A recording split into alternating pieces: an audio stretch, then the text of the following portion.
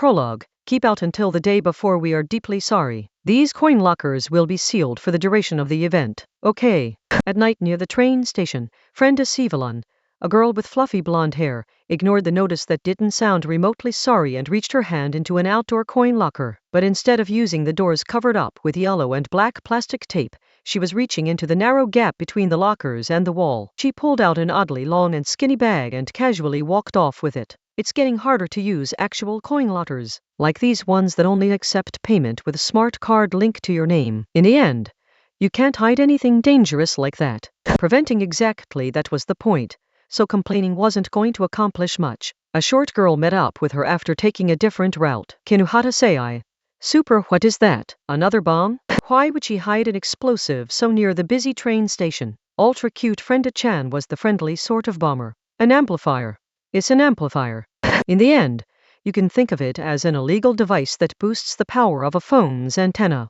Is that super necessary in a city packed full of base stations? Girls and bombs take a lot of effort to get ready. Yes, quite a lot indeed. They were on another item job, but this one was a little different from the usual fare. Honestly, is fighting a serial killer super really a job for item? If this person is so openly causing trouble, can't anti-skill use their giant net to deal with them? In the end, there are reasons why the heroes can't do it, like turning them into a martyr.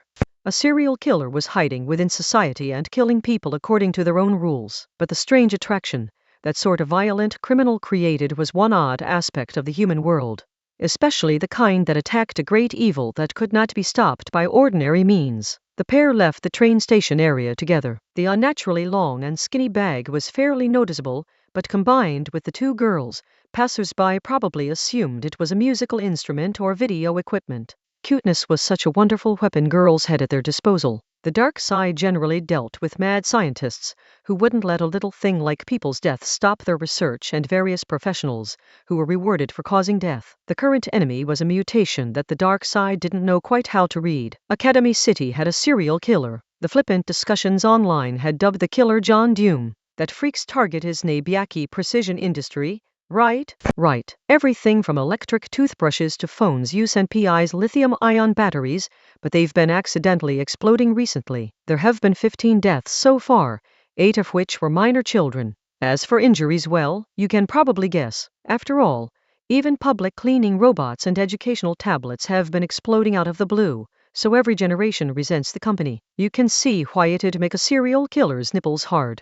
I heard a rumor that the executives were informed of a possible design flaw back when the initial accident happened, but the relevant documents were lost before they could be seized. Who knows if that's really true? It sounds plausible enough, but when you track the story back at source, it comes from independently owned online news sites and sports papers. Their name is being hidden, but I bet the stories are all by the same writer. You can't trust something just because there are multiple sources. Frenda did some kind of work as they walked. The area near the large train station had been brightly lit, but the light level was dropping fast as their distance from it grew. This kind of fading scenery was seen in big cities and not just rural areas. This nearby stagnation was like another world bordering the darkness. The atmosphere was familiar to item. Super regardless, there was a class action lawsuit, but the thick layer of corporate lawyers protected the executives and they were all acquitted. In the end, they didn't even get a suspended sentence. But then the first board member to come strutting out of the courthouse, with an ugly smirk on his face, became the first murder victim, and only 3 steps outside the courthouse at that. The method had been fascinating even from a dark side perspective. Major TV station reporters with big cameras and online news reporters with only their phones had gathered around the acquitted executive in the hopes of getting a story for the day, but they had instead ended up with a completely different scoop right on their live broadcast or live stream. Those mass media reporters had feigned decency by screaming in horror, but they had definitely been rejoicing on the inside. John Doom's super threw a big laptop lithium battery out of the unruly crowd, right? And during the panic, they made a skillful escape without anyone noticing. And from there, it's been nothing but more sensational murders. In the past 3 months, 5 executives have been killed. Once it was attached to their house's front door, and once CO2 was used to launch it from a distance like artillery. The exact method changes each time, but the murder weapon has been consistent. In the end, they've all been blown up by one of NPI's own lithium batteries. Man, this one really is messed up in the head. I mean, the killer's really enjoying their justice. If anti-skill or someone like that goes after them, it could turn them into a martyr, which would only give them more supporters, right? Their beliefs and preferences are a super mystery, so it'd be a pain if that started spreading through an existing structure. You mean? So to prevent that, this dirty job was being left to dirty people to complete in a dirty way, by the people who accepted the pure and the impure and who wouldn't be influenced by short-sighted justice. Oh, said Frenda. A bright light was flashing down a narrow alley. It resembled a camera flash, but was more brutal. What? In the end, has Mugino already gotten started? Hey, I've driven him outside like we planned. You aren't going to tell me you haven't surrounded the site with traps yet, are you? An honest answer would have gotten Frenda spanking and a lie would have gotten her murdered, so she opted for silence. She heard a rustling sound from down the alley. Someone had kicked over a pile of trash bags. They were approaching. Fast. Bastard. Kinuhata took a step forward to stop them, but her small body was instead launched backwards, which was unusual. Her offense armor could forcibly stop a shotgun blast, but apparently a small explosion had occurred when the projectile hit her, with a white flash as bright as a welding flame. With the shield gone, Frenda would be next. It didn't even take a full second. In an unnatural ducking stance, the dark beast aimed the barrel her way. The gun's silhouette was unexpectedly large. At close range, she could tell it was larger than a plastic umbrella. A finger found the trigger. Thick lightning dropped from the sky above. No, that was a self-destructing drone that had purged its main wings and charged straight down toward the ground. It pierced sharply into the ground and exploded, launching the dark beast hard into a nearby wall. They slowly slid down to the ground. The movement was sort of sticky, so they were probably bleeding badly. Frenda had needed the amplifier because of the vertical distance required. Base station antennae were not floating in the air. A toy like this was necessary when sending a drone up too high for even the signal from an antenna on top of a skyscraper to reach. Frenda sighed with her phone in hand. A margin of error of 3 meters. These plastic bottle drones I made leave something to be desired quality-wise. A few meters might not seem like much, but those few hundred centimeters could lead to failure when aiming for a narrow alley. When bombing a target deep in an alley, she couldn't afford to accidentally carve away part of the neighboring building's roof instead. In the end, retrieving all the traps set up around the entire area is such a pain, so I was hoping I could just keep a mobile trap circling in the sky above, but I'm not sure I'm willing to trust this with my life. Kinuhata? In the end, did you think I was chatting with you for no reason? I said John Doom has been consistent in their weapon choice, didn't I? They always use one of NPI's defective batteries to blow people up. I gave you the clues you needed, so you need to pay attention. It's called reading comprehension. Ugh. Super damn it, why do I have to have my verbal ability mocked by this blonde girl whose writing skills are suspect at best? Oh, what was that? In the end, this is the first time I've ever heard someone talk about writing skills in the normal world. People super don't normally talk about reading comprehension either. Ignoring that complaint, Frenda kicked away the gun that had fallen to the ground. It was primarily made of special steel and military plastic, but the silhouette itself was similar to an old-fashioned hunting rifle. However, the muzzle was odd. It opened up like a conical funnel, a blunderbuss. That ancestor of the shotgun could turn pebbles, glass shards, fish bones, or just about anything else into a bullet by shoving them into the muzzle. Is this a modern version? In the end, this killer does have interesting taste. Gathering a pile of trash to hit the enemy at high speed must have been the serial killer's preferred method. Perhaps because they saw it as returning the defective trash their targets had thrown out into the world, and then roasting them like it was an incendiary round. A drone attack, huh? The genius criminal who had sent shockwaves through society turned out to be a young boy. He had probably only just started middle school. He could even be described as plain. In a city where 80% of the population were students, younger criminals was a known trend. Come to think of it, that's one thing I never tried on those fat-ass executives. Why didn't I think of it? It sounds fun. Fun. He really was a serial killer. He had been focusing on a great evil, but he didn't seem to be acting out of panic or anger. 2 more people emerged from further down the alley. Mugino Shizuri and Takatsubo Riku. What, he's already dying. So we made it in time for the climax. That made 4. Item was fully present. The small boy showed no interest in the weapon that had left his grasp. Wow, a secret group of only girls? Sounds like something from a movie. Flattery will only get you a quicker death. He didn't need one. The boy known as John Doom collapsed to the side and stopped moving, with his eyes still open. Something exploded. It happened far in the distance, at the center of a vortex of light making up the city's nightscape. The 55-story headquarters building tilted diagonally before falling straight down. No, after its balance was thrown off, it collapsed under its own weight. Just like poking at a house of cards, filthy gray dust spread out at ground level, thickly blotting out the lights of the city night. If all that had been done with defective batteries, it was one hell of a waste of resources, both by John Doom for setting it up and for the corporation for making so many of those explosive batteries. Wait, why? But John Doom is super already dead. He doesn't have any electrons attached to him, so it wasn't his brain or heart stopping that triggered it. In the end, maybe he had set up some junk on a timer, and a whole lot of it. Who cares? Mugino said coldly. Our job was to deal with the crazed criminal. The defense team screwing up their job isn't going to get our reward reduced. That was the kind of company that has people work tons of overtime, right? In the end, there were probably a lot of normal people in there.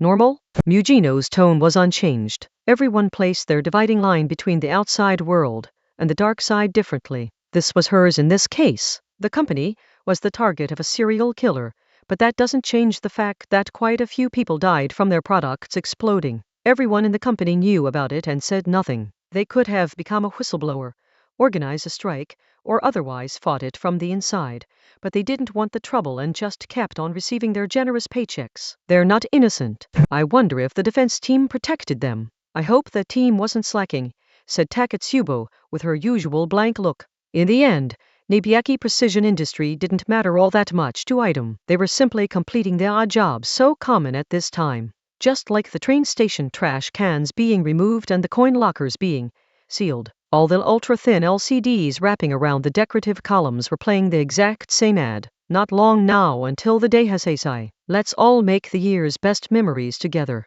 Chapter 1.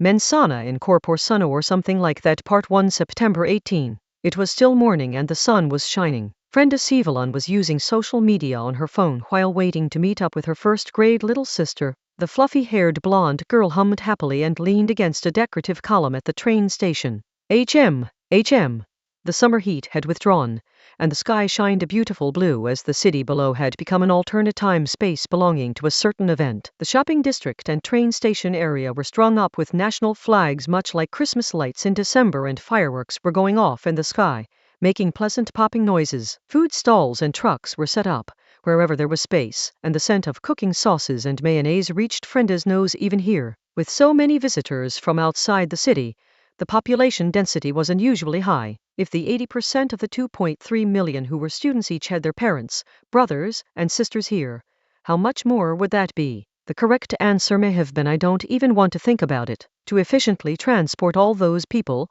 a fleet of self-driving buses had been sent out into the streets. You did have to pay attention, because some of the ordinary streets could be blocked for the sporting events, but those mild inconveniences were greatly outweighed by the festive atmosphere. Frenda wasn't interested in the events themselves. She was only thinking about her family. Oh, how fun! I can't believe I'm looking forward to a meeting. Is this really Academy City? Hard to believe this is the same dangerous place where a serial killer and a corrupt corporation fit in so well.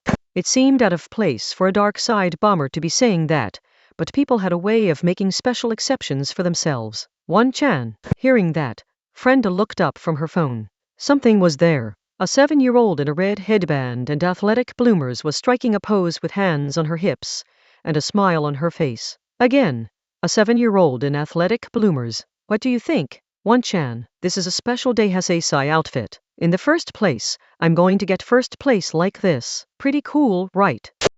Suokut. Are you trying to kill me? My sister, Kaya, in the end, Kaya. In the first place, this is not the reaction I was expecting. Part 2 at present, it was September 19, so a full day later. Item gathered at a movie theater that morning, but only 3 of them were there. Nothing happened on the first day of the day Heisei. The dark side had been on edge during the opening ceremony, but against all their expectations the event remained peaceful. The first move was only made on the second day. Right away, the big screen displayed some gruesome footage. A hanged woman swayed below an overpass. The corpse was an adult, not a student, and her clothing made her look like the scientist type. The audio-only voice telephone sounded carefree. She was discovered 3 hours ago. There are some unnatural aspects to the body, so there was a request for someone from the city's backstage to investigate separate from the ordinary anti-skill. It was a hanging. Isn't that super just a suicide? It's always like this with you. What if I told you she was injected with a tryptophan-based pain stimulant beforehand? It's hilarious, really. 350 times the ordinary level would mean feeling the kind of pain you normally wouldn't get by slicing yourself down the middle with a chainsaw. So she had been made to take a large quantity of a pain-causing substance. While suicide was wrong, it did take quite a bit of courage, so a lot of people would fail to go through with it due to pain or fear. Taking something to shut off the pain would make sense, but trying suicide after amplifying your pain was certainly odd. Eugeno, something else is odd too. She suffocated from constriction to her trachea, and the nails on both her hands are broken, so she didn't die right away. It looks like she was fighting the rope around her neck for quite a while. Huh? She was hanged, so of course she died from constriction to her neck. Death by hanging can also come from breaking the neck or constriction of the carotid arteries. And if the length of the rope is wrong, they can gather too much momentum and decapitate themselves. It's actually pretty unusual for it to only cut off their breath, forcing them to suffer for a long time. But in movies they struggle for a super long time after the chair falls out from under them. The nooses used for filming are made to not put any weight on the neck. So said Taketsubo, which made sense since doing it for real would kill the actor. The point is there are different ways for hanged people to die. Not breaking the neck and suffering for this long is an unusual type. You're on the ball today, tracksuit girl. Most likely, this was designed to intentionally let her struggle until the very last moment. It's always like this with those people. And again, the unnaturally long suicidal suffering had been amplified 350 times by a pain stimulant made from tryptophan. That was one unnatural aspect atop another. Yes, this was sounding a lot like the cruelty found on the dark side. Tracksuit girl Taketsubo tilted her head. So this is officially being handled as an ordinary suicide, but it was actually a ceremonial punishment based on some complicated rules. Tryptophan itself is a necessary amino acid used to preserve health, so finding it in the human body isn't going to raise any red flags, right? So it threads the needle where word of this won't spread among ordinary people, but the dark side will take notice and tremble in fear. This made them curious about the victim and why she had been killed in this complicated fashion. After all, this had been a punishment that had to be kept hidden, that with a much greater level of bad luck than angering a drunk and getting beaten to death for it. There was of course a file on her. It had likely been pulled from the bank or something like it, because it only listed her official history. Eugeno scanned through it. Metsuba Sarina, age 29. Lives in District 3 and works as a pharmacist, but currently volunteering as a Deihasei drug testing official. Even if she lived a clean life and did everything above board, that position could make her some enemies in the elite schools, don't you think? Said the voice on the phone. The festival's official drug tests are too sensitive. No one wants to spend a full year training up an athlete only to have them disqualified, because some cold medicine or mouthwash triggered a false positive. Ordinary people saw the Deihasei as no more than a large-scale athletic festival, but the elite schools were different. For them, it was more like a technical skill expo where the results of their Asper development theories, that is, their high-level Aspers, competed to show who was best. The results greatly influenced how many student applicants the school received, and it could determine whether or not they could land large sums of research funding from the city's higher-ups, specifically in values counted by the billions of yen per year. And they would receive that each year as long as their school's position in the rankings didn't shift too drastically. That was more than enough money to kill over. After all, even a prestigious school that got first place each year would be counted as last if they were disqualified. That would mean disaster for their funding. But Eugeno had a question. You expect me to believe the proud teachers at Takuwadai, Nagatenjouki, or some other fancy school would go to the effort of carrying out this ceremonial punishment? If they didn't want to dirty their hands, they might have gone through a middleman to hire someone like you to do it. It's always like that with them. So that was a possibility too. Also, there was no guarantee an elite school was behind it. Someone else might benefit from the killing somehow. Anyway, I want you to leave behind all your preconceptions and gather whatever information you can to objectively work out who the killer was. And since the Deihasei is this week, watch out for the outside reporters who are in the city with all the guests. We'd have a harder time pressuring them. Yeah.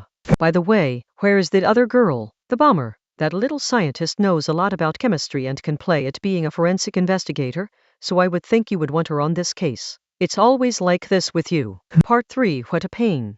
It was 10 in the morning, as Frenda breathed a heavy sigh. She had been like this ever since leaving the peaceful world and joining the others in the shadows. She had been doing nothing but complain on this sunny morning. In the end, is that all the evidence you have? If you know we probably aren't gonna find anything, then could you not call me in? Ugh, my sister's 50-meter dash started lying. Complain all she wanted, a job was a job.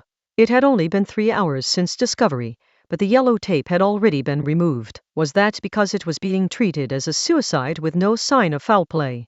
By the way, don't you have to compete, Mugino? You're the level 5 representing your school. In the end, shouldn't you be changing into athletic bloomers, tying on a headband, grabbing a baton, and running with all your might? There was a beat of escaping air. Mugino glared over at Kinuhata, who made sure to be looking somewhere else. I don't like to make official appearances cause of idiots like that. Frenda didn't respond to that low, brooding comment, but she did speak while crouching on the ground playing at forensic investigation. With her head drooping, she must have really wanted to see her sister running in athletic bloomers.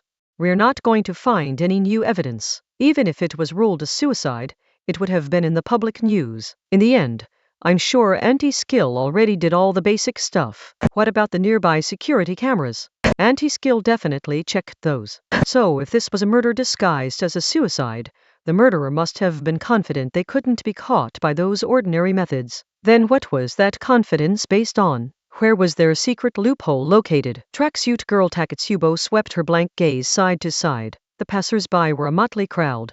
In addition to the tracksuits and gym clothes were a cluster of girls in school swimsuits. They may have had a swimming event at an indoor pool. Everyone displayed a bright smile and showed no particular sign of stopping here, so they likely weren't here to steal a look. They may not have even known this was the site of a suicide. A distinctive tone sounded as several children watched something on a single phone. They appeared to be watching a streaming quiz show. Takatsubo looked to them and then expressionlessly narrowed her eyes a bit. Mugino, this place might be below an overpass, but it still gets a lot of traffic, foot and car traffic. So, that's probably why the place was opened back up so soon. The body was found 3 hours ago, which would mean shortly before 7 a.m. Even during the day Heisei, the students will gather at their schools in the mornings, and the parents from outside will be out early competing for the best spots on the schoolyards. You could call that rush hour. It wouldn't have been as bad as the train stations, but there must have been even more traffic here than there is now. What's your point?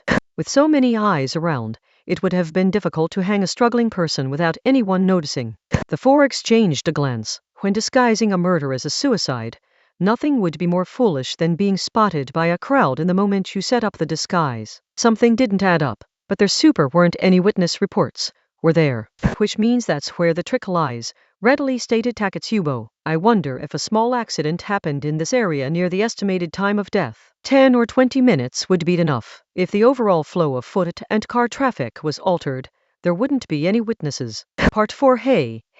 In the end, do you know what this symbol means? My phone's map updated and now it's covered in these weird icons. And the thing is, someone casually stopped passers-by and changed the subject in only 5 seconds. She did this with girls her own age and even with salarymen in suits and sports reporters who come from outside the city. Frenda's ability to make friends with anyone meant this questioning was primarily her job. Kinuhata was instead wandering around trying to see whatever she could see. Huh? I'm asking if anything happened around here. No, I'm asking.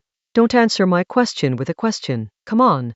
There are tons of things that could change the flow of pedestrians and cars, like a speed trap or the street being closed for an event. Was there nothing like that? Elsewhere, Mugino was speaking in obvious annoyance while switching between different phones. She was likely speaking to the support team that knew a lot about cars, but Takatsubo was pretty sure her effort would be in vain. The examples she gave sounded plausible, but the murder happened before 7 a.m. That was too early for any of that. With her back against a concrete wall below the overpass, Takatsubo Riku watched it all play out from a short distance away. Phew, she sighed. The sound expressed the weight of the atmosphere. She was picturing some of the ordinary people who had ignorantly passed through here, specifically the small children who had been huddled around a single phone to watch a streaming quiz show. The distinctive tone of a correct answer wouldn't leave her mind. A streaming show. She pulled her rectangular mobile device from her pocket. She tapped the video site icon and the initial screen displayed some video titles in large text. Was the selection based on an analysis of her preferences,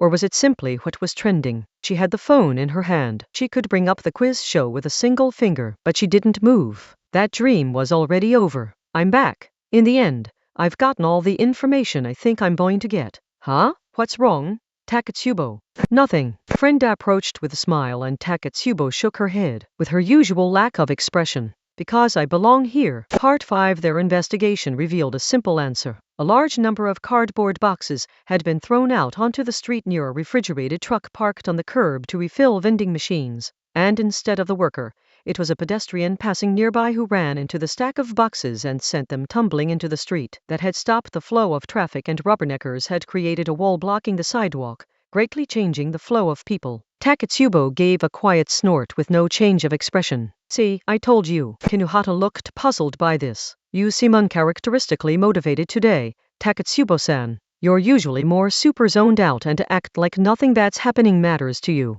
That's 'cause this is about a disguised killing and doping, with dangerous chemical research that can get you destroyed by false accusations.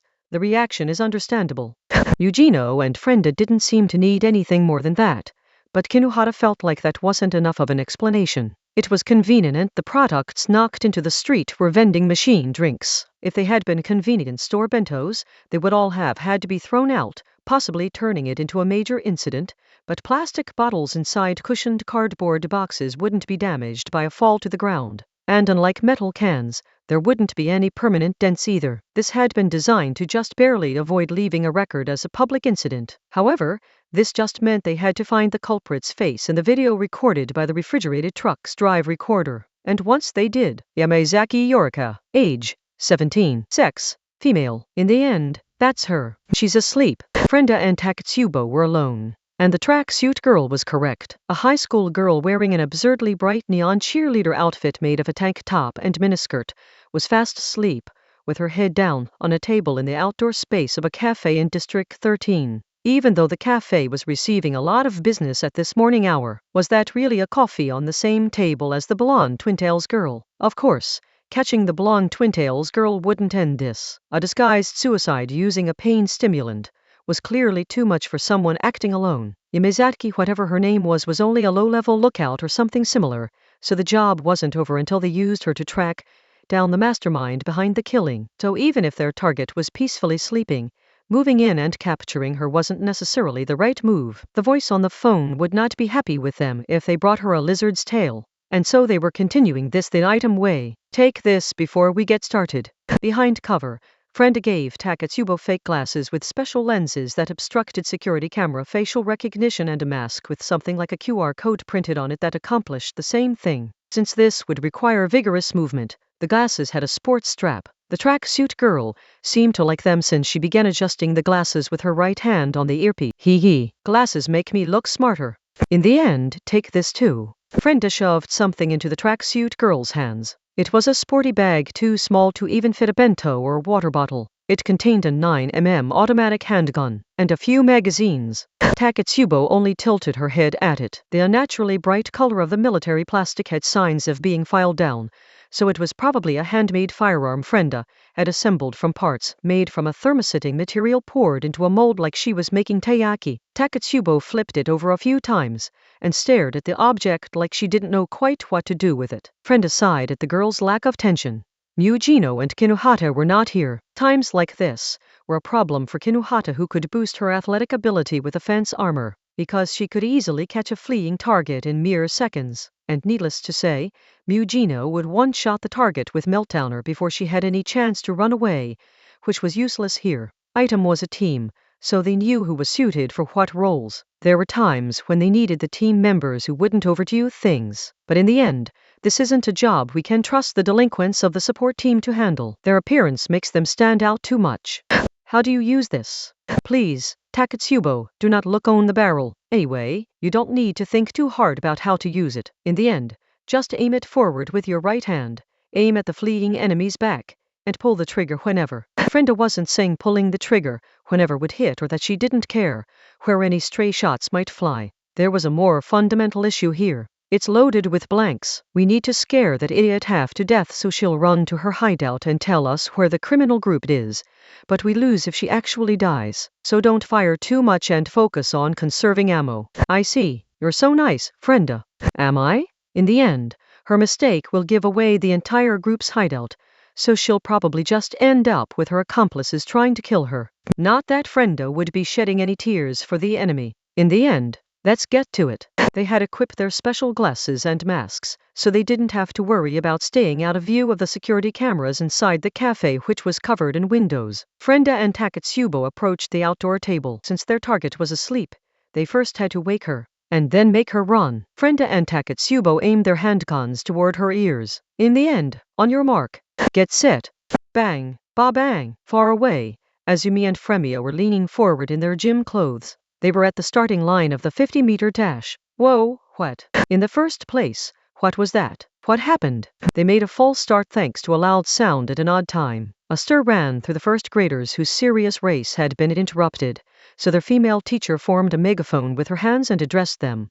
Okay, everyone, calm down. Return to your starting positions. That was probably just a prank someone pulled since this is such a big festival. Anyway, we'll be redoing that from the start, so don't relax just yet. Part 6. Their job began with guns in hand.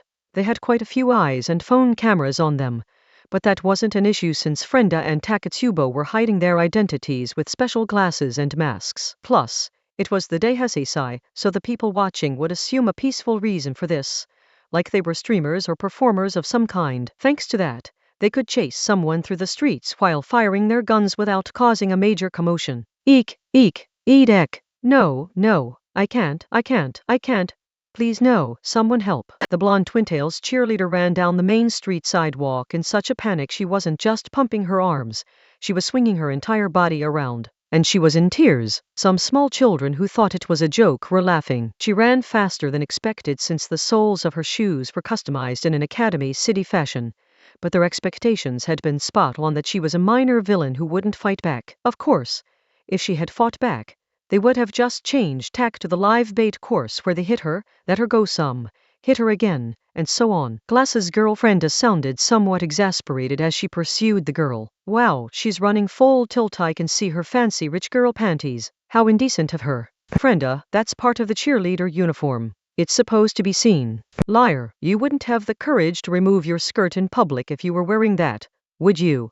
Takatsubo. The tracksuit girl must have had plenty of lung capacity and endurance left over, because she kept talking while running so fast, with an expressionless face that showed no sign of tiring. The victim was in charge of the drug testing, right? What would lead someone to kill a pharmacist? Maybe she did something that threatened her own life, like checking an elite school athlete's blood and finding a mysterious new drug that slips past the previous tests. In the end, it could have been the opposite. That question was met by silence. As she ran, Frenda raised a finger on her empty hand. What if the tester adds something to clean blood after the fact? Then she could get any elite athlete she wanted disqualified. She could even manipulate the outcome after seeing what place everyone gets in the events. Takatsubo tilted her head, while firing blanks. That would be physically possible, but why do it? I can think of a dark side reason for it, but in the end, if there was a reason to go to such lengths in the fight over first place, it would also create a motive for killing the unscrupulous tester.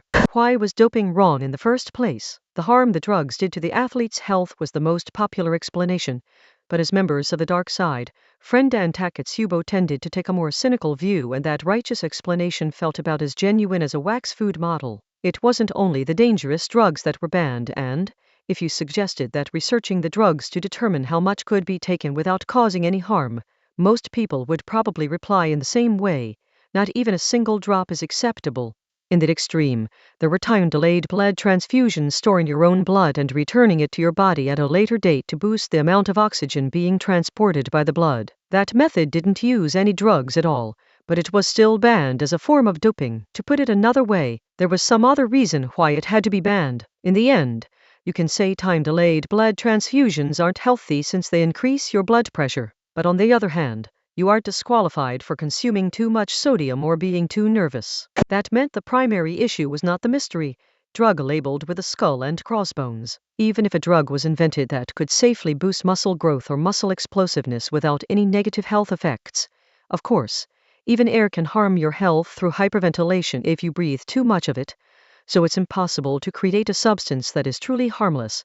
It would likely still be banned. Frenda and Takatsubo felt a lot more comfortable with the explanation that sports would no longer function as entertainment if technology could easily manipulate the outcomes regardless of talent or effort. With special talent and untiring effort, anyone had a chance to win, and you never knew the outcome until the very end.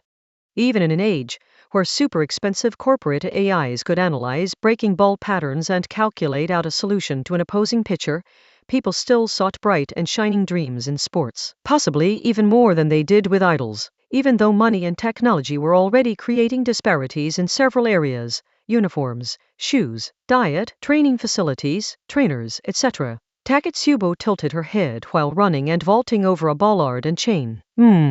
If the athlete didn't do anything, wouldn't any tampering done after the fact be found out? I mean, they really didn't do anything.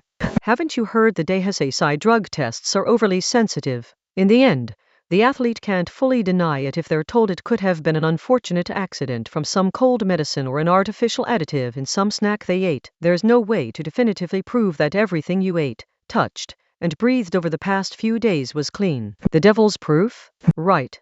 In the end, sounds pretty cool, doesn't it? Aside from that, once an official test came back positive, the athlete under suspicion would sound like a liar no matter what they said. Whether they were a popular athlete or a club ace, overturning such a result would be highly unusual. You could call that an abuse of material evidence. But in the end, if we're right about this, we already have a general picture of the whole case.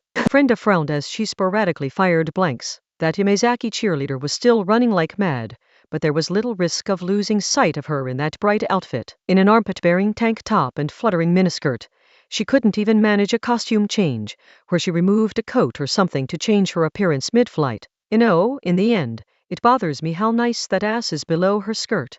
Takatsubo Riku usually acted as Item's moral compass and applied the brakes when they were being unreasonable, but she declined to comment here. However, two large objects in the chest of her track suit were jiggling with every step she took. Jiggle, jiggle. It bothers me. Kaya. It was important to look like they were only playing around, because if they did, the crowd would put themselves at ease and reject the possibility of this being a serious incident. That said, even a low-level villain could get clever when running for her life, such as running into an underground parking garage with multiple exits or crossing a concourse plaza with a lot of ups and downs. That she didn't seek help at an anti-skill station suggested she knew she was involved in something illegal, and once the blonde twin-tailed girl entered a large train station, she dashed right toward the ticket gate. Oops, Frenda, those stairs lead to the inner track of the belt line. The purple line. Did the cheerleader intend to board a train just before it departed? Frenda and Takatsubo were using the glasses and masks to hide their identities while breaking the law, so they couldn't use the smart cards linked to their names. But they would be too late if they turned aside and bought tickets at the machines. Pursuing the girl on foot would be difficult like this. Frenda focused on the wireless earphone she had in one ear. You're up, Madam Silk. Are you super kidding me? Their brute forcers weren't suited for this kind of sensitive and delicate job, but they had no choice. Being able to swap out tailors when the situation called for it was one advantage of a team. Waiting in front of the ticket gate wouldn't solve anything, so Frenda and Takatsubo turned back and ran outside. Just as the train in question was departing, I saw the target's face in the train window. In the end, it doesn't look like she pulled the stay on the platform and let the train leave trick. Frenda watched as Kinohara jumped using her power of course from the station roof to the departing train's roof, landing with a dull thud. This train follows a single route, so in the end we can get ahead of it. We can't wait for the support team to arrive with the car, so I know there's a bus stop 2 stations from here, so we'll wait there. Keep an eye on the target until then. Super acknowledged. Then someone intruded on the friendly 4-person group call. The annoying adult had something to say. What do you think you're doing shooting up a storm out there? It's always like this with you. You're supposed to be keeping Academy City safe right now. Mugino, you handle her. Shout, yell, growl. The angry argument was too noisy, so Frenda turned the volume down to near silence as she and Takatsubo boarded a large bus at the bus stop. It was one of the self-driving buses without anyone in the driver's seat, which were so common during the Deihasei. The bus may have just passed a large event site, because the only passengers were 2 or 3 girls about Frenda's age. They were wearing bikinis and sun visors. So was there a beach flags or beach volleyball event happening at an indoor facility somewhere around here? Despite what the simplified route map suggested, the Beltline was not actually a perfect 360-degree circle. The railroad had a lot of sharp curves and tended to zigzag, so there were plenty of areas requiring deceleration. The bus, however, followed a main street directly to the destination, allowing it to arrive sooner. Phew! The tracksuit must have been too hot for all this running around, because Takatsubo remained standing and tugged on the neck of the garment to create a tunnel to capture the air conditioning blowing down from the ceiling. Frenda gave her an exasperated look. My, how indecent of you, Madam Waterfall. No one can recognize me with the glasses and mask, so it's fine. It didn't even take a few minutes. They left the self-driving bus and walked to a smaller train station than before. This time they bought tickets in advance with quite a lot of money and elegantly walked right on through the ticket gate. The cheerleader might not get off at this station, so they needed to quickly locate her on the train from the platform and then decide whether they would board the train or stay on the platform. If they couldn't decide before the train departed, the two of them would split up. But, in the end, where's the train? Report, said Kinuhata's voice in Frenda's earphone. That super Twintails forced open the window and jumped out while the train was moving. I'm in pursuit.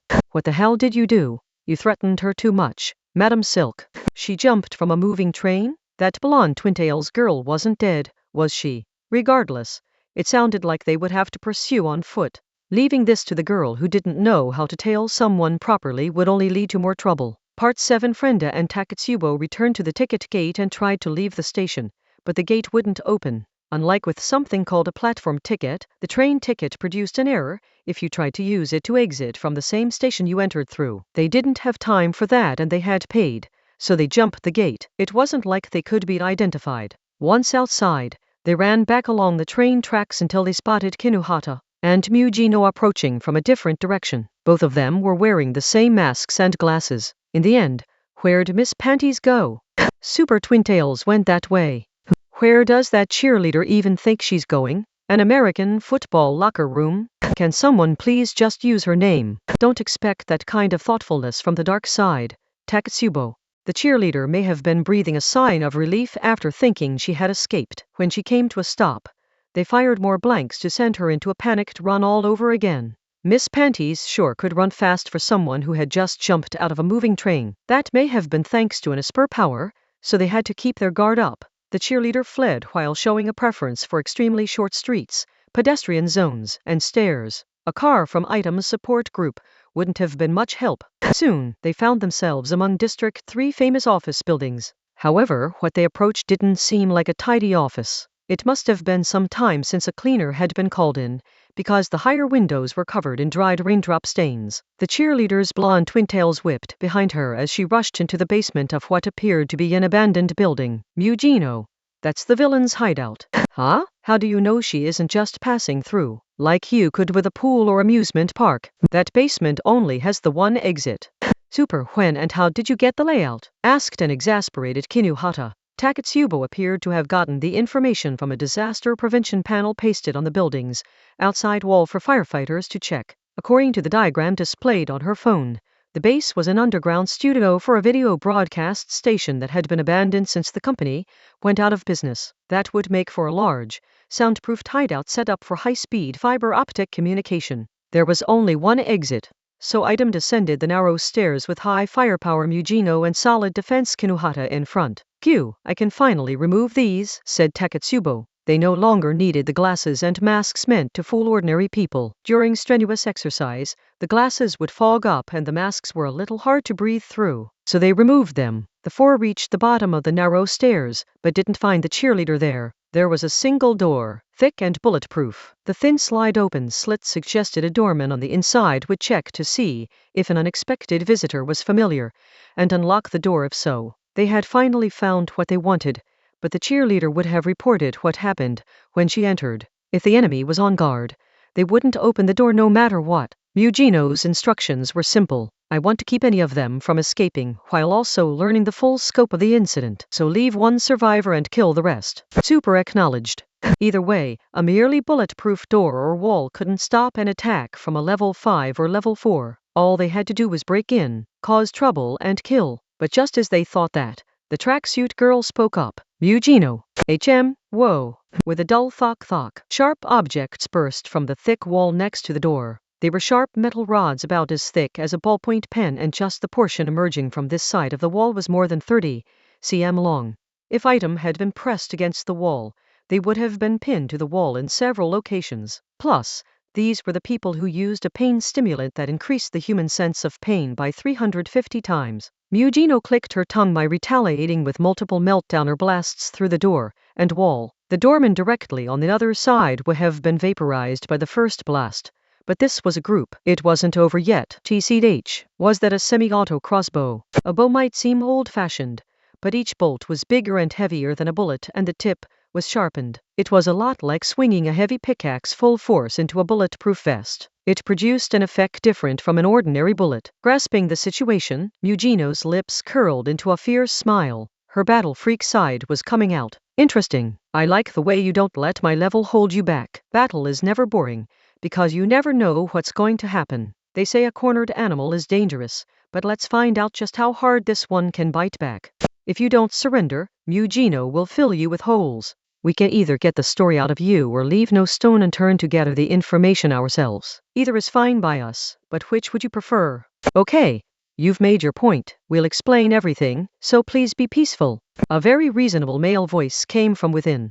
Mugino Shizuri had lost her chance to attack. She silently turned to look at Takatsubo, with her mouth forming a small triangle. The tracksuit girl feigned ignorance. They were pros, so they had to prioritize their job. If that battle freak went nuts and slaughtered everyone, they wouldn't even know how many people had been in the murderous group, which would make closing out the case a pain. So asking first made more sense. The four girls walked in. They found a dimly lit space. It was large. The underground space was the size of a small public pool. Welcome, honored guests. This was the man who had announced their surrender before. He was probably one of the leaders, making him the mastermind behind the killing. He looked to be in his late 20s. He was wearing a tuxedo for some reason, but Mugino had seen enough tuxedos for a lifetime at her family home, and this tuxedo's fabric and stitching looked somehow cheap to her. It may have been a factory product instead of tailor-made. The place looked something like a strange cafe.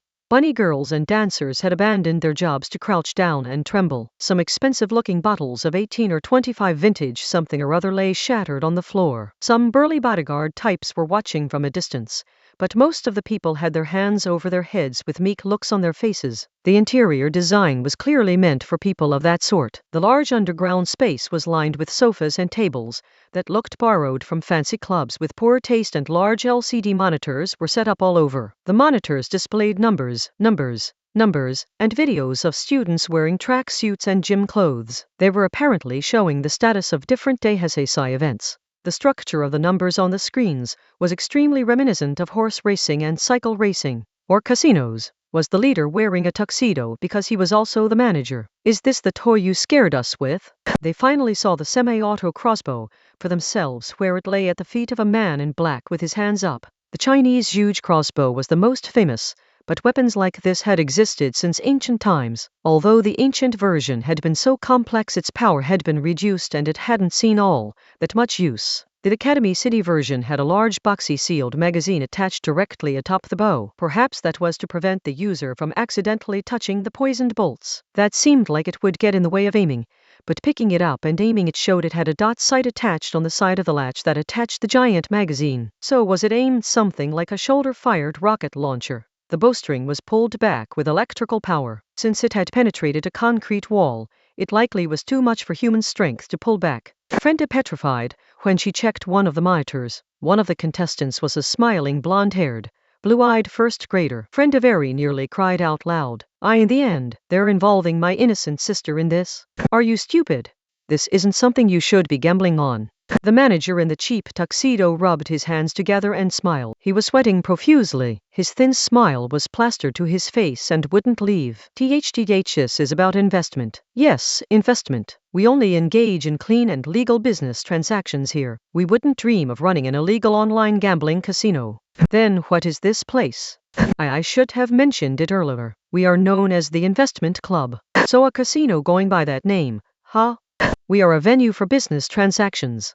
He corrected her with dizzying speed. Was that why they had needed the high-speed fiber-optic communications in addition to the soundproofing? They would predict which school would win an event, pay money, and, if their prediction was correct, receive an adjusted payment in return. The words they used and the means of putting in and taking out money had changed, but what they were actually doing was no different from sports betting. Is this the dark side reason you mentioned before, Frenda? Asked the blank-faced tracksuit girl. That's right. In the end, it's dark trading. Super, what's that? Something like illegal online gambling, Kinohata.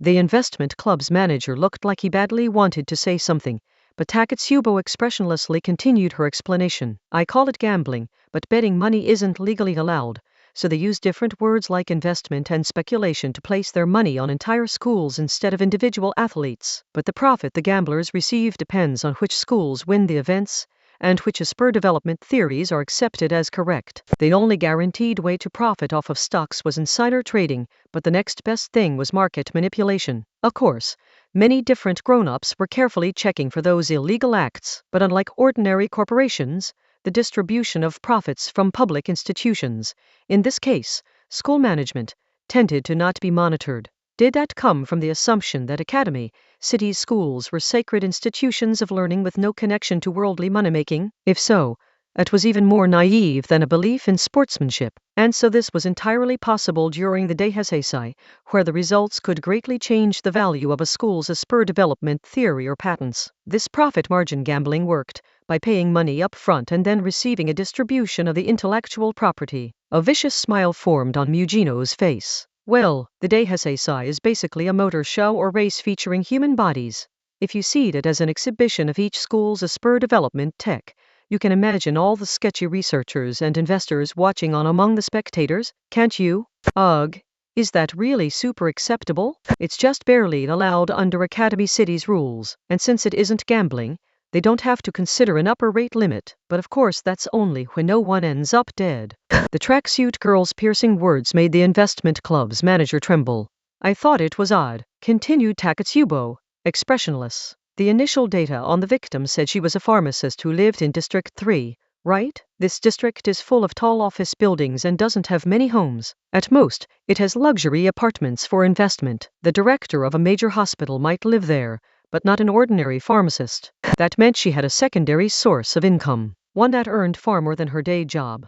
In the end, this disgusting facility that takes the glory and first place awards of the innocent athletic bloomers and turns them into money-making tools is viewed like a VIP trading room at a stock exchange. Frenda took an exasperated look around. Bunny girls, alcohol, dancers in frilly outfits, and young women in hostess-style dresses. The place really did feel more like a casino than a stock exchange. Clearly irritated, Mugino said, "Tell us everything you know about Matsuba Sarina, the dead drug tester. She did work with us, but she was altering the drug tests after the events to get athletes disqualified and to alter the outcome of the event after the fact. Alter it any way she liked. That's a lot like fixing matches, Mugino. Was she receiving payment from specific customers for manipulating the results?" The investment club's manager nodded several times at the tracksuit girl's question. Why, yes. And this was a major betrayal of all our clients. In our business, we must be fair or we lose all trust and lose most of our customers. We could not overlook the situation.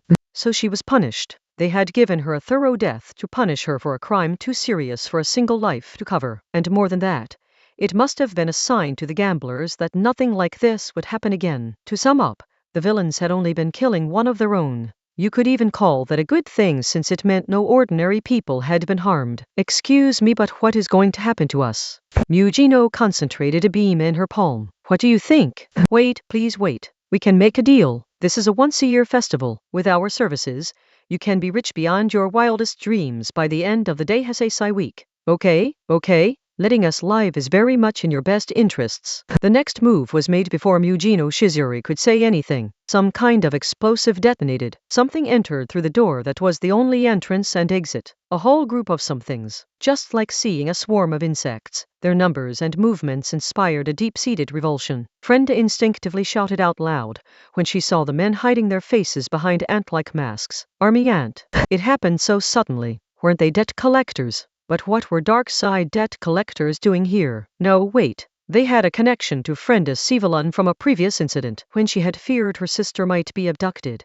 Hadn't Army Ant been the disgusting kidnappers targeting the 7-year-old as a group, and hadn't it been the bright, and wonderful Frenda who had hired someone to stop them by killing them. Every member of Army Ant was carrying a semi-auto shotgun, and these were bare-bones models with almost all the parts removed. The ultralight shotguns were probably meant to be attached below an assault rifle and used for door breaching. Just as Kinuhata moved to cover Takatsubo, who was standing in a daze, there was an explosive blast and a blossom of blood. Army Ant had blown away a large man of the investment club with a 12-gauge shotgun, blown him a whole 2 meters away. Frenda quickly hid behind a thick pillar, but she was also confused. Huh? So in the end, they aren't after me? She was afraid that speaking out loud would gather the perverted kidnappers' attention and remind them of her, so she kept her mouth shut. Investment club did put up a fight. The macho bodyguards in tuxedos snatched up the semi-auto crossbows on the floor and began shooting Army Ant with them.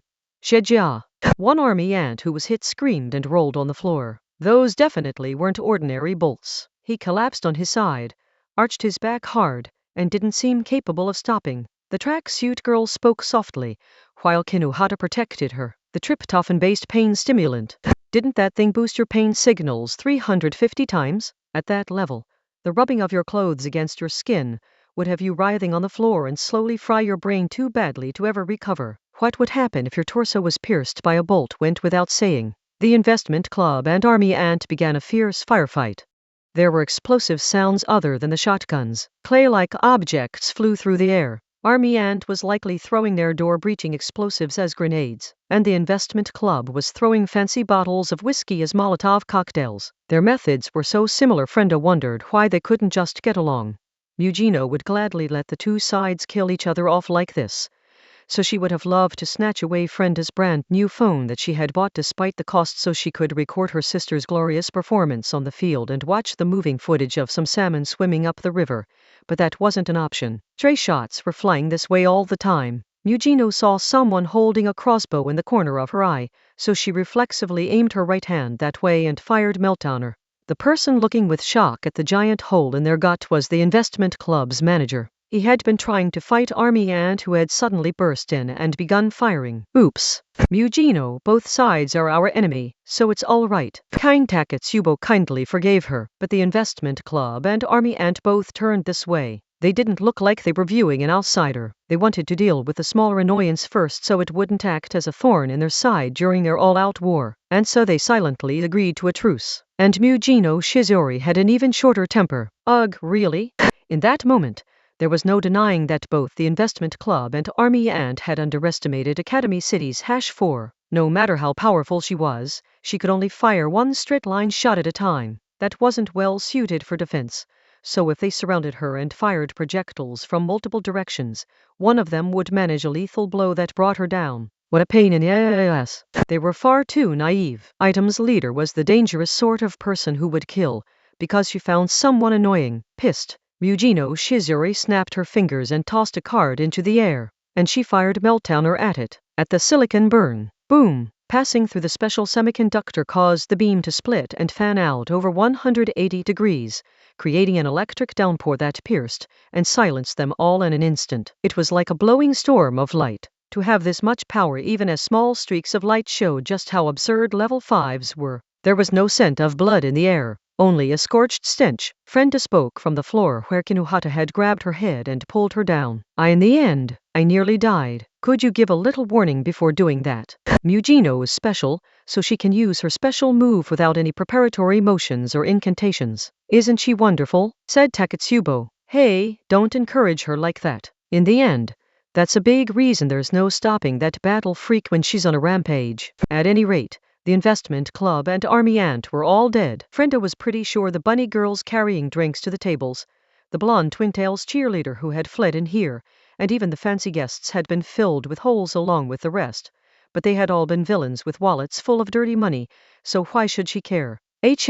Murmured Mugino. That semiconductor card was something she had asked the unscrupulous adults to make based on a past experience of hers, but it was only a prototype and the scatter distribution hadn't been as even as she would have liked. There was much room for improvement. Oops, I killed them all. Now we can't ask them for information. So when the Demon Lord fights, the options super aren't live or die like they are for the rest of us. Anyway, why had Army Ant attacked out of the blue like that? After Item had made such a commotion firing blanks around town, The voice on the phone would probably be extra mad if their final report was short on details. They could leave cleanup of all the blood and bodies to the support group, but it was worth poking around a bit before everything was cleaned up. Look, Kinuhata, said Takatsubo, these army ant guys don't have any phones, and their wallets don't have any ID or cards. Do they always do that on a job? Maybe so their belongings won't lead to anyone else in the group if they're killed. But no phones? Isn't that super inconvenient? How do they coordinate?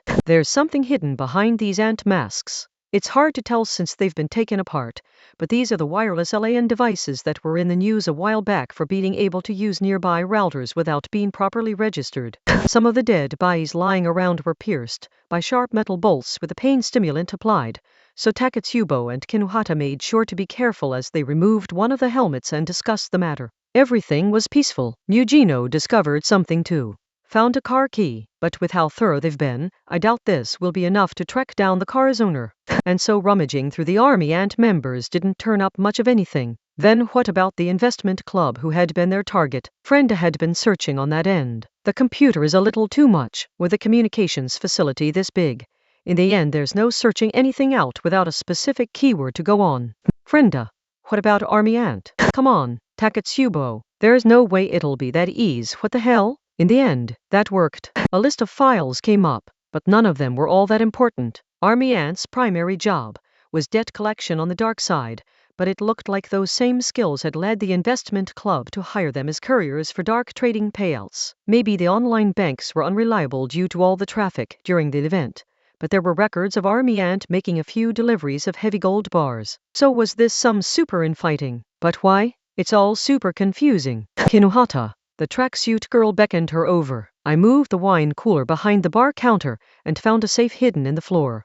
Can you use a fence armor to tear off the door? Kinuhata didn't even bother responding. She tore away the 5 cm thick piece of special alloy. They found a space about the size of below-the-floor kitchen storage. Wow! Exclaimed Frenda, her tone rising. There was cash from a number of different countries, gold bars, and even diamonds. Regional banks would only store a few tens of millions of yen in paper money nowadays, but there was far more than that here. If a client wins but they're slow to pay out, it could lead to a major problem or even put their lives at risk.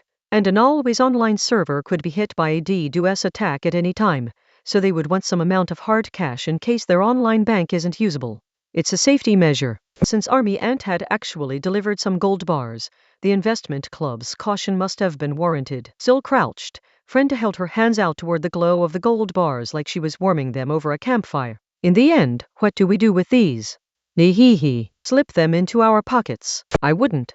Frenda looked confused. Since when was items such a pure and honorable team? But Mugino sighed. Those are fake. They're well-made counterfeits. Try to use them and you'll be tracked down and arrested. Take them with you if you want to analyze them, but you won't be able to liquidate them. This is a murder scene. If anti-skill gets suspicious, you won't be able to explain where you got them and you won't be able to claim you didn't know about any of this. And if you don't have an answer, they'll just find you guilty. Frenda's mouth formed a small triangle. Well, this sucked. Could this be what made Army Ant mad enough to come here and kill the investment club people? Basically, their professional pride as debt collectors was wounded. The goods they were carrying, heart-pounding and sweat-pouring at the thought of being found out and arrested, turned out to be worthless counterfeits. Item had discovered the truth behind drug tester Matsuba Sarina's death. This concluded the investment club case. But I get the feeling there's something more hidden behind all this. Chapter 2. Mass Gold Counterfeiting Part 1. Increasing in amount of pure gold by artificial means. That might sound like fairy tale magic, but from a scientific perspective, it was a field of research with a history stretching back into BCE times. You could also call it a type of scam. The most classic example is melting down the gold and mixing in silver or some other metal. You can find countless examples of this, including the legend of Archimedes. Moving forward in time a bit, gold mixed with flour or wax became rampant. This was the method used by the dishonest sort of alchemist when they wanted to receive large sums of money from bored aristocrats in the name of research funding. Of course, pure gold remains highly valued to this day, so searching for a cheap material that shines with a similar golden light isn't a bad thing. In the honest world, there are plenty of harmless and non-malicious examples in the fields of decoration and interior design. But to be blunt, The 18-karat gold everyone prizes so highly is not pure gold. 25% of it is in fact an impurity mixed in. So there are countless examples of research to create gold-like metals,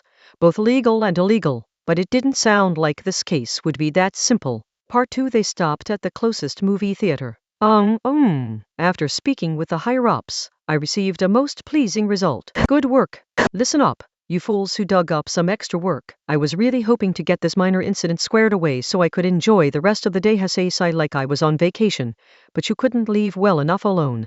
Could you? Are you that interested in defending the peace of Academy City? Do you see yourselves as heroes now? It's always like this. You idiots. You imbeciles. You've got me so mad only day drinking can make me feel better. Item was being treated like program testers who had been called in for work, found a bug in the program being developed, and were now being berated for forcing the programmers to stay up all night fixing it. The voice on the phone sounded quite upset. The middle manager, whose plans were in shambles, shouted in desperation. And whoa, yeah, times like this require real beer. None of that third category or fourth category crap. Anyway, item, your job is to search out the counterfeiter behind the super realistic fake gold bars, Akaholo 079, which is causing such a stir lately. You discovered this, so you deal with it. They discovered it?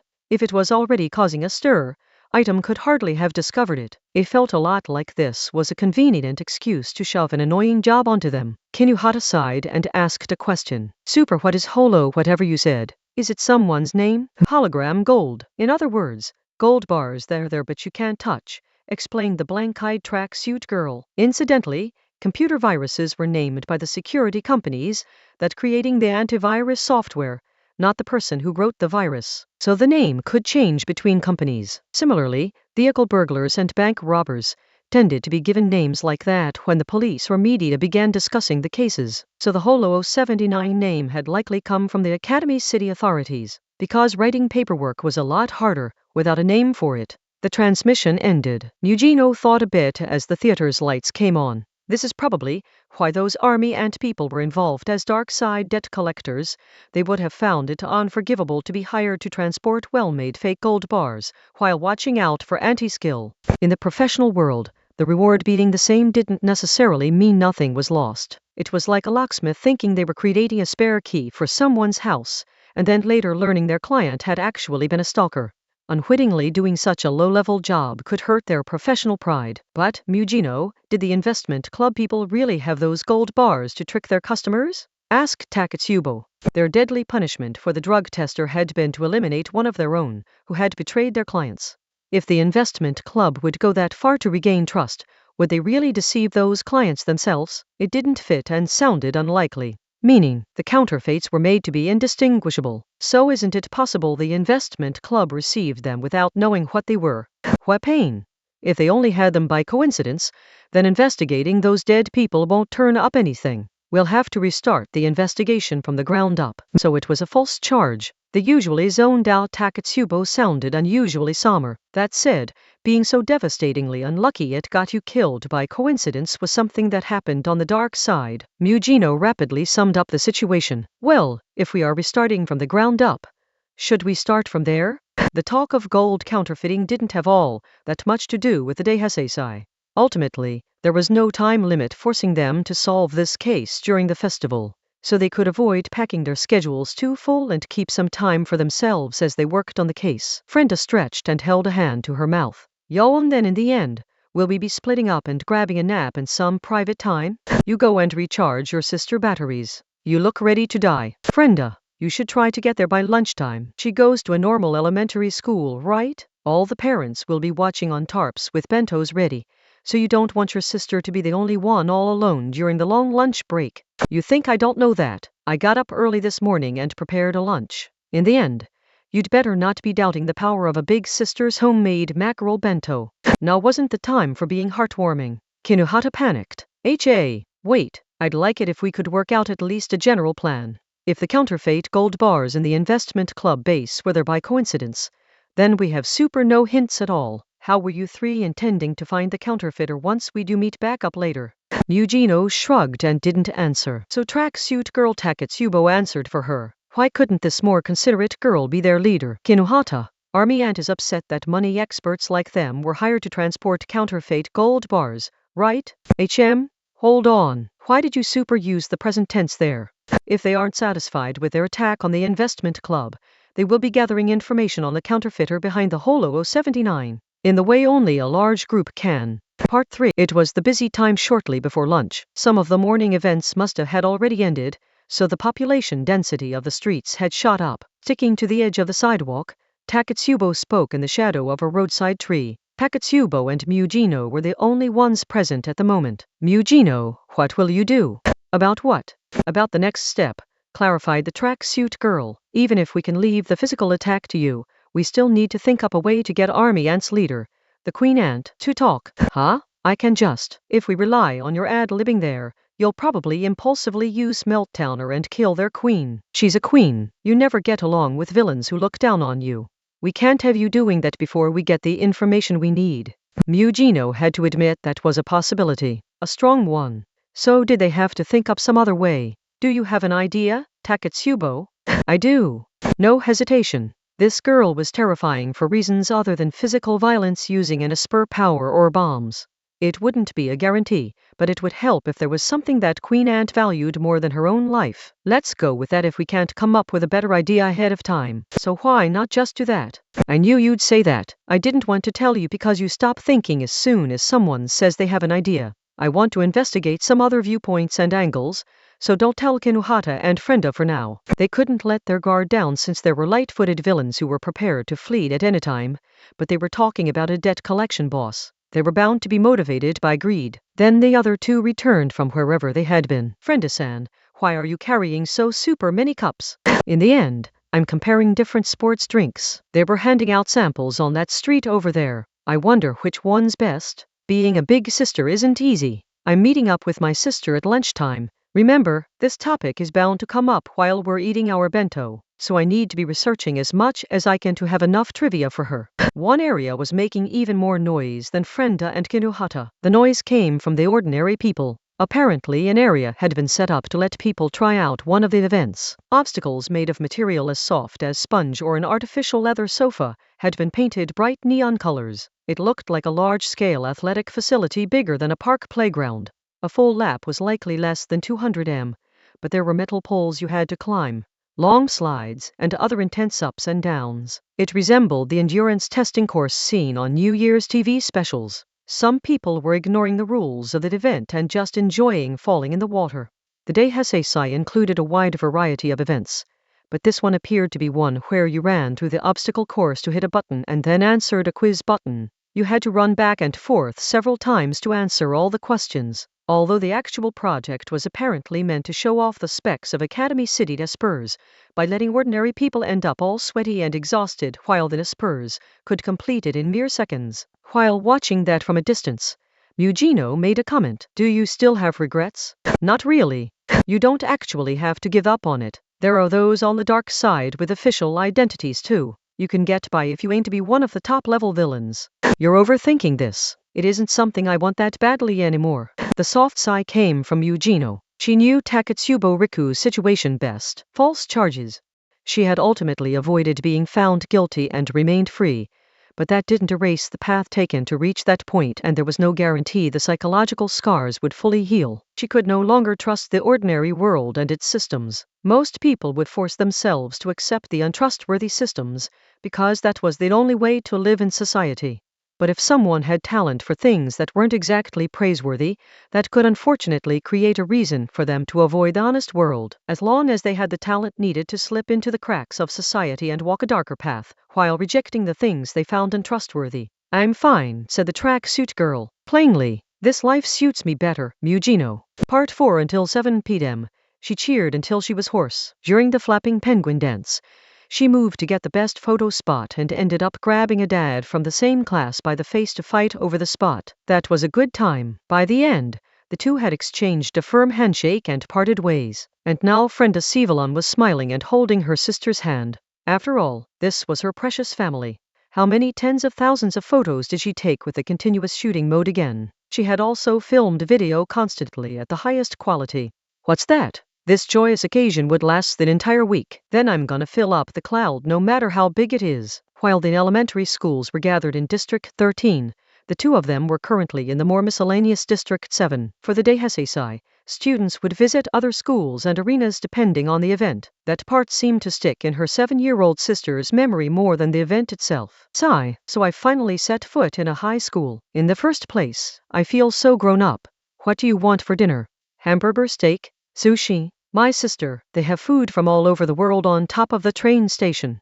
A nighttime restaurant. In the first place, the Daihasei is such a grown-up event. We even get to walk around when it's dark out. Apparently that excited a first grader more than a meal. An anti-skill officer out on patrol smiled at the little sister clinging to Frenda's side and looking excitedly all around. In the first place, I'm thirsty. I want a coconut cider. I see. The night is the best time for those carbonated drinks, my sister. In the end, it'll be hell for you if you drink one during the day when you still have events to play. Thanks to the Daihasei, the streets were full of people even at night. The little sister was so excited that she was still wearing her athletic bloomers and red headband even though all the day's events were over. Her skin seemed kind of shiny, but that was from the big sister worrying about the bright sun during the day and applying some sunblock or moisturizer rather than using bug repellent. Dressed like that, they wouldn't be able to enjoy dinner at the kind of restaurant with a dress code and required reservations. And then the first grader pointed into the distance and raised her voice. Oh wow, fireworks. They were hard to see from this distant train station concourse thanks to the tall buildings, but there were some red and green flowers blossoming in the sky. By measuring the time lag between the light and the sound and using her knowledge as a dark-side bomber, Frenda worked out that the fireworks were 2,050 m away. That would be the Riverside area. Large-scale fireworks shows and night parades like that weren't uncommon during the Daihasei. Frenda smiled bitterly. In the end, I bet we'd get stuck in the crowds if we tried to head there now. Then in the first place, we should get a good spot early tomorrow. Promise. The little sister smiled and held out her pinky finger, so Frenda crouched down and held out hers. It was absurd for her to protect Academy City's peace. A dangerous dark-side villain who slung bombs around wasn't one to talk here. Still, I don't want to see the end of times like this. No matter what. Part 5 at midnight, item met back up. Takatsubo tilted her head. Frenda's all shiny. Oh, you can see this joyful aura, can you? Yes, it's impossible to live a healthy life without soaking up the occasional sun. And I got a generous dose of the bright and shining sun known as my sister. Their job was to capture the counterfeiter making the Holo 079 gold bars, but they had no information on the counterfeiter, so they needed to first contact someone who might have that information. That meant a visit to the base of Army Ant who they had fought during the day. But isn't that a mystery of its own? You see, low-level Army Ant grunts around a fair amount, but does someone know where their headquarters are? Their Lone Shark base super might not even be in Japan. Kinuhata, you're looking at it wrong, said Takatsubo. Army Ant has no fixed base, so investigating real estate to track down a building won't work. As they spoke, Item waited for the crosswalk signal before crossing the street despite the lack of other pedestrians or cars at this late hour. Apparently, image was everything. Not long ago, tall signs displaying missing people posters or warnings about heading out late at night had been attached to the wind turbine poles with wrapped wire, but all of those appeared to have been removed for the Daihasei. Quite the merciless choice. The unnatural cleanliness of not properly alerting people to the danger didn't seem like it would lead to safety. I don't know how good a counterfeit this Holo 079 stuff is, but Bugino saw through it on sight, right? Is it really that super good? Only because gold appraisal is almost entirely automated in Akami City. If you let people do it, you'll have no end of idiots who scrape a little off the surface and steal it. So in this day and age, fooling mechanical sensors matters more than fooling people. A few people might not be fooled, but most people will trust what the neatly organized data tells them. In the end, Holo 079 doesn't have a sign, right?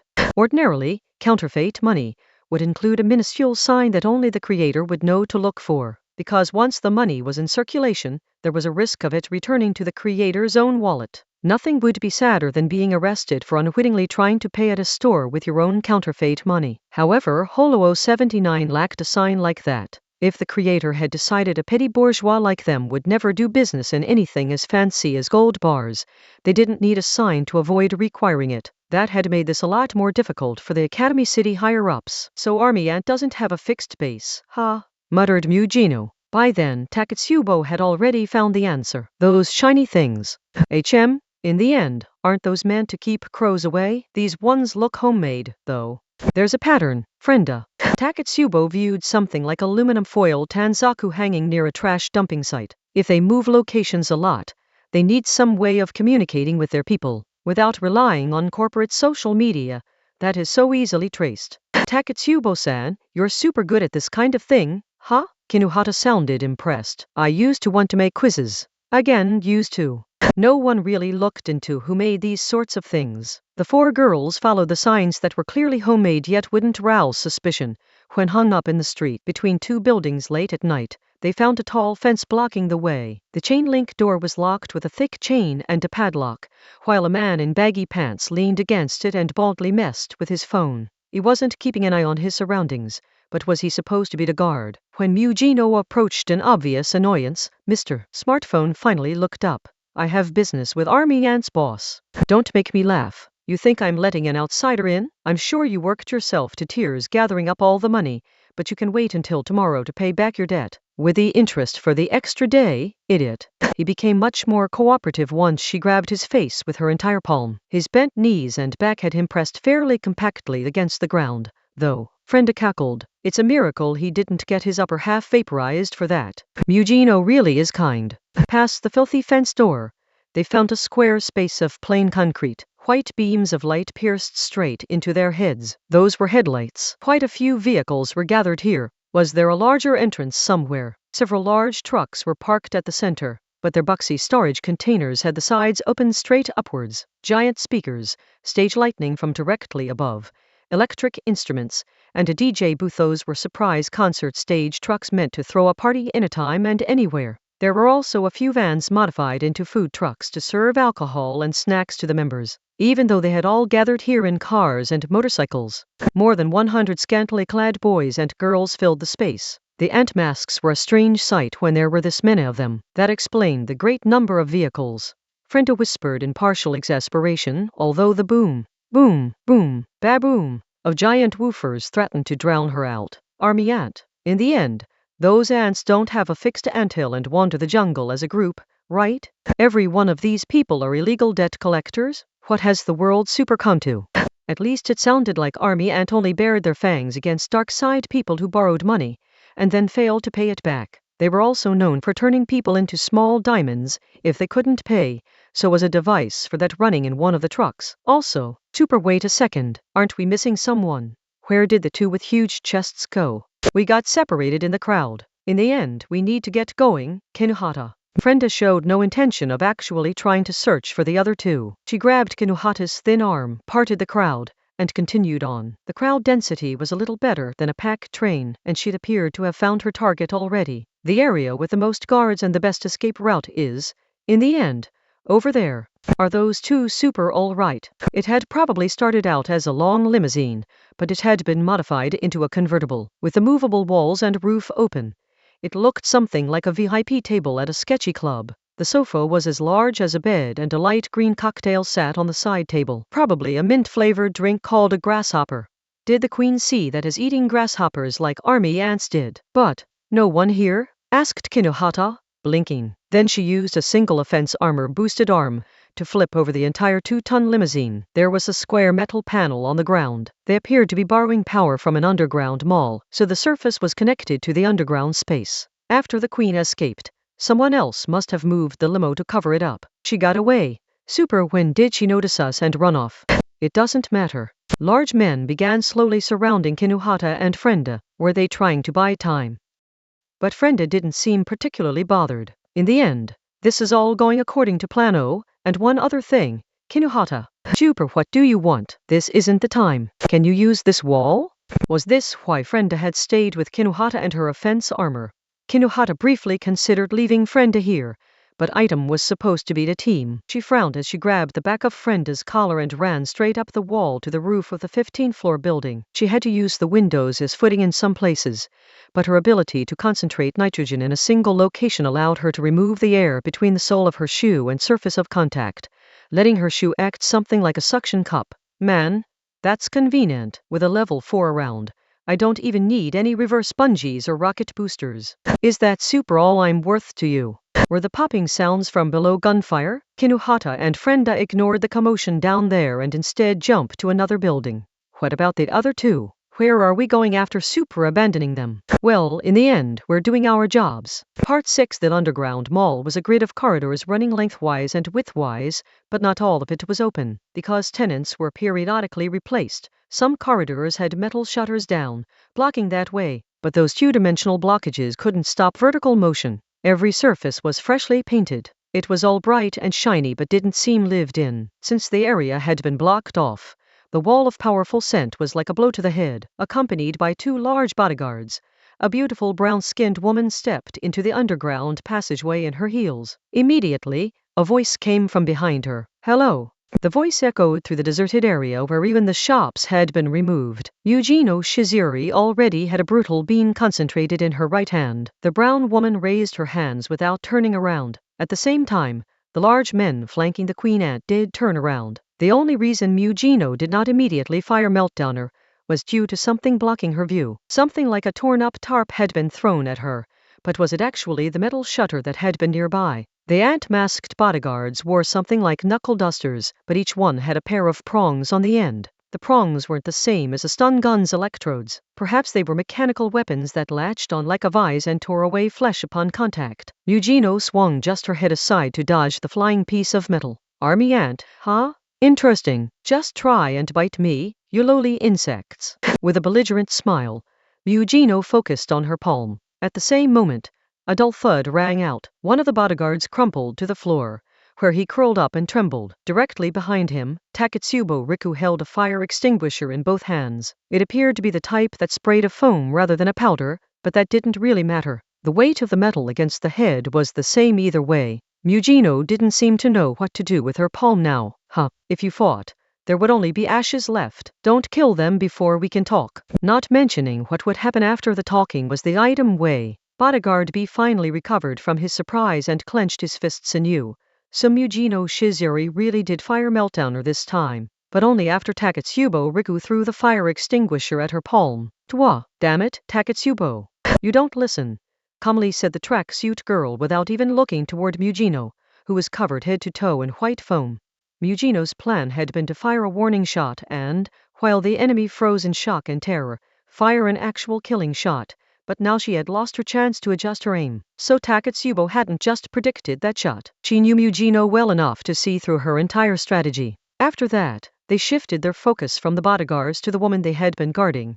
She was still facing away with her hands up. "You owe us for saving their lives," plainly stated Taketsubo, "when you're the ones who attacked them in the first place." The woman seemed confident despite the circumstances, so she really was a dark side specialist, and the boss of a dark side group at that. The bodyguards clearly wanted to fight and give her a chance to escape, but her next action changed things. The brown beauty slowly turned around without lowering her hands. She was willing to talk. To reiterate, she was beautiful. However, her eyes alone were hidden behind mechanical goggles with an insect look, and the bewitching brown skin left exposed by her gaudy dress was covered with special tattoos. "I have a full grasp of the situation, my uninvited guests." "Is that why you ran?" "Emotions are no more than brain chemicals. This means they can reach me as tiny particles I can smell." Grabbing one of my adorable worker ants by the face to get him to submit was uncalled for, don't you think? Before even hearing the sound of something whizzing through the air, Taketsubo opened the door to the fire hose on the wall. Orange sparks scattered from Japanese-style embroidery scissors, or no, were those nail clippers. The hue of steel, well forged by a craftsman, looked something like an ant's mandibles. The thrown blade stopped after piercing through the thin metal door. Choosing to talk had seemed odd, but apparently she had only been looking for an opening. A very dark side thing to do. Yujino looked exasperated. "Why not just kill her now? We can always ask someone else." "Wait just a bit longer. And if you don't want to anger Yujino anymore, I would recommend getting rid of that pepper spray you're hiding. Animal venom is no use against Yujino. The chemicals will only be roasted and broken down in the air before reaching her." The tracksuit girl showed no emotion on her face, not even a twitch of an eyebrow. The queen ant was apparently rendered speechless. To her, Taketsubo apparently seemed more off than Yujino. She obediently pulled a bottle smaller than her thumb from her cleavage and tossed aside the formic acid-based pepper spray. "How do you always know when they're about to do something?" "Because they do that fortune teller act." "I can see right through you. Fortune teller act was a standard tactic for remaining in control of a conversation, especially for those without as much simple firepower. She probably had a personal security camera hidden in the bushes near the chain link fence or something. Information was meant to be kept close to the vest. If someone went out of the way to reveal what they knew, they had to gain something from doing so, such as surprising the enemy into a freezing for a brief moment they could use to slice through a major artery. Mugino seemed fed up with it all. You won't get a third chance. MS. Goggles. Next time, we give up and try elsewhere. You're who we're looking for, aren't you? Yes, I am. I'm the queen ant who rules the colony. On closer inspection, the tattoos covering her body were not a pattern or illustrations. It was a series of small written characters. In fact, it was people's names. She must have noticed where they were looking, because the so-called queen slowly spun around to give them a better look, with her hands still raised. Every last one of them is a worker ant or soldier ant who died for me, so I engrave them into my skin so I can live on with them. I adore every last member of my colony. Can a lonely mutant like you even understand how a queen feels? Mugino snorted with laughter. She claimed to be mourning her subordinates' deaths, but she was acting more like she was showing off a fancy accessory. She didn't seem to be the type to truly regret those deaths and bottle up her feelings. The queen ant smiled with only her lips. It was only surface level. Deep down, she may have been searching for a chance to attack. Why all the setup? You have enough firepower to push back my entire colony if I sent them after you. Yeah, but my power is a little much. We can't have me overdoing it and killing the stubborn queen ant too. But when people make a run for it, they always take along the things that really matter. We could never have located what was truly valuable among all your money and possessions, but you've revealed that bargaining chip for us. Now we know what it is you absolutely refuse to have stolen. At the very least, they knew it wasn't the two bodyguards. The brown woman squeezed a pouch too small to hold a bento, squeezed it tightly. Her tone dropped. What do you want? You don't look too worried, so I'm guessing it isn't that someone isn't paying you back the money you lent them. If you're pursuing the counterfeit gold bars case, you must have gathered some information on whoever made them. Give it to us. Why should I? Did you think anyone could approach Army Ant and leave unharmed? Even the most hated creatures have another they can coexist with. For example, the antbird that captures the bugs fleeing from the greedy march of the army ants. The two bodyguards swelled out from within. They must have had some strength left and were taking this affront to their boss's dignity seriously. What kind of weapons did they have hidden away? Mugino guessed it was something worse than a handgun, but the queen ant herself seemed amused. But did you know those antbirds can't fly very well under their own power? At this point, they can't acquire food without the army ants. If they don't follow the march, only death awaits them. So in trying to use the ants, they have become bound to them. Mugino. The queen ant clicked her tongue. She was probably looking for an opening. If Mugino let this shake her, she would be devoured and killed in an instant. But Takatsubo could sense that coming in advance. The brown woman sighed in exasperation. Learn to take the easy way out and you will become trapped. That is the truth. I've seen it happen countless times. But if you still want our help, it will mean signing a contract. Of course, if you screw it up, we will draw on our full power as debt collectors. But if you don't mind a debt so great the interest alone is debilitating, so be it. Did you think you could threaten item? You can kill as many of us as you like. We can easily replace with recruitment, brainwashing, deals and other means. Once the individual with a special power runs out of breath, they can only wait until our gathering of well-trained predators tears them apart little by little, ever widening the wound. The queen ant grinned, but also tossed over the file in a plastic sleeve one of the bodyguards pulled out. She threw it like a flying disc, without any real reluctance. DIY garage, that's what they go by. Mugino caught it in her empty hand. The document covered a single individual. As confusing as it was, that name referred to an individual, not an organization. It was possible the name was a strategy meant to hide that they were just one person. Mugino clicked her tongue. This is all you have? I was expecting more. This doesn't even give their real name. Unsatisfied? No. Like I said, one of us is great at searching people out. Part 7. The four regrouped on a dark street. It was best to leave the document with their analyst Takatsubo. The tracksuit girl caught it in a hand. I'll contact you by midday, she said right away. This will probably take a lot of work, but I can ask the support group for help. Leave it to me. Eh? What about those of us with super nothing to do? I'm going to get some sleep. In the end, I need to be ready to cheer on my sister in the direct sunlight. With that, they parted ways without waiting for the dawn. Mugino walked through the empty, late-night street all alone and pulled out her phone. The enemy was a counterfeiting specialist. Someone like that would probably think differently from an ordinary criminal. It would be best to simulate exactly how they thought and what they would do. She knew someone with a lot of knowledge there, and someone who wouldn't mind at all if she contacted him at this hour. Mujineyama. Yes, Lady Shizuri? Mujino Shizuri frowned when a young female voice came from her phone. Who are you? Hanagai. I work as a maid. Butler Mujineyama is currently in the hospital and is still not well enough to answer your requests, so your calls have been redirected to me. Honestly, how long is he planning to stay in the hospital? In Academy City, you all expect wounds to heal much too fast. I can't imagine what kinds of bizarre cutting-edge medical technology you use in there. For once, Mujino fell silent for a moment. When you lived in Academy City, it was easy to forget how unusual and special the things here look to the rest of the world. General knowledge is good enough. I want some basic information on counterfeiters. Skilled with their hands but lacking in confidence would be the standard character profile. That is why they have the extremely high skills required but do not use their own creations. In a fight, they will not rely on physical strength. On the other hand, they value their own territory, which includes both their special tools and their workshop. So when pursued, they tend to lie in wait and launch a surprise attack rather than running away. So you should be ready for homemade weapons such as a stun gun or pepper spray. Mujino had more or less expected it, but this sounded a lot like Frenda. Although if Frenda knew she was at a disadvantage, she would lay traps to help her escape rather than try and resist. However, all of that is only the standard. If you have any clues that could narrow things down further, I believe I could extract more useful information for you, Lady Shizuri. I don't intend to get that much help from the family. Mujino sighed in exasperation and turned a corner. A maid was standing there, and this wasn't a cafe cosplayer. This was a high-level maid of the Mujino family, who specialized in Molotov cocktails. Why are you here? The day Heisei is one of the few times when the city is open to the public. Is it that surprising to see outsiders around? Mujino hung up the phone and tossed something over with her other hand. The golden object was Holo 079.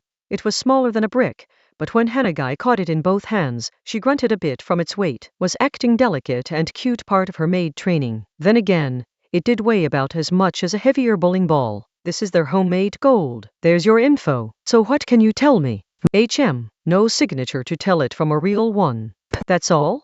That means they aren't the type to seek recognition. Even aside from functionality and practicality, they didn't bother signing it out of interest or pride. That makes them seem obedient at first glance, but it also means they are irresponsible and feel no guilt about committing such a serious crime. A craftsman like this will not hesitate to use a powerful homemade weapon, even in the middle of an innocent crowd. So they were like Frenda but different at a fundamental level. That bomber was very picky about where she would set her traps. She handled highly dangerous explosives, but she'd avoided collateral damage even when making an attack in a crowd. She was the dangerous sort of pro who actually felt pride in her ability to kill just her target in a crowd. Based on that comparison, a pro without such hang-ups would be a very troublesome enemy if they were pushed past the limit. Molotov cocktail made Hanagai had one more thing to say. Their specialty is creating alloys, but that means they will likely misuse the tools used for that. It could be armor or blunt weapons made from their own special alloy.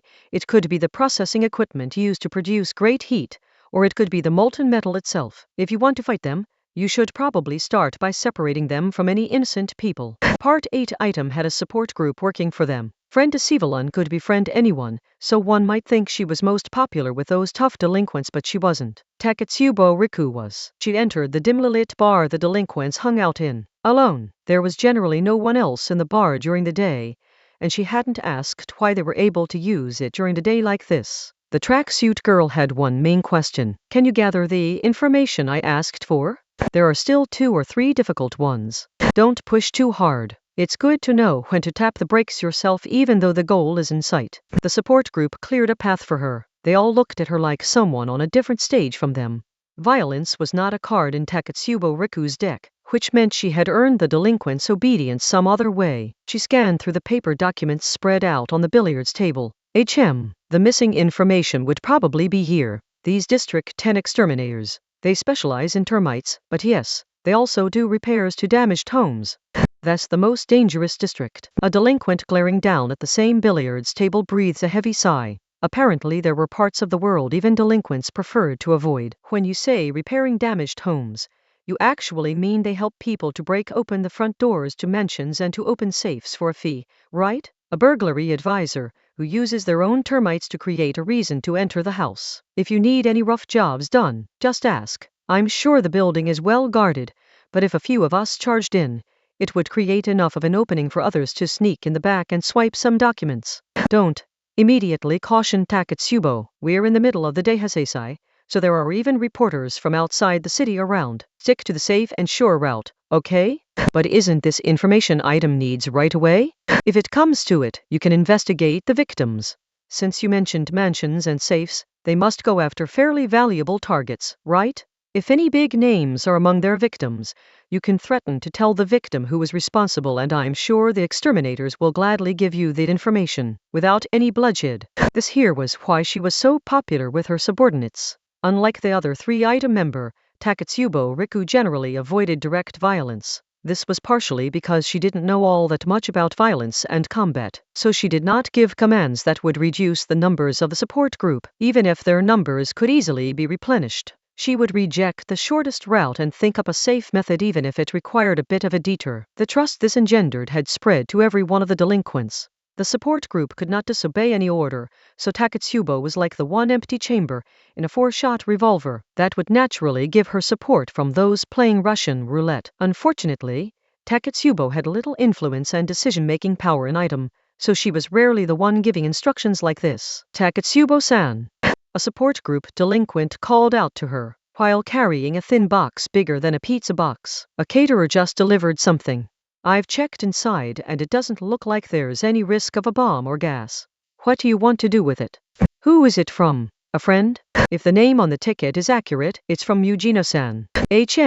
I think it's food for you. The handwriting matches, so I don't think we need to change locations right away, but the decision is yours. Takatsubo opened the box and saw a large plate of smoked snacks. A lot of it was salmon. There was also some thin slices of smoked cheese and ham. It may have been a Hokkaido special. This is definitely from Eugeno. Eugeno clearly hadn't given any thought to nutritional value or other practical matters. This was simply what Eugeno liked. It was full of something other than efficiency and functionality. There wasn't a message card, but Takatsubo received a message all the same. Work was work. Working too hard and harming your health was wrong. I see. However, Takatsubo had no intention of changing her lifestyle. She was item searcher. How much information she could supply in advance would determine how many injuries the ones in the line of fire would receive. That was her job, so she couldn't hold back. Was that way of thinking the result of the false charges in her past? The main reason she acted as the brakes within item was to protect Eugeno, who had a tendency to run wild. She protected Eugeno not from simple violence, but from nastier and more troublesome powers like society and systems. It had been that way ever since item was just the two of them. It isn't often she sends something like this. Now that item has more members, is she starting to see herself as a leader? Takatsubo smiled a little. Then she gathered the support team who were helping her with an investigation. That she didn't keep all the food to herself was another reason she had so much support from them. Time for a break, everyone. This should help you focus a while longer. Part 9. Shortly before noon, Takatsubo came through on her promise in a Japanese-style pasta restaurant that used chopsticks. With her usual lack of expression, I found him. In District 23. That was a special district dedicated to aerospace development. It contained things like an international airport, a rocket launch site, and an underground silo mass driver, so it had plenty of large warehouses and maintenance hangars that ordinary people never got near. Buy one of those and it could easily become a dangerous scientist's secret base. In the end, how did you figure that out with only that thin file? Do you want to know? In the next seat over, Kinuhata forcefully covered friend as that question was guaranteed to lead to a lengthy digression in explanation land, and the extensive explanation from the expressionless yet somehow smug-looking girl might be something that only Takatsubo could understand thanks to her ability to receive all sorts of unseen information. No one else would understand a bit of it. The mysterious DIY garage took some jobs with the dark side in the past, which is why he is fairly well known. By investigating the secret payment methods he used with those people, you can gradually work out what he's trying to avoid. As long as you provide a clear plan in advance, the support group does good work. Takatsubo looked like she had even more to say, but Kinuhata didn't engage. This wasn't the sales talk of a clothing store salesman, so she wasn't letting this go on for long. As long as they got the information they wanted, it didn't matter if it came from the day's horoscope or big data analysis. After picking up on the right search terms from the file, Taketsubo Riku arrived at the following conclusion. He seems to be renting an airport maintenance hangar meant for a private plane. Anyone who can prepare the appropriate paperwork under a fake name can get their own private space the size of a school building, and no one will grow suspicious hearing mechanical sounds from inside. It's perfect for a lab. Then that's the place. At times like this, Mujino didn't question Taketsubo's oracles. She knew from past experience that the more she said relating to these answers, the more she would regret it. And more than that, Mujino was mildly curious about how talkative Taketsubo was being. A lot of people had died from unwittingly using counterfeit gold bars. Did she see that as a form of false charges? Why is she getting so worked up when those were all dark side villains who died? Frenda was the only one who hadn't ordered pasta. She had to share a bento with her sister at lunchtime, so they waited until the afternoon events to begin. Afterwards, the four of them got to work. So do we super know this DIY garage person's real name? Yukawa Kusaku. Age, 45. Sex, male. Divorced. Officially works as at a mobile device repair shop that only accepts jobs online. The official paperwork says he lives in District 8, but that's probably a decoy. A young woman periodically enters the house because he has hired her part-time to clean up the place and keep it from falling into disrepair. Yuakawa himself shows no sign of living there, so he may sleep in his secret lab. In the end, you really did figure out everything, huh? Because the support team is so good. Make sure you take good care of them. Frenda made her exasperated comment as she burned a vertical line through the tall fence and entered District 23. Below the blue sky, they cut across the taxiway next to a runway and walked past a circular metal panel that looked like an enormous hatch. It resembled a missile silo except bigger. It was probably an underground silo mass driver. They approached one of the giant boxy buildings that each could have contained a gym. Without any advance information, they couldn't have told it apart from the rest. Any traps? Asked Mujino, annoyed. In the end, I've already deactivated the alarm and explosives. Frenda didn't hesitate to respond as she messed with the contents of a rectangular panel in the asphalt. The front door was so massive that sliding it open would be like moving an entire wall measuring a few dozen meters, but they ignored that and used the smaller side door. They were prepared to respond instantly if anyone was inside, but to their surprise the place was deserted. The lights were still on even though it was daytime. Was it like that year-round since the hangar had no windows? Did he super run away, with his lab intact? A lot of the machines here cost 100 million yen each, and if someone who sets explosives traps really intended to run, they would blow away their lab first because it would be a treasure trove of information no matter how thoroughly they cleaned it. In the end, he would try anything that an outsider could think up on the spot. Taketsubo pointed to one corner of the large facility. Is that for late-night snacks? A toaster, a gas stove, and a steam oven. He has all that, but the card storage and stamp-sized flash memory haven't been fried. There's no sign of it being shredded in the blender either. It doesn't even look like he dumped water on the big computers. I don't think he's destroyed anything yet. That would mean he just so happened to be out. Just so happened. That was another factor that couldn't be calculated for. Mujino silently scowled, hoping this wouldn't lead anywhere unpleasant. The place is a mess. The air conditioning isn't anything special since this isn't a biolab. There shouldn't be any danger from bacteria or microbes, but in the end you should still watch out for chemicals. Is that something being cautious can help with? Since gold was counterfeited here, Mujino had been imagining something like a blast furnace, but there was in fact a wide variety of equipment. There was something like a microwave oven larger than a bathtub. There was a press and a lathe like you would find in a downtown workshop. There was a high-tech industrial 3D printer, and there was even a sewing machine and a jeweler's work desk. Overall, the place felt jumbled. Mujino opened a giant silver refrigerator to find rows of flasks containing colorful chemicals. She wanted to avoid touching those. Taketsubo tilted her head. Looks like he counterfeits more than just gold. Did you know Michelangelo started off as an art forger? If he hadn't had a change of heart, he probably would have stayed that way. This was a topic that came up a lot in labs, both on the dark side and not. And it was a tantalizing story for the adults who wanted to shape born geniuses how they liked. So it isn't just gold then. What kind of tech will he use as a weapon? Taketsubo appeared to be investigating a bookcase by the wall. She pulled out a thick file. September 1. Purchased 1 VSOP and 3 VDSO. Huh? Aren't those brandy grades? HM? What do they mean? Do more letters super mean better? Kinuhata looked like she didn't get it. At her height that wasn't surprising. The bigger problem was probably that a student like Mugino was so unusually knowledgeable here. In the end, do you drink, Mugino? No, but those premium drinks can be used in place of money. Which is great when you want to make a payment without anyone noticing. When I was little, my grandfather and the others made sure I memorized all the brands and grades. This was before I learned my times table, if you can believe it. That said, item committed crimes as casually as visiting the train station or even making an online purchase.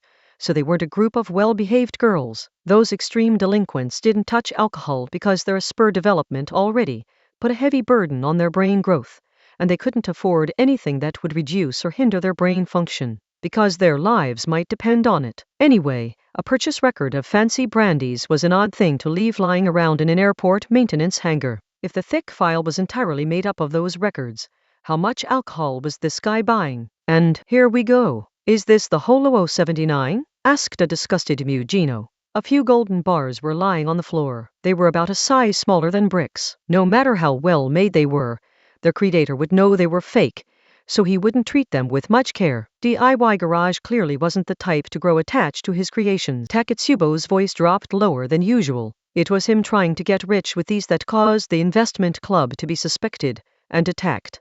It's not like they were good people. Have you already forgotten about the hanging? Asked Mugino, exasperated. But if Taketsubo wanted to get all worked up over false charges, that was her business. In the end, this looks like the machine. Frenda lightly slapped her small palm against a glass cylinder taller than she was. The top was covered by a fairly sturdy metal lid and several thick tubes connected to it. The glass itself probably wasn't normal, and it was as thick as the windows of a presidential vehicle. It had the look of a tool used for chemistry or physics experiments. Looks like a tornado maker, said Taketsubo. Was that why a scene from an educational program appeared in the backs of their minds? The device was essentially a press that applied incredible pressure, but it wasn't used on metal. It was used on liquids. Ever heard of epithermal gold deposits? For some reason, lots of gold veins are found in hot spring regions, and one theorized explanation says the materials in the volcano or hot springs combine underground to form gold. In the end, a fair amount of research has been done to determine the time, heat, pressure, and distribution of hot spring materials needed to create 1 gram of gold. That said, I've never heard of it being mass-produced that way.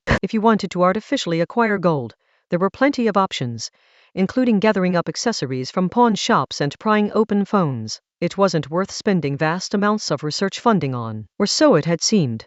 Then did this DIY garage personally work out the exact values needed to make that cocktail, and then greatly reduce the necessary time and expenses with this artificial device? I don't know if he's processing a bunch of hot spring water brought in from elsewhere or mixing chemicals together, but he must have gotten it working as a business and started selling the product. Kiyohata frowned at Taketsubo's explanation. Then is this super real gold? If it was, Mugino wouldn't have been able to tell the difference. Oh, said Kinuhata, falling silent. Exactly right. It was real but fake. Mugino brushed her hair off her shoulder and explained. My guess is he could create something a lot like pure gold, but he couldn't completely remove the hot spring impurities, and this created a subtle difference in the surface luster.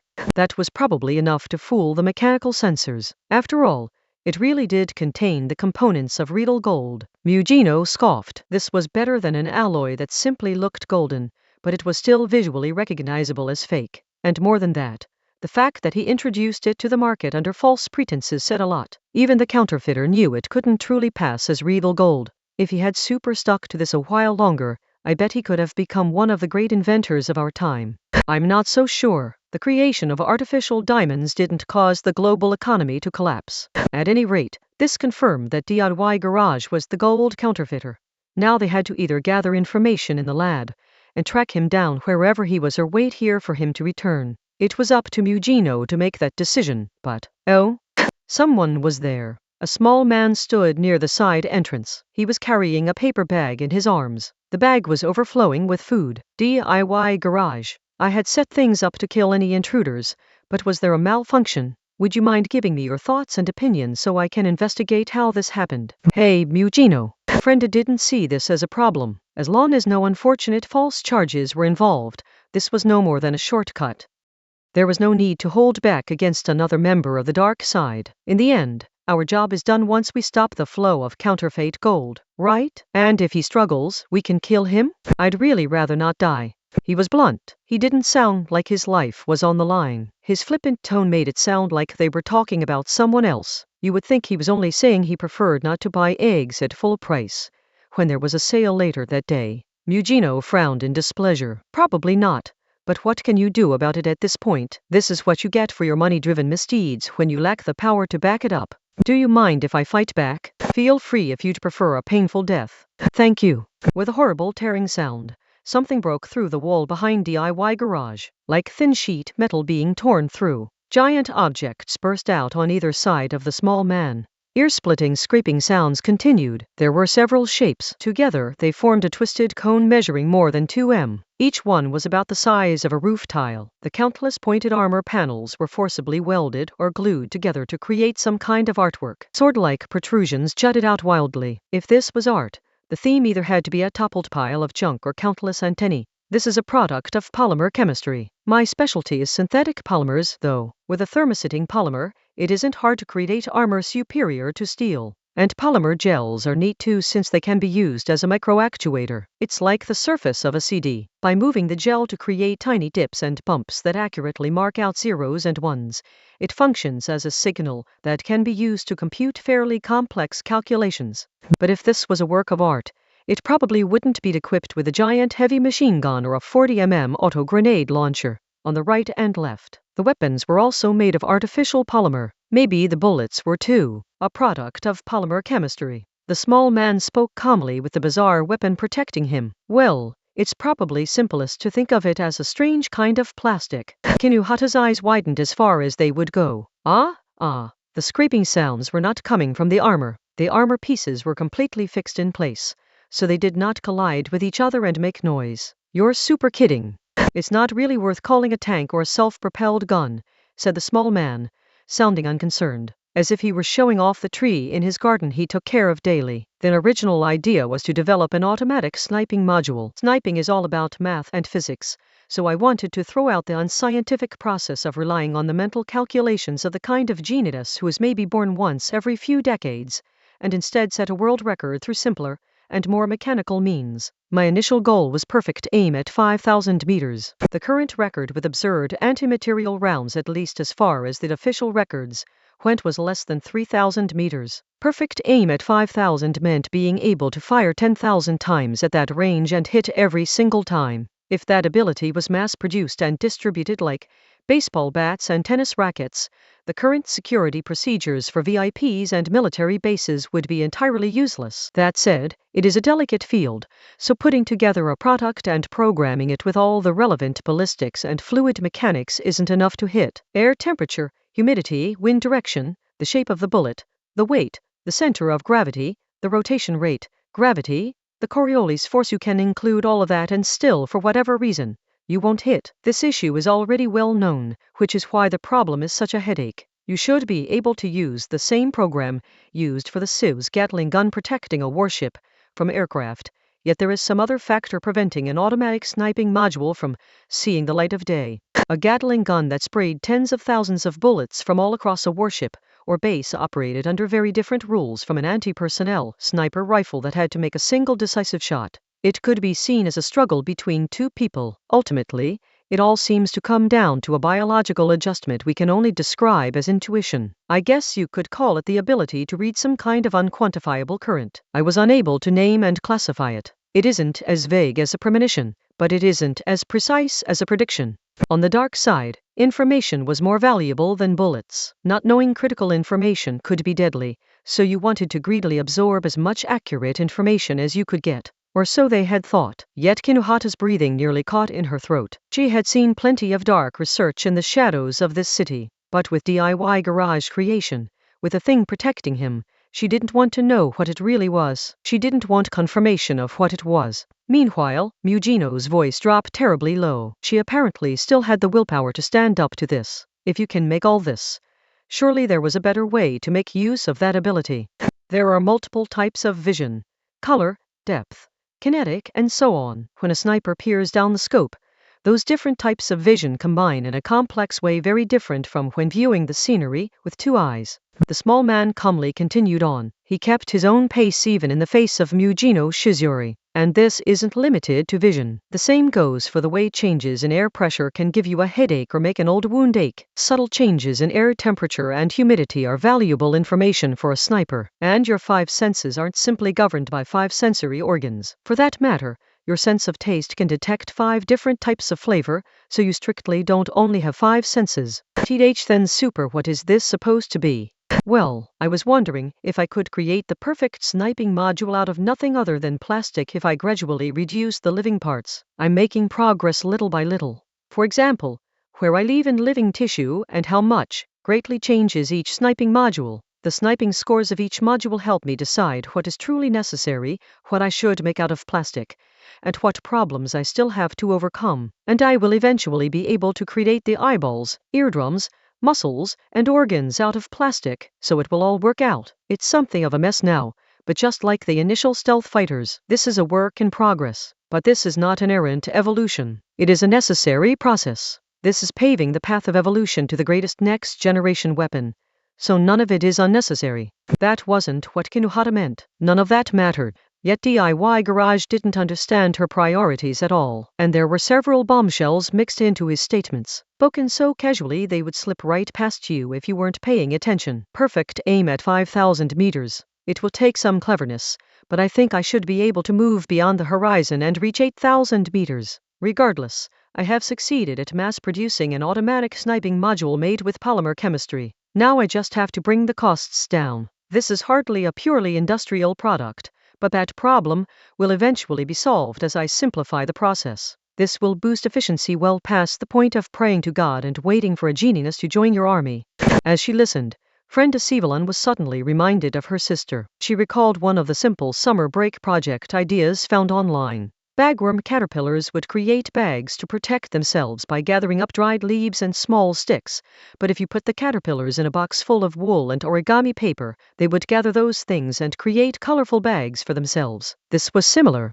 What was everything in front of her? In other words, in the end, are those people? Each individual plastic piece was about the size of a roof tile. The collections of those plastic pieces were more than 2 meters in size, and covered in countless protrusions like a sassy or other spiral shell. It wasn't clear how heavy they were, but the things digging their nails into the ground and dragging the entire objects forward were the upper halves of human bodies. Their explosive strength and focus have been boosted beyond that of the average spur, thanks to the plastic wiring optimizing the connections in their brains. Now, that more than doubles the weight of their heads, meaning they can't stand up and walk around under their own power, so they have to crawl around on the ground. Their brains are heavier, huh? And what happened to their minds exactly?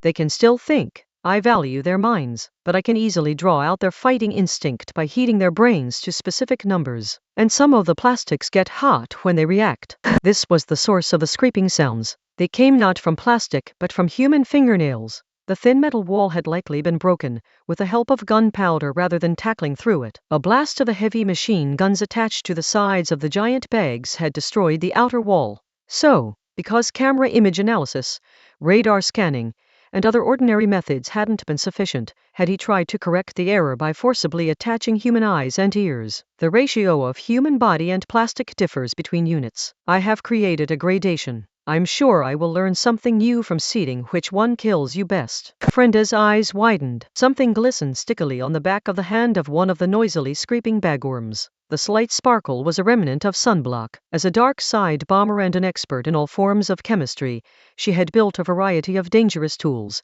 but this was a forbidden territory not even Frenda Sivalan was willing to touch. You call this polymer chemistry? In the end, have you been abducting ordinary people and forcibly modifying them into this? Were they abducted? Yes, but not by me. All I have done is purchase convenient products and use them to achieve my goal. So if this upsets you, take it up with the people who sold them to me. When you get down to it, human lives are the most expensive thing in this world. These weren't exactly great specimens, but they still cost a fortune. Not that you can buy them through ordinary channels. He sounded like he was chatting while basking in the sun on the porch. There really was something wrong with Academy City's dark side. There had to be some unseen distortion of space. Everyone who spent time in that world lost their minds. VSO meant 10-20 years old. VSOP meant 20-30 years old. But this wasn't about alcoholic drinks. Had that only been a code for recording human trafficking transactions? Mujino clicked her tongue. Snipers. She couldn't help but be reminded of Mujineyama. These snipers took a very different form, however. Come to think of it, there have been some missing person posters recently, but they were all mercilessly taken down, because they would hurt the Deheisei's image. Again, that wasn't me. Oh, dear, you seem to have the wrong idea. All I've done is assemble the parts I bought to create a polymer chemistry product. He wasn't trembling in fear of having his crimes revealed, but he also didn't seem to be gloating about the results of his messed-up research. DIY Garage spoke as casually as if he were discussing the weather. Kinuhata was breathing heavily. She couldn't stop sweating. She wasn't the only victim of the dark side's inhumane experiments. She had known that intellectually, but seeing it for herself was something else entirely. She was forced to face the fact that she was receiving dirty money to protect the city that did this kind of thing. It might not be an unscientific thought, but she knew she definitely wasn't going to heaven. TCH. Super, what are you thinking, you bastard? Yes, I do have to wonder what my client was thinking when they approached me to build this. He made it sound like it wasn't his problem. It was like her words couldn't hit him, or more like they did hit him but slid right off, leaving an unpleasant sensation behind. Maybe nothing in the world was his problem. He was the worst kind of scientist. The type who would build whatever idea popped into his head without considering if it would bring about the end of the world. Kinuhata. She didn't need to be told. Arguing with that freak wouldn't accomplish anything. The direct threat lay elsewhere. The automatic sniping modules were armed with heavy machine guns and auto-grenade launchers. Were they communicating with each other? Were they scanning the terrain, the atmosphere, and other aspects of their surroundings? The many long protrusions extending from the bags glowed softly. The threat was those human bagworms. But, do we seriously have to super fight those things? I mean, the people used to make those modules or bagworms or whatever aren't even from the dark side. Is there super some way of saving them? I really don't think so. The interruption came from DIY Garage as the bizarre monsters guarded him. The man who knew them better than anyone spoke calmly. See, I melted their bodies down bit by bit to completely fuse their muscles, blood vessels, and nerves with the various components. Forcibly tearing them out would kill them from blood loss and shock due to pain. Their nerves are kept in a constant state of excitement to boost the transmission speed, but it's more effective to directly inject the adrenaline than to have it secreted by their adrenal glands, right? Not to mention that the actual biological parts left over are fairly light. They don't provide enough internal pressure, so even if you applied general anesthesia and performed surgery, they wouldn't be able to maintain their own blood pressure. Ordinarily, the optimal pressure is preserved by shape memory polymers, that is, tiny bits of gel, that create an incombustible gas to inflate them from within. My point is that they can't survive with just their biological parts. That was awful. And had all of that really, truly been necessary? Kinuhata. Again, an interrupting voice brought her back to her senses. DIY Garage. He really was a professional steeped in the dark side, so he lacked the morality that would allow him to be convinced through conversation. Speaking with him would only let him infect Kinuhata with his ideas. Really, it's you girls who are the cruel ones. You barged into my lab with deadly tools and powers, ransacked the place, and then lay in wait for me to return. So this isn't my fault. It was your barbaric actions that forced me to play my own trump card. Part 10, a product of polymer chemistry. Those backwards fallen objects, the giant bagworms made from plastic and held together by human bodily fluids, were crawling. A loud gashunk indicated a weapon being loaded. The many long protrusions extending from the bags flashed irregularly, a heavy machine gun aimed items way. This deadly weapon was made from a lighter material than metal, and there were several of them! Exclamation! Item immediately leaped behind the thick metal cover supplied by the lathe, press, and other machines solidly and heavily fixed to the floor. The gunfire seemed to tear their eardrums and rattle their skulls. They couldn't even move like this. Mujino was pinned behind the giant lathe. She filled in any gaps in her knowledge by assuming Mujineyama's level of skill. An expert anti-personnel sniper would react sharply to any human movement. Simply poking her face or hand out from behind cover would get her accurately shot. But that likely wasn't the real reason Mujino and the others couldn't make their next move. Were they going to fight? Could they really destroy those things? Was destroy even the right word? Sniping. Yama had been modest, but Mujino thought of him as a type of genius. But he had also been a top-rate teacher. Mujino, whispered Takatsubo, hiding behind the same lathe. What should we do? Our top priority is survival. So if we aren't going to fight, I think we should focus on retreating. How are we supposed to do that? Takatsubo sounded considerate, but that was a direct path to death and annihilation. Even now, the heavy machine guns were firing. Mujino and the others were behind cover, but even that wouldn't last forever. Once the cover was torn through, they would be shot and killed. Heavy machine guns would be powerful enough to destroy a military four-wheel drive vehicle or a thinly armored truck. Once their shields were gone, this was over and item would be shredded no matter where they ran. They couldn't reach the emergency exit door less than 10 meters away, and even if they did manage that, they would end up on an airport runway with no cover in any direction. With perfect aim at 5,000 meters, there was no escaping on that open terrain. But more than that, they were supposed to run away and ignore this inhumanity. Brenda clenched her teeth while pressed against the back of a giant press. She tried to force herself to focus on the job and the numbers, but she just couldn't. How were they any different from her 7-year-old sister? They had been ordinary people living ordinary lives in the bright world out there. Maybe this wouldn't have happened if they had friends on the dark side or had some special trick up their sleeve. But ordinary people didn't have those things. Her instincts were sounding the alarm, loudly. If she stopped opposing this, she would simply be killed. Based on the rest, I'm guessing the grenades use plastic too. In the end, does that mean they're a high-explosive plastic based on plastic explosives? But why aren't they launching any?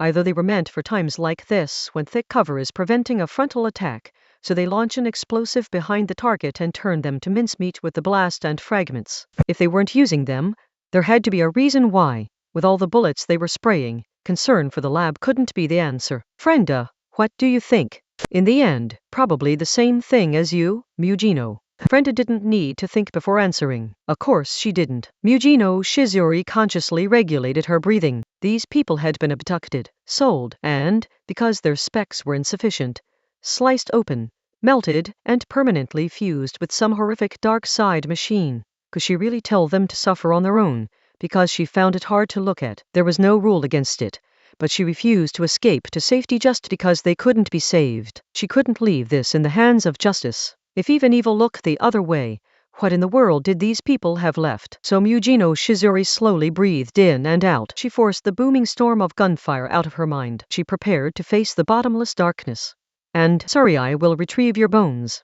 They hadn't reached for ill-gotten gains of their own free will and choice. She knew it was wrong to force this onto ordinary people who weren't even part of the family. Still, Mujino raised her voice and aimed her palm. She would end this. If she stuck her head out, she would die. So instead she shot Meltdowner through the lathe she was hiding behind, blasting a hole in one of the giant bagworms along with it. There was no voice, but in that final moment, Mujino sensed a warmth in the silence that no machine could produce, like a sense of relief or of thanks. Then a rumbling. There was an explosion and red splattered everywhere. She didn't know if this was real blood or finely tuned artificial blood. The rusty smell was faint. The stench of burnt rubber or plastic was much stronger. It didn't end with the one explosion. Had the ammunition contained inside detonated, then other bagworms stiffened in place, likely based on a program to negate the blast. Had they avoided using their grenades, because they didn't want to trigger an explosion in the lab equipment? During a slight lull in the gunfire, Brenda and Kinuhata climbed over their worn-down cover and charged out.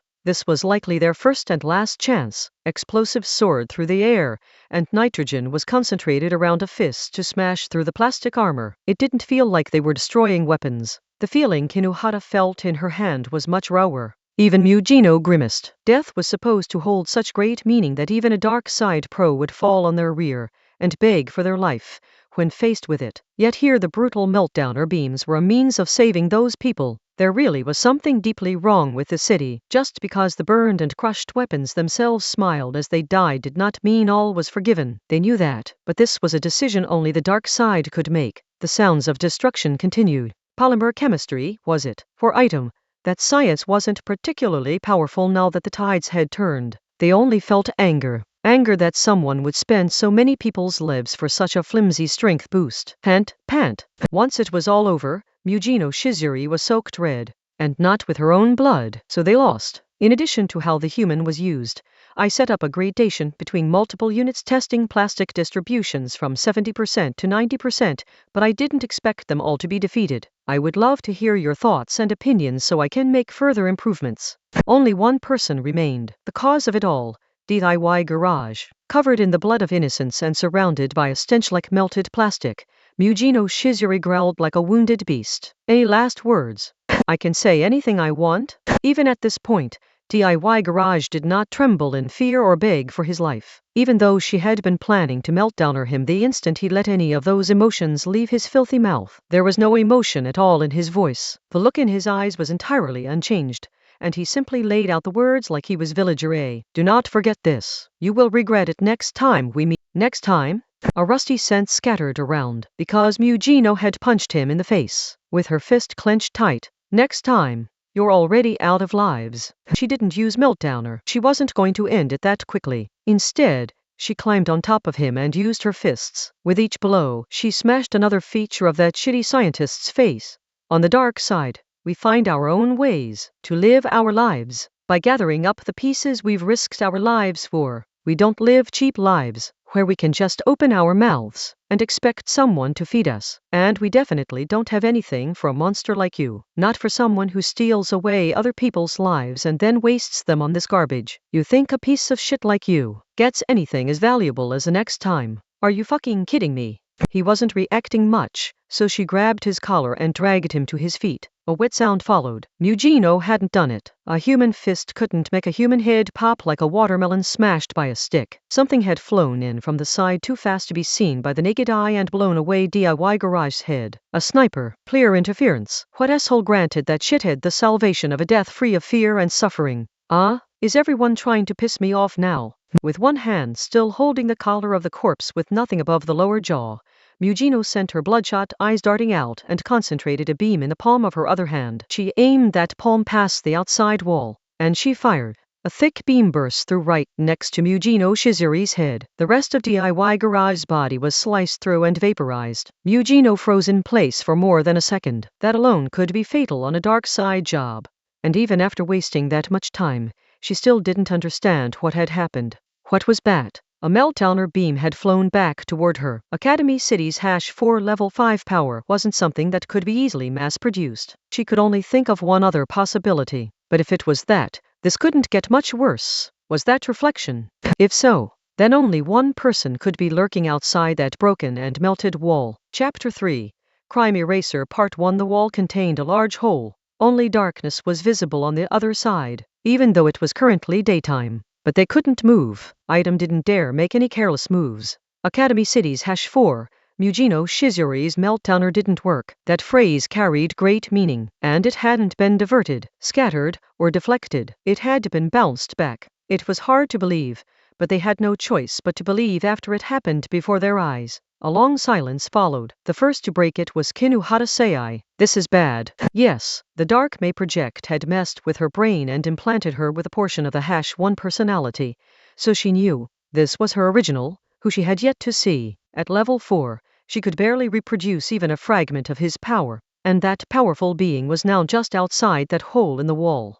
If that really was the true reflection, this is super bad. Mujino is a super bad match for him since each of her attacks is so powerful. Yes, the ordinary logic did not at all apply to him.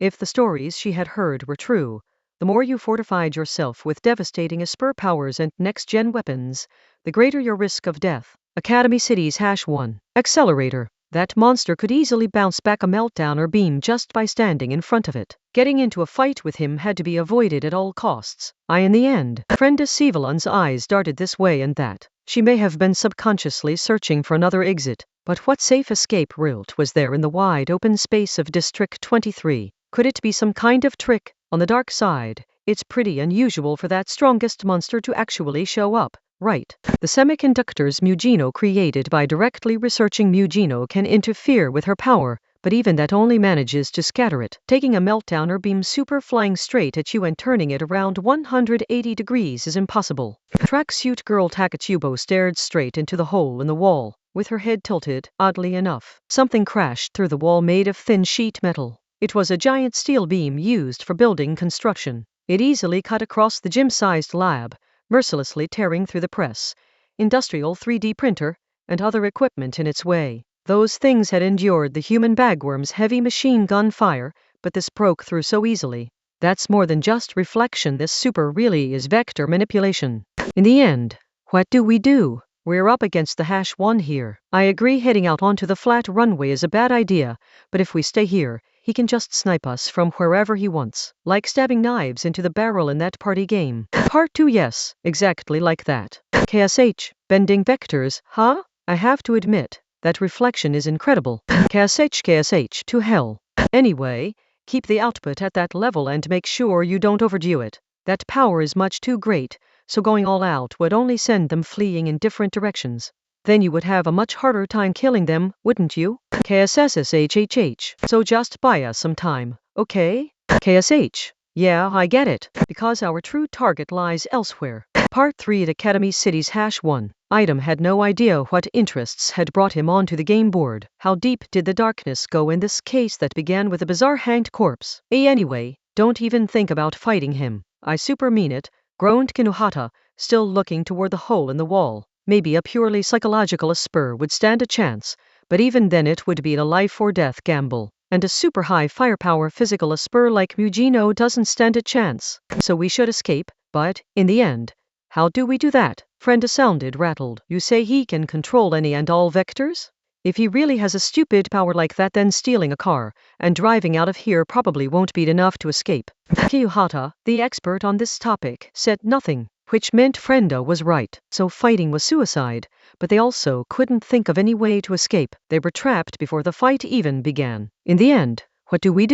We can't fight and we can't run. To be blunt, there's nothing we can do that will help us here. So what if we super got him to withdraw? Kinohata, explain what you mean, said Takatsubo. I have no clue why that monster is here, but District 23 is generally off limits, right? It's not like we ran across him in a dangerous shopping area. It was true the odds of this happening by chance were so terribly low it felt downright malicious. So it was more natural to think of it this way. In the end, he gets something out of this, or to put it another way, he's here on the orders of a client or intermediary? Almost certainly. So holding up in the lab and super buying time works in our favor. Kinohata presented her choice. It was an opinion they hadn't mentioned before. In the meantime, the voice on the phone above us can apply pressure to the -1 client or whatever. It can be a negotiation, threats, or persuasion. I don't care. As long as the enemy's superior super gives in, the -1 should be ordered to withdraw.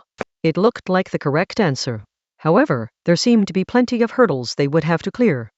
I doubt the voice on the phone will go to that effort for us, simply stated Takatsubo. Besides, how are we supposed to buy time against the -1 if he can manipulate any and all vectors? Even if we throw things at him from afar, he'll probably just walk right up to us. Then what are we supposed to do? I did my best to come up with an idea, and we're almost out of time. Damn it! The -1 is super coming here. We just have to defeat the enemy, said Mugino, who had been keeping quiet and thinking until now. The tracksuit girl didn't even have time to hug panicked and angry Kinohata's head. Takatsubo tilted her head and made sure she had heard that right while going ahead and hugging Kinohata regardless. Mugino. Biwa, these boobs, what the hell, are these super real? Wait, why are you raising your head, Mugino? You'll get super blasted off by the -1. Will I though? It was true her meltdowner beam had been bent. No, reflected. There was no denying that fact. And not just anyone could do that. But don't forget, this was District 23, a special district that felt out of place even in Academy City, where the technology was said to be 20-30 years ahead of the outside world. It was an off-limits zone that specialized in aerospace development, which meant it is replete with devices, equipment, and facilities found nowhere else. For example, there's an underground silo mass driver out there. That huge-ass launcher uses electromagnetic guidance to launch cargo weighing tons all the way to the moon or Mars. That might just be able to create an electric field large enough to alter a meltdowner beam's course. Part 4 Rikuri Nissan, they figured it out. Get out of there. Yes. I had planned to deceive them for a few more moves, honestly, and I even increased the compression rate high enough to mask my voice as I pretended to talk like that celebrity. Oh well, does this mean they didn't even intercept that transmission? Those clever plans only work against the clever. Just grab Amazora and withdraw. Part 5 Academy Cities #1 Level 5 wasn't needed. Even if it produced an ultra-high power attack, Mugino's ability was still limited to controlling electrons. So if something could influence the flow of electrons, it could interfere with her ability. Like an underground silo mass driver. This was District 23. That special district's technology could bend a meltdowner beam. THN Super. What about that super steel beam? That only weighs a ton or two. You don't need some incredible power to throw that. District 23 specializes in aerospace development. They'll have what are basically giant water rockets here.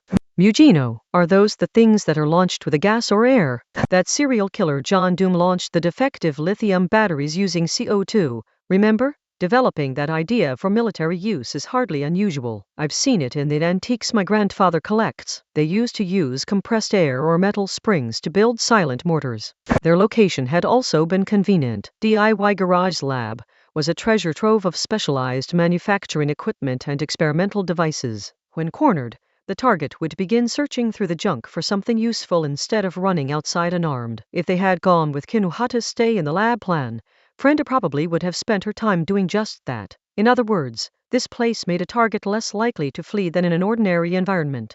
Then this was all to buy time? In the end, what is the enemy really after?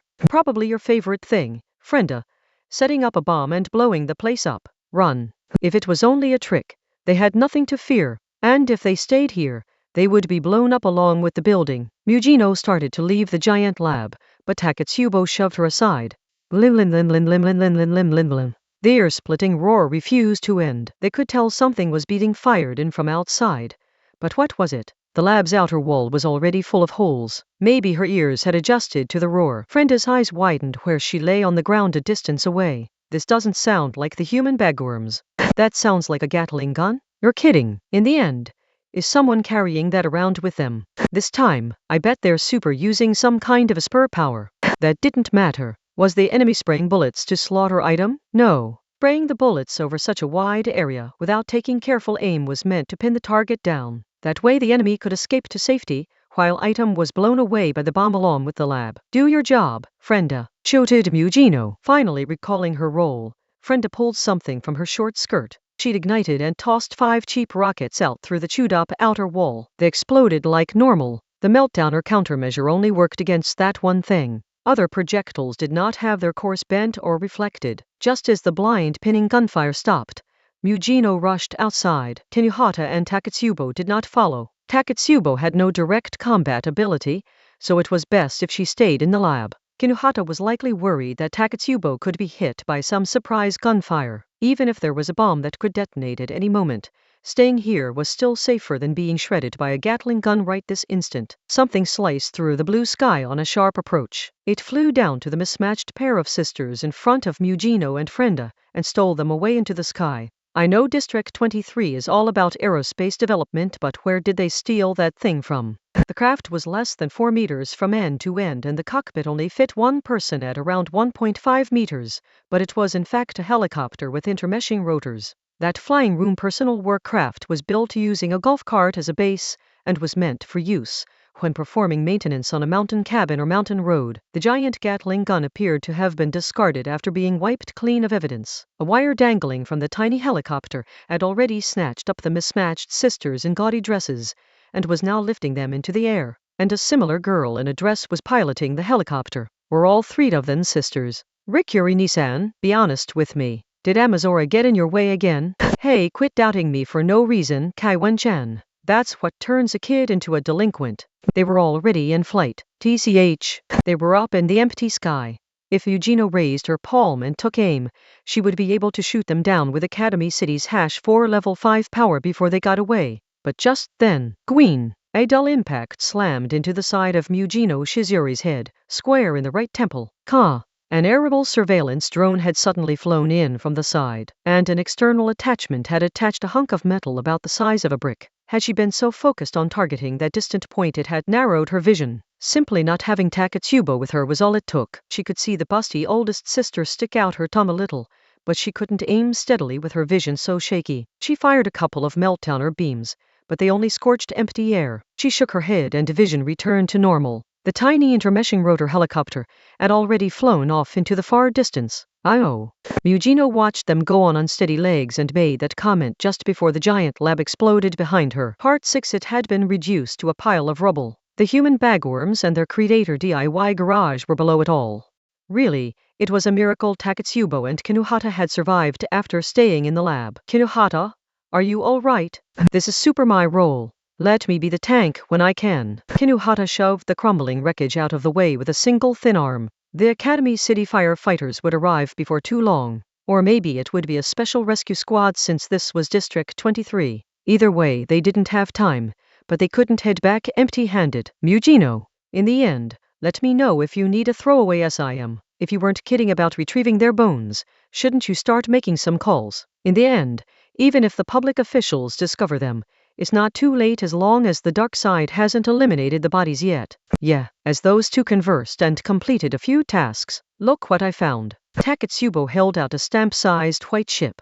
Nothing was written on either side, and no metal pins or magnetic tape were in evidence. It may have looked like a small plastic cover from some other machine, to an ordinary person anyway. After adjusting the angle, holding it up in the sunlight, and such, Mujino snorted with laughter. Invisible printing, huh? Super, what is that? It's a type of paint used for cheating on tests. You normally can't see anything, but when the unscrupulous test taker views it through spectroscopic glasses, small writing appears. Kinuhata's mouth formed a small triangle. Entrance exams hadn't really been a part of her life, but were there really things like that in Academy City? Ordinarily, it's done on their pencil or thumbnail instead of on an obvious chip like this, added Takatsubo, staring blankly into the distance. What do you mean ordinarily? He did it on this noticeable chip because he didn't want to lose it among all the other junk in his home.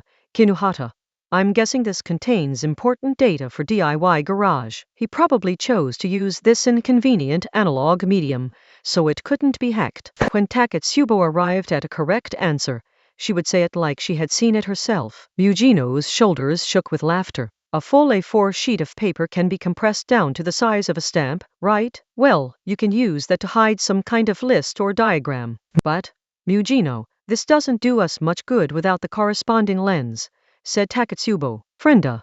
You got it, replied Frenda. She truly didn't even take a second to respond. In the end, there is something painted on here even if we can't see it. There are only so many chemicals used for invisible printing, so I can intentionally make it deteriorate enough to see what it says. Item hid behind some kind of container when a fire truck arrived. Then they approached a luggage cart that had been stopped for safety purposes. They hid among the many suitcases while the caterpillar-like vehicle took them to the international airport.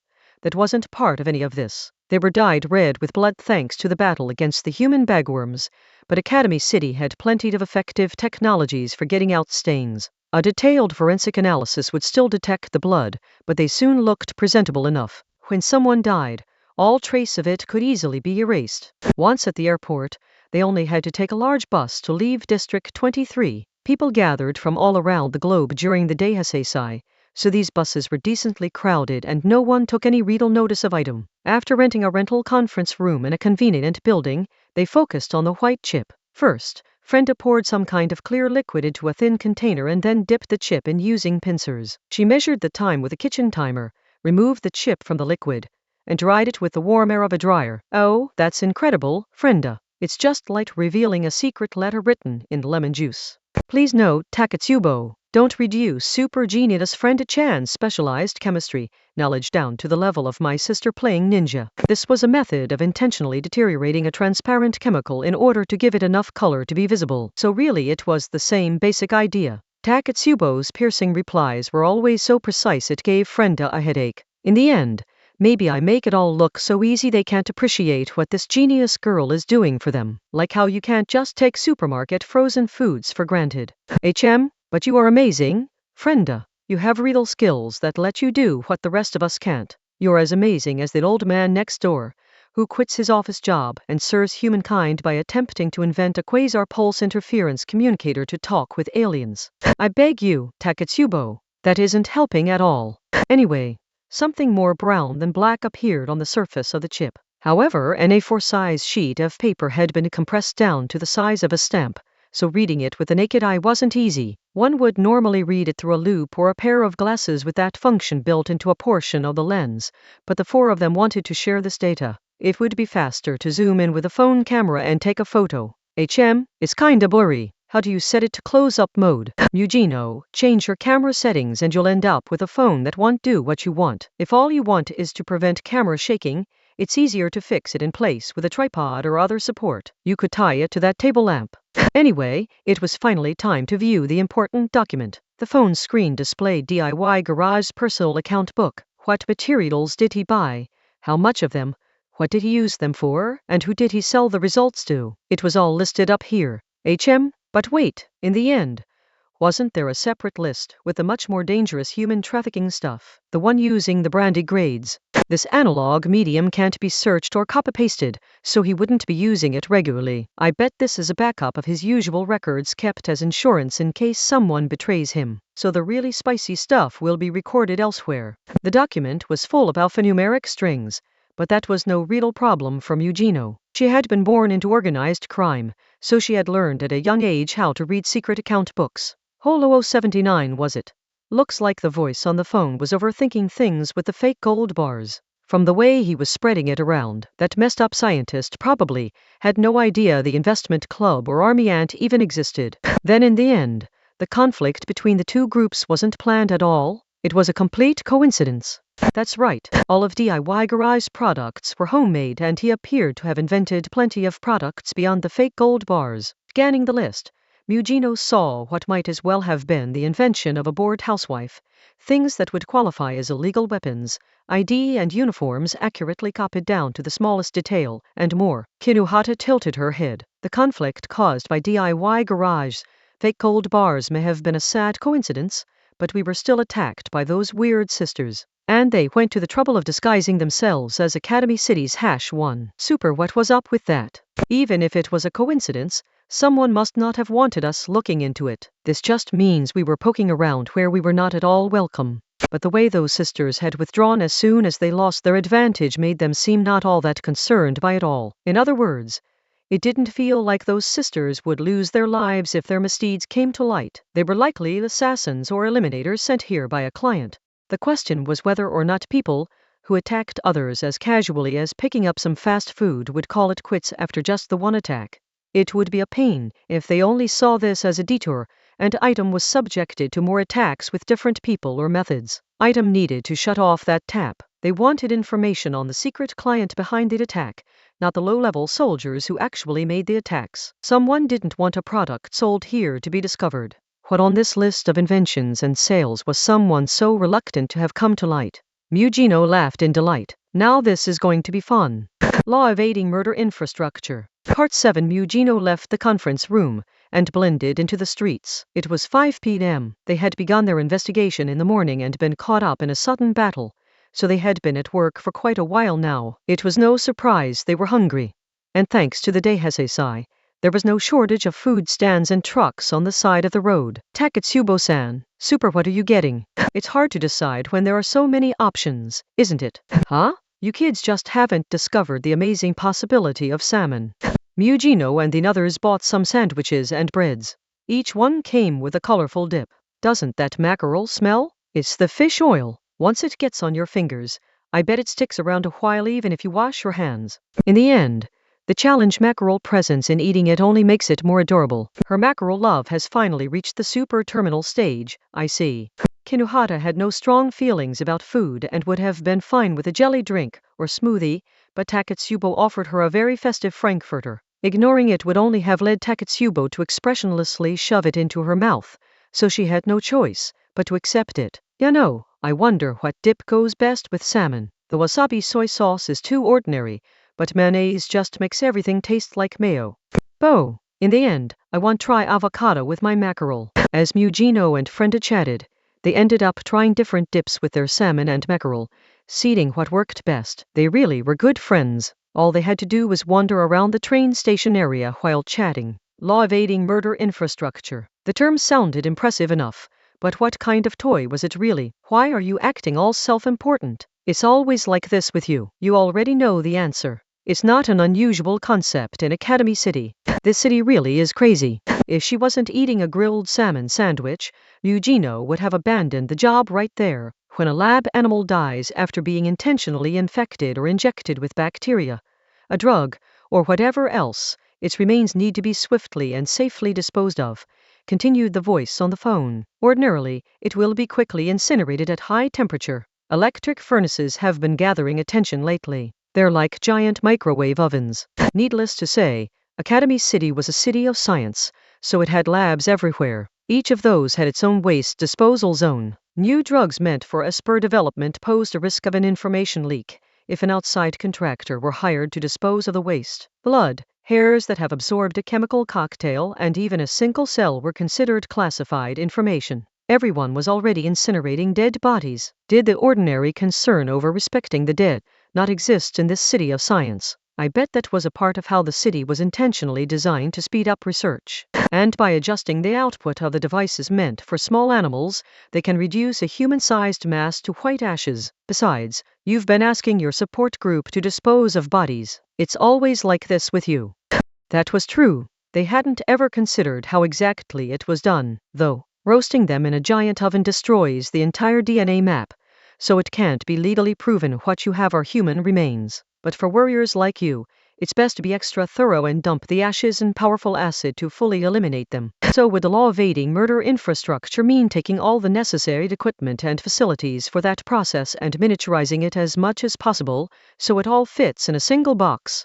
It's just a magic trick for making a body disappear. A single storage container should be enough. The bigger problem is the power for the electric furnace. Hooking it up to a 100-volt household power source won't be enough. It might be quicker to determine where power can be stolen from a factory, railroad, or other facility with a large power source without being noticed. Once we know where the device is located, it won't be long before you've identified the target and their range of movement.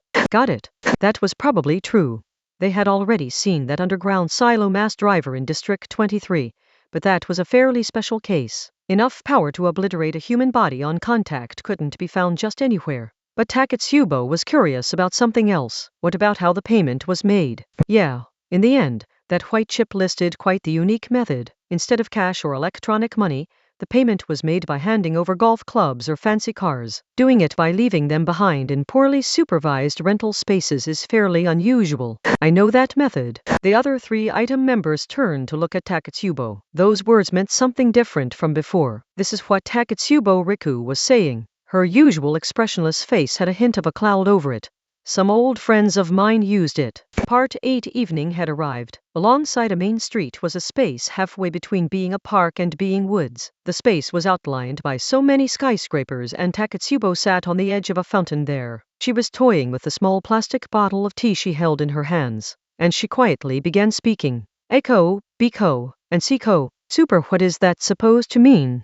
They did have names, but they were more or less meaningless, because the advanced lab at my school was something like a ghost story. The story said people no one had ever seen might select you based on undisclosed standards, and you would suddenly vanish from your class with everyone being told you had transferred away. Your original name and identity would be erased, and no one would be able to track down your new life. But it had really existed. The organization had erased all traces of living people, including their names, and used them for experiments. The truth had been far more than the ghost story told for fun at the surface-level school. Still standing, Kinuhata put a hand on her hip. And if you hadn't done anything, that super would have happened to you? All I did was take a peek inside. Takatsubo, who hadn't become Diko, smiled a little. It was a somehow self-deprecating smile that carried many small wounds. The advanced lab's goal was to boost Esper powers, but not using methods that would be permanent in case of failure, such as messing with the Esper's brain or DNA. They used external methods like machines or drugs that could be swapped out if the situation demanded it. Originally, even the school was experimenting with body crystal without knowing how dangerous it is, said Takatsubo. In that case, how had the advanced lab planned to use the already dangerous body crystal? The risk to the user's life would have gone even further with. I heard something caused the superior lab to fail before I was officially transferred there. I don't know the details, but I think they lost some dark side power struggle. All 4 of the test subjects, including me even though I was still only there on a trial basis, scattered and fled. But only I screwed up and was captured alive. Screwed up, captured alive. The 2 phrases made an odd pairing from a dark side perspective, but apparently there was no deeper meaning there. They cared more about eliminating the organization and didn't care all that much about me as an individual. I remember being fairly confused after I was dumped out into the honest world. Of course she was confused. Nothing left people more at a loss than being told they didn't have to do anything. But if there was nothing more to it, then Takatsubo Riku would have to face the honest world. I used to want to make quizzes, said Takatsubo. No, I don't think it was that clear in my head. Maybe I would have been happy as a TV host or a museum worker. I wanted to be someone who explained things to people. Used to. That meant it was no longer the case. Something had forced her to give up on it. I lived as a normal person for a while, but it didn't last long. Did your old friends pay you a visit? Asked Mujino, seated on a nearby metal bollard. Takatsubo nodded. It happened shortly before I met you. Takatsubo had always said Mujino rescued her when she had been arrested on false charges. Eiko, Biko, and Siko all seemed to believe it would fix their lives if they could revive the advanced lab. They seemed to view their painful past there as a special experience not available to ordinary people. Perhaps their psyches couldn't endure believing anything else. Perhaps the advanced lab's education and management had just been that effective. They wanted us to be a group of 4. They seemed to truly believe that would make them whole. The advanced lab wanted to restart its work, so they worked with those 3. The adults were willing to do anything if it would allow their research to continue smoothly. When I returned from shopping one day, my room was gone. A dump truck had crashed into the first floor room. With my student dorm destroyed, I lost my standing at school, and those 3 even tricked Auntie Skill into arresting me for stealing the truck and destroying my own home. I don't know why, but they said they found a dead body in my destroyed room. Those were the false charges forced upon her. According to Takatsubo, talented students who rejected the advanced lab's recruitment would be isolated and detained in that fashion. It was their usual method. They had a complete false charges manual, and after falling that far, in the end Mujino saved you? I had to sneak into the holding area to erase some data, awkwardly explained Mujino. The tracksuit girl kindly narrowed her eyes. Item had begun as just those 2. There would have been time shared only by the 2 of them. Still seated on the bollard, Mujino crossed her legs and sighed in exasperation. So does that mean they see Item as an enemy for stealing you from them and completing the 4-person team they wanted to be? I think so. Those 3 aren't thinking about their individual skill or effort. They believe they failed because they don't meet the necessary requirements and they blame the person who stole that from them. It was funny really. It made Takatsubo Riku sound like the flag that determined the winner in a game of beach flags, including the fact that what she wanted was ignored entirely. You super said these were your old friends, right? Yes. Then do you know what their powers are? To Mujino, Kinuhata, and Frenda, those 3 were a mysterious group. But not so for Takatsubo. She had a general idea of Oko, Biko, and Siko's powers. That was a major advantage for Item. Seated on the edge of the fountain with her hands around the bottle of tea, Takatsubo Riku gave the following explanation. Eiko's power is all or nothing. Whenever she succeeds in a cross-counter, her enemy's attack power is added to her own, damaging that enemy. That explanation is really vague on the physical front, so I think it's actually a psychological power. Just as fear of a gun or bomb can cause bleeding from the heart, excessively powerful mental activity can cause actual physical harm. She externally boosts her power by inducing self-hypnosis with flashing lights and aromas. She cannot lose as long as she can continue deceiving herself. Biko's power is territory pheromone. The power is based on the scent of her hair. When her own scent particles mix with someone else's, the microscopic structure breaks down and she can precisely detect their location. You can think of like a radar power centered on her own location. She externally boosts her power with lifestyle optimizations, including her diet and sleep. The research is apparently trying to draw out her top performance, by having her follow the optimal routine. Seiko's power is composite. The power lets her adhere any two objects together regardless of their material traits. By sticking an enemy's hands together, she can restrain anyone. And I believe she had several nastier ways of connecting the body. She externally boosts her power through brain surgery. Machines smaller than grains of corn have been attached to the interior of her skull, and their slight expansion and contraction can stimulate different values in her brain. Takatsubo paused there, but she finally added another point that couldn't be ignored. Also, A-ko, B-ko, and C-ko are all level 4. Is that super before their powers were boosted? That's right, Kinuhata. The tracksuit girl looked up from the edge of the fountain and breathed a heavy sigh. They didn't cheat their way into being geniuses. They are geniuses who then cheated. What could they accomplish when shortening their own lives to forcibly boost their powers? Just like with Takatsubo's body crystal, these advanced lab girls sounded different somehow. They weren't just your average level 4. Also, this is all based on when I knew them, so be careful. I can't predict how much they might have grown since then. Remember, the Advanced Lab is a research institute meant to push spur powers past their limit with machines and drugs. And technology advances fast, especially in this city. Although they also did research into intentionally lowering a spur power so that it could be fully controlled. You don't hear about that often in Academy City, so I think that was what someone didn't like and attacked them over. That explained the girls' powers. But what exactly did they do with those powers? I more or less remember their methods. They could have changed since I knew them, though. Takatsubo lowered her gaze to the ground, refusing to look anyone in the eye. Or maybe she was looking to a past era, when they would leave the advanced lab to complete a dirty job. They would start by attacking the most crowded event in the area on that day. In the end, is that supposed to be a large-scale diversion? It could be Halloween or a graduation ceremony. They just wanted to cause enough casualties in a large crowd to trigger a large panic. Then anti-skill and judgment would be too busy dealing with that to focus on anything else. Then they would, for a short time, have a lawless area where they were free to act. They used this to attack rival labs, assassinate VIPs who were preparing to reduce the lab's budget, and so on. But that method gets a ton of ordinary people involved, right? In the end, would the higher-ups really allow that? They didn't allow it, which is why the lab was destroyed the first time. Takatsubo stated this as a plain fact. It was all too convincing, and they still haven't learned their lesson. Far too convincing. Mujino crossed her arms while seated on the metal bollard. So their goal is retrieving Takatsubo and we're just incidental, huh? So would the biggest event in this case be the Deihasei? But that's so big you can't really call it a single event. It won't be anything that covers Academy City as a whole. They will probably only want to affect a single district, assuming they know where I am. This is the most crowded event nearby, the night parade, particularly the Riverside fireworks show. Not one of the sporting events. The stadiums and domes require seats and tickets, so they can only hold tens of thousands, but a free outdoor fireworks show will draw hundreds of thousands, especially with so many parents and other ordinary people here from outside the city. This will likely have the larger crowd. Hold on, interrupted Frenda. She stepped toward Takatsubo, probably without realizing it. A fireworks show?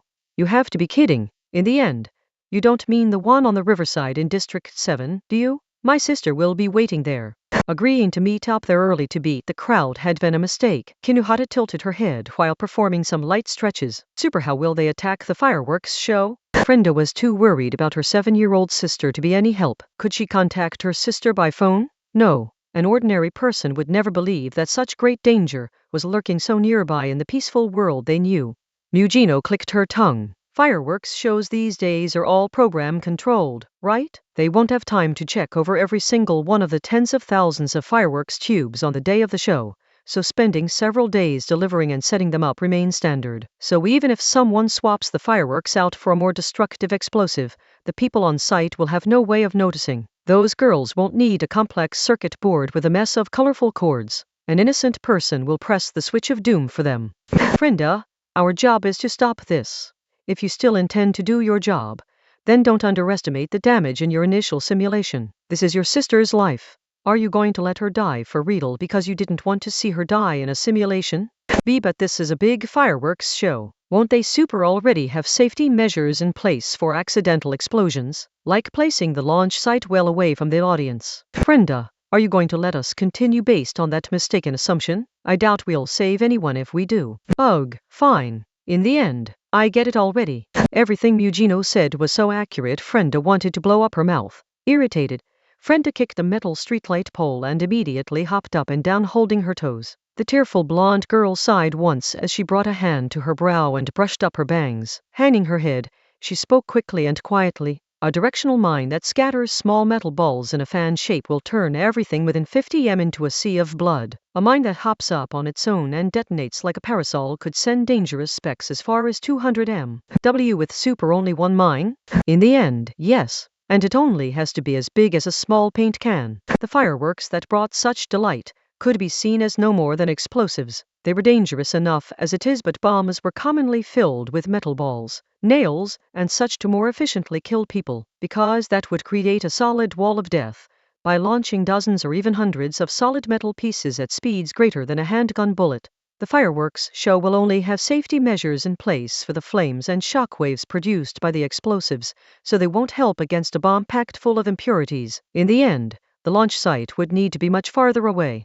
This would easily destroy what should have been a happy time. Defending was much more difficult than attacking, especially when it came to explosives. Plus, this show would apparently be launching tens of thousands of fireworks. They didn't know the scope of the trap being prepared, but if every single firework were a trap, the number of victims would be truly nightmarish. Frenda breathed a heavy sigh. She may have had some more specific estimates on that front. It looks like the fireworks will be launched from a sandbank in the river, but in the end, that isn't nearly far enough away. In the end, if a swap really has been made, then at least the front rows on either bank of the river will be turned to mincemeat. This would create an uneven distribution for the blast, which would be a problem if the goal were to slaughter hundreds of thousands of people gathered in a large space. But the advanced labs ACO, BICO, and SICO's goal was to cause a panic as a diversion to paralyze law and order, so they wouldn't particularly care how many were killed. What they would want was to create some trouble that was as flashy and noticeable as possible. Seated on the edge of the fountain,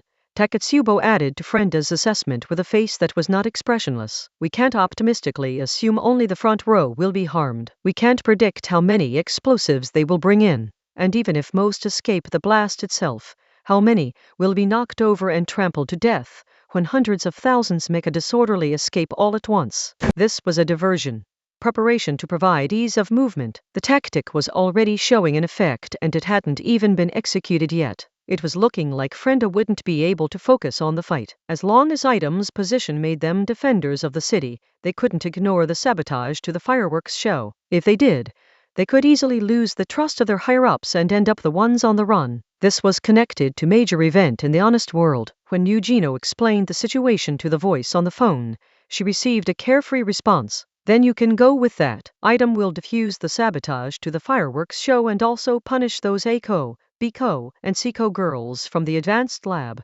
Did you call it? Someone needs to show them the world isn't that easy. What, you aren't sending any reinforcements? This goes beyond our filthy dark side. The bright and shining honest world is at risk. I'd love to send some ordinary forces in, but that would probably only cause more of a panic in that densely packed crowd. It's always like this. It was irritating how right she was. Don't ask to have the fireworks show cancelled at this point either. ACO, BICO, and SICO will hear any official announcements, so that would only provoke them. They only care about causing chaos, said Takatsubo.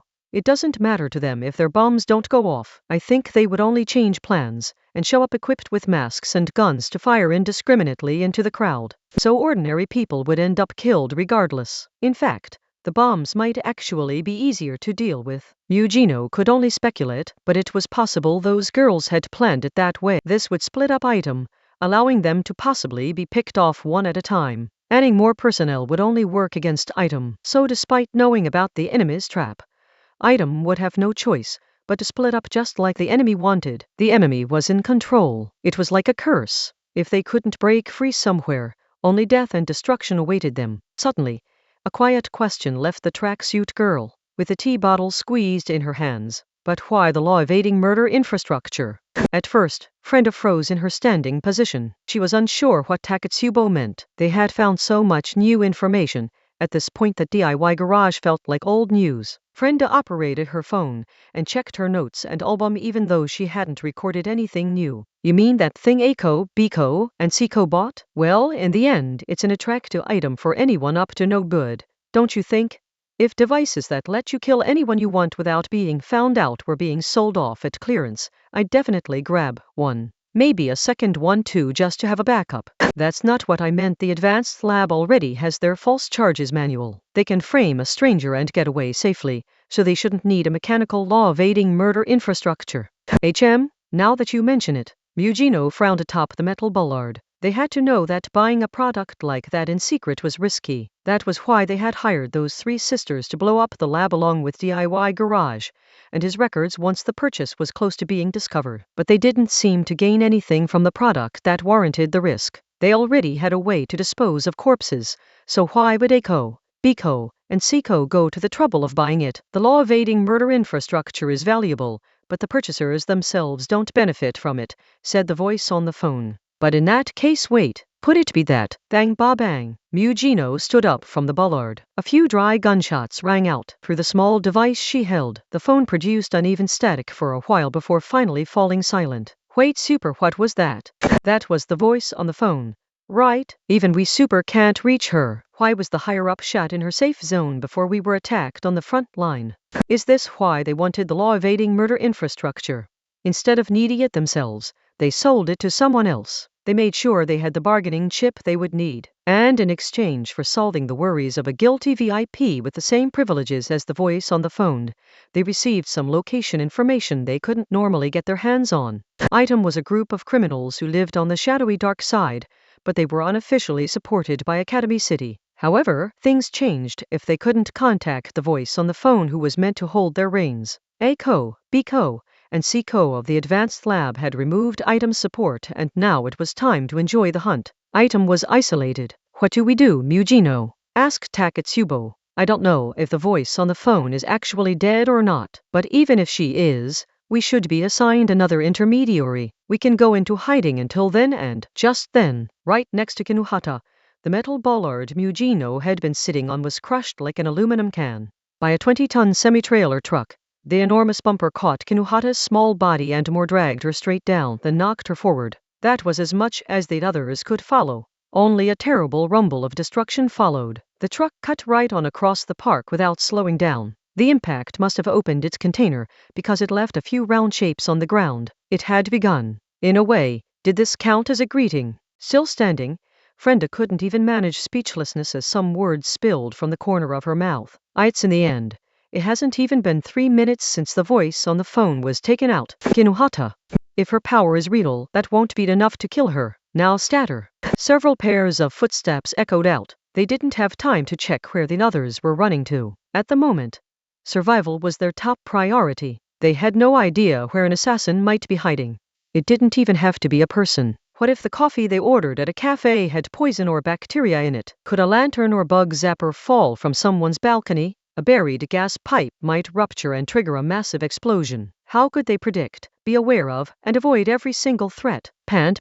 After reaching a gap between two buildings, Frenda Sivalan finally stopped and caught her breath. She discovered she was alone. No, it wasn't that she had gotten separated from Mugino and Takatsubo along the way. They had intentionally run off in different directions to begin with. They still didn't know what had become of Kinuhata. Frenda doubted a truck hitting her would kill that girl. But if the enemy was focusing on eliminating Item's high-level spurs, then they might have made a further attack on Kinuhata. Item was scattered. Without the support of the higher-ups, even their connection to the support group was gone, and the unseen enemy was hunting them as a group and team. Kinuhata had offense armor to help her, but Frenda was a level 0 and would be easily killed if caught by surprise. She didn't usually focus on it, but Frenda was Item's only ordinary human and thus had the greatest chance of dying when things went south. That was why she couldn't just obey Mugino Shizuri's instructions. A level 5 might be able to survive using the thorough brute force methods that Battle Freak preferred, but thoughtlessly following along would only get Frenda killed. Easily killed. So, she had to calmly think this through like a villain. To be blunt, can we even defeat this opponent in a fight? If not, that was fine. Knowing they couldn't possibly win would help her when coming up with a plan. In other words, she would run away, but she had to remain calm. Was running away even physically possible? Where was her 7-year-old sister right now? Was she already at the site of the fireworks show? Was there any way to locate a single person in a crowd of hundreds of thousands packed in like a train at rush hour, and then take them safely out of the city? If not, she would just have to prepare one. She had plenty of her own level 0 options left, like her phone's GPS and her plastic bottle drones. So should she go with that? Once she thought through it that far, a chill ran along her spine. A baseless thought suddenly entered her mind. Be careful. Choose wrong here and you really will die. This wasn't a simple choice of going left or right. This crossroads and decision was about what kind of villain friend Sivalan would be. Just as she started to take the easy way out, she took a single step back. Settle down. Stay calm. Truly calm. The enemy outplayed us and split up item as a team, including the voice on the phone. That much is true, but they wouldn't go to the effort if they were confident they could beat us without doing that. That meant the outcome wasn't so obvious. In fact, it meant item had the upper hand. Whatever the enemy tried, if item could remain firm as a united team, that alone would scare the enemy group.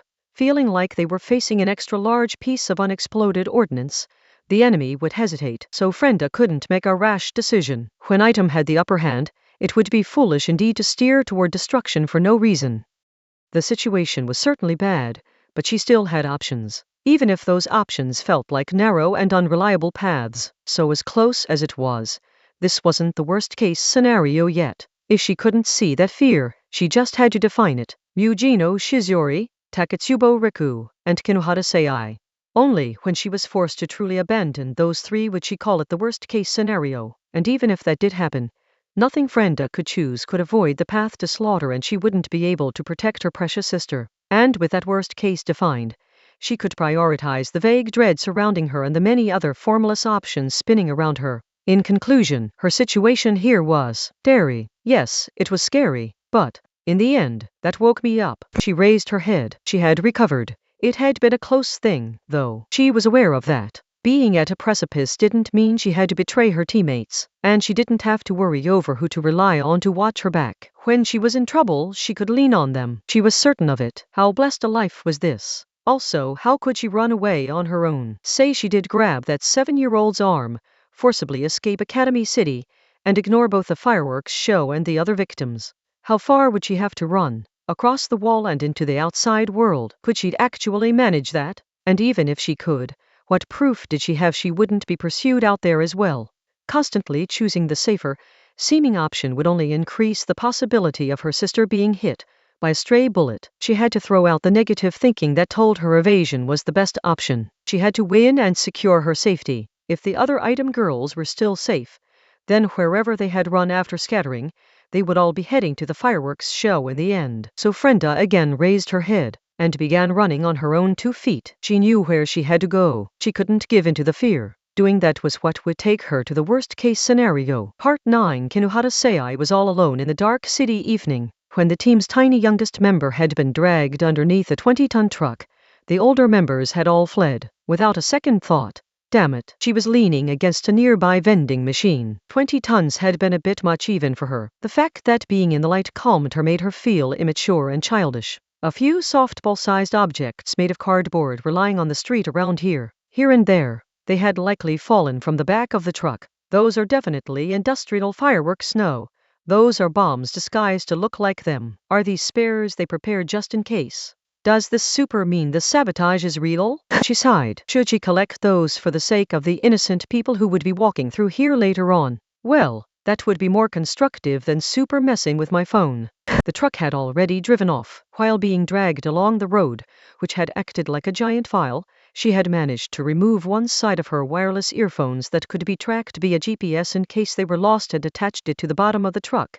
But she wasn't sure how helpful that would be. After all, they had used the truck to run someone over. It was almost certainly stolen. It irritated her she hadn't just died there, because surviving meant she was still in the fight and had to deal with the problem. The voice on the phone might be dead, with no support from her or the support group. Item was entirely isolated as the enemy hunted them down, and as a diversion or preparation for that, they would blow up or crush the hundreds of thousands at the fireworks show. That last part was unacceptable. Didn't those fools realize that was unnecessary? Without that, Kinohara's spirit might have actually been broken. She didn't think of it like a movie. She had no intention of acting like a hero in a movie. Entertainment was fun because it wasn't useful in anything else. It was meant to be enjoyed mindlessly. So she switched to her work mode rather than her leisure mode, and the dark side executioner spoke under her breath. Well, my life was wasting away in the shadows to begin with. I can at least repay them for taking me in. And I do owe the honest people out there for making life so super fun. She couldn't forget. The ordinary city she knew had been made by the ordinary people there. Part 10 tracksuit girl Takatsubo Riku came to a stop in a twilit park. She doubted anyone was pursuing her. She knew the habits of a Ko, B-Ko, and C-Ko of the advanced lab. They would never continue a messy head-on fight for long. They would secure a distance and direction, allowing a unilateral attack on their opponent, launch a preemptive strike from a blind spot, and then withdraw. That sounded nice if you called it a hit-and-away tactic, but they really just love cheating and abusing loopholes. Takatsubo had fallen victim to that enough already. She had thought Mujino had rescued her from all that after the false charges incident, but that hadn't solved it. It had ended it for a time, but the root problem had remained. This was all the result of her own decisions. She had ignored the debt for so long that the interest had grown truly unmanageable, and now she was trapped by it. You really can't change your past, can you? My own actions are returning to kill me. Part 11 Eugene Shizuri spoke quietly, while seated on a bench at a subway station platform. Maybe so, but your item now. Between the lines one as the sky faded from orange to purple. The District 7 Riverside was already crowded with people. The motley collection of people all carried cardboard fans used by sticking your thumb through a round hole. They were being handed out for free around here, and they doubled as a pamphlet for the fireworks show. The wide riverside lawn was ordinarily used as a golf driving range or a grass lot baseball field. Ropes currently divided it into some roughly rectangular areas, but that barely mattered with such a large crowd. There just wasn't room for people to lay out a sheet and sit down. There were also some large artificial structures. At the front row near the river was a large stage like those seen at outdoor festivals, and a temporary relay station for a TV broadcast had been set up. The noise was deafening. Large speakers were lined up across the vast space like monoliths, and they produced a young male announcer's voice. Welcome to the fireworks show and night parade that acts as an alternate way to enjoy the day Heisei. You will soon be treated to a dance of light and sound born from a combination of skill and talent. Not only that, but a variety of artists, both professional and amateur, are joining us tonight. Allow me to introduce you to them. First is the gold standard who needs no introduction, Hidetsui Hajime. Next is, her name isn't read in the German or the Italian way, is it? Anyway, this is Arisa-chan. And we have the 3-member idol unit Clearance. The stands set up on the riverbank were selling the standard food and drinks, but also binoculars and simple phone tripods. The single-lens reflex lenses made to be attached to a smartphone weren't cheap enough to sell at stands like this, so the ones here were probably useless fakes. Come on, Tesu, we don't have all day, so get going. Wait for me, senpai. Some mechanical gashunk sounds came from the crowd.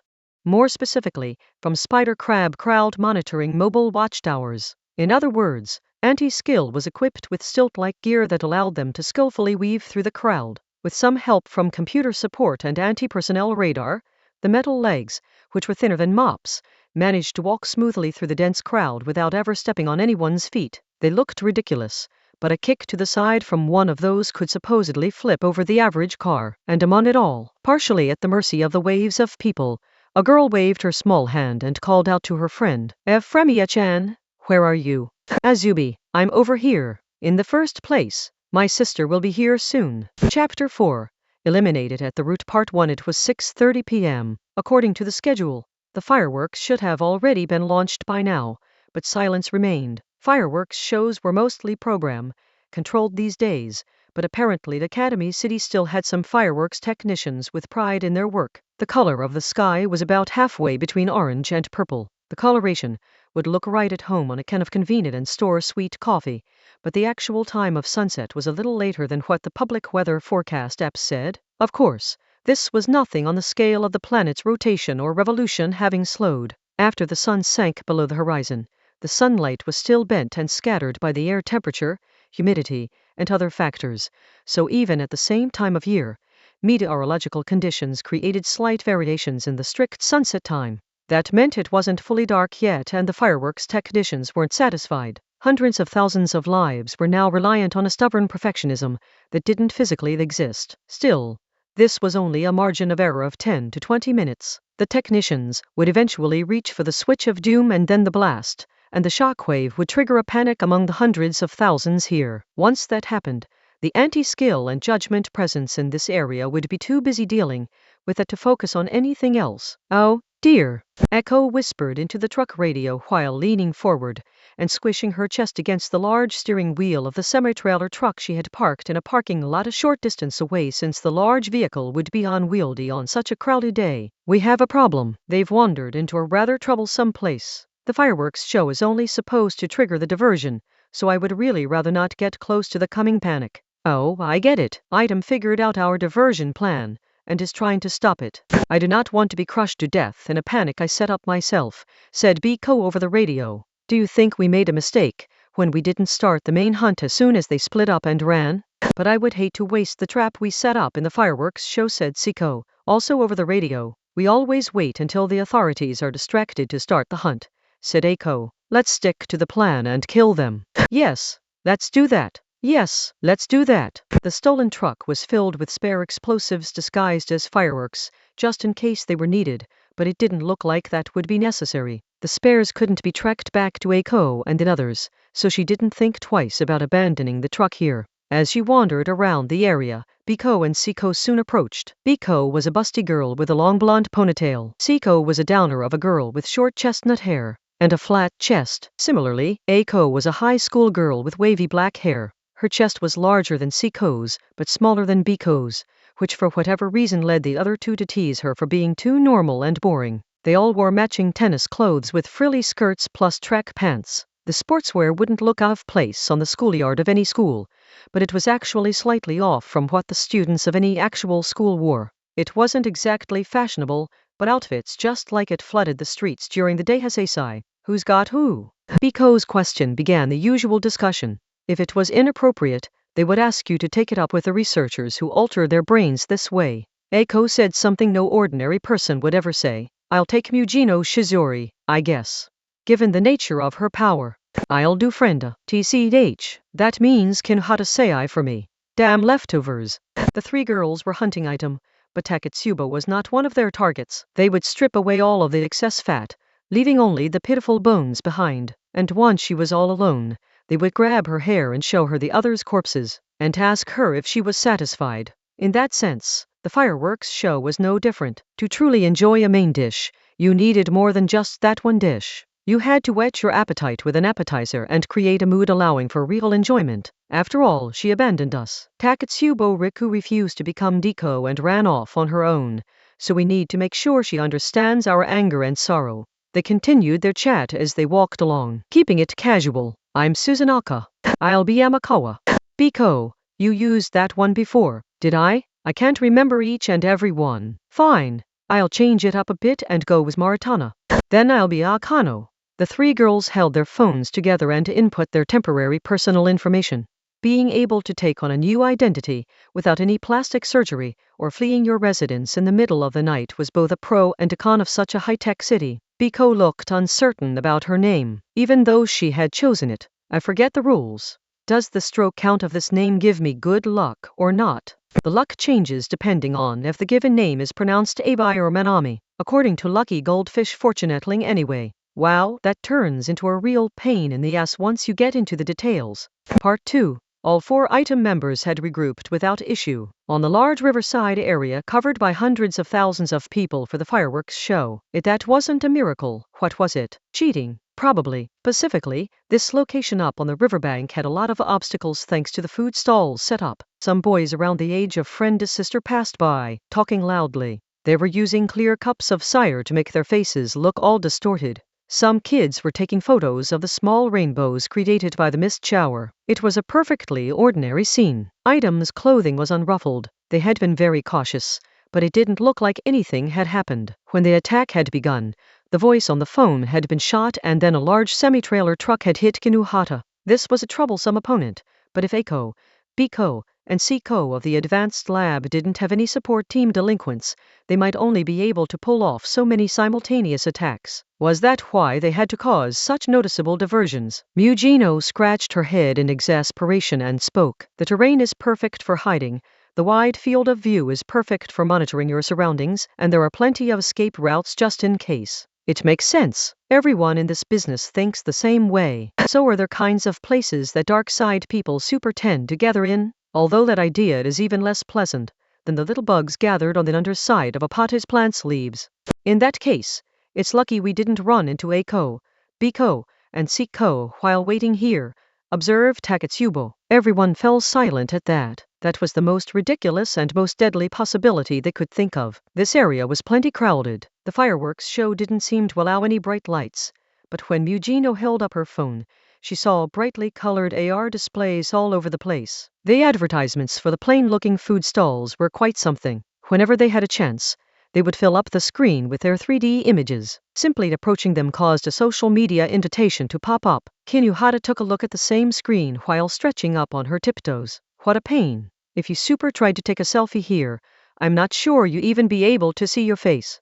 That just shows how many people's plans are tied up in this event, Kinuhata, said Takatsubo. This isn't just about us. With such a large fireworks show, there would be a TV broadcast and amateur streamers were a common sight in Academy City. That made navigating the place a challenge for item who spent so much time on illegal jobs. Let's decide who does what. In the end, I'll take the fireworks launch site. If you need a bomb defused, Frenta-chan's your girl. Super, what are the rest of us supposed to do? If Frenta tries to defuse the bomb, A-ko, B-ko, and C-ko will try to stop her. We need to stop them. They paused their conversation there. Takatsubo cast a glance over at some passers-by and waited for them to continue past. Some girls in yukatas were chatting happily with one holding a small, clear plastic bag filled with water. At first, it didn't seem to contain a goldfish, but then a small red fish appeared. It apparently hadn't been visible due to the lighting conditions. Mujino lowered her voice. They're planning to blow the place up? Would they really come here themselves? What would prevent them? The fireworks show isn't like the stadiums during the day. No one is checking ID or tickets or inspecting bags at the entrance. Anyone can come in for free, said Takatsubo, tilting her head. The general mood wasn't right for strict entrance management. Anyone could arrive from anywhere. Maybe it came from this being a free event, but for people trying to protect the place, security seemed lax for the number of people here. The tracksuit girl was a pro who always considered the worst case. If the fireworks sabotage fails, A-ko, B-ko, and C-ko only have to put on masks and directly shoot up the place. That does increase the risk of being identified compared to the explosive trap, but all they really need is to trigger a large enough panic to keep anti-skill and judgment busy. So that would be enough for them to get back on track. In other words, defusing the bomb wasn't enough to say the place was safe. Their goal needed to be protecting the lives of the hundreds of thousands here, not stopping the bomb. Especially for Frenda, who was close to biting her thumbnail, if she wasn't careful, even though her delicate fingertips were her life. From the look of her, she probably needed to reapply the makeup meant to hide her fingerprints. It really would be necessary to take out A-ko, B-ko, and C-ko of the advance lab. Mujino kept it brief. Where's the enemy? I have a general idea based on their preferences. Part 3. And so Mujino Shizuri was sneaking around on her own. As a fireworks show, there weren't many lights on, but the area around the stage was an exception. Bright stage lights supported by a stainless steel framework clearly delineated the world where the artists stood. In addition to anti-skill in their stilt-like gear, aerial surveillance drones were flying irregularly around the other side of the stage to keep an eye on the crowd packed in at the front of the stage. The many different models of drone likely meant there were also some recording the performance for the event group, and for the TV station broadcasting it. Either way, there was something to avoid for anyone on the wrong side of the law. If Mujino was spotted carelessly appearing at the edge of the screen, she might gather attention as a spectral figure in the darkness. While keeping low and moving through the backstage shadows, she voiced her annoyance. An idol unit, huh? And another group of 3. That's a bad omen. This was where anyone involved in TV would likely be. For a live broadcast, this was a very awkward place for someone from the dark side where she very much did not want to end up appearing in people's living rooms. Is she really here?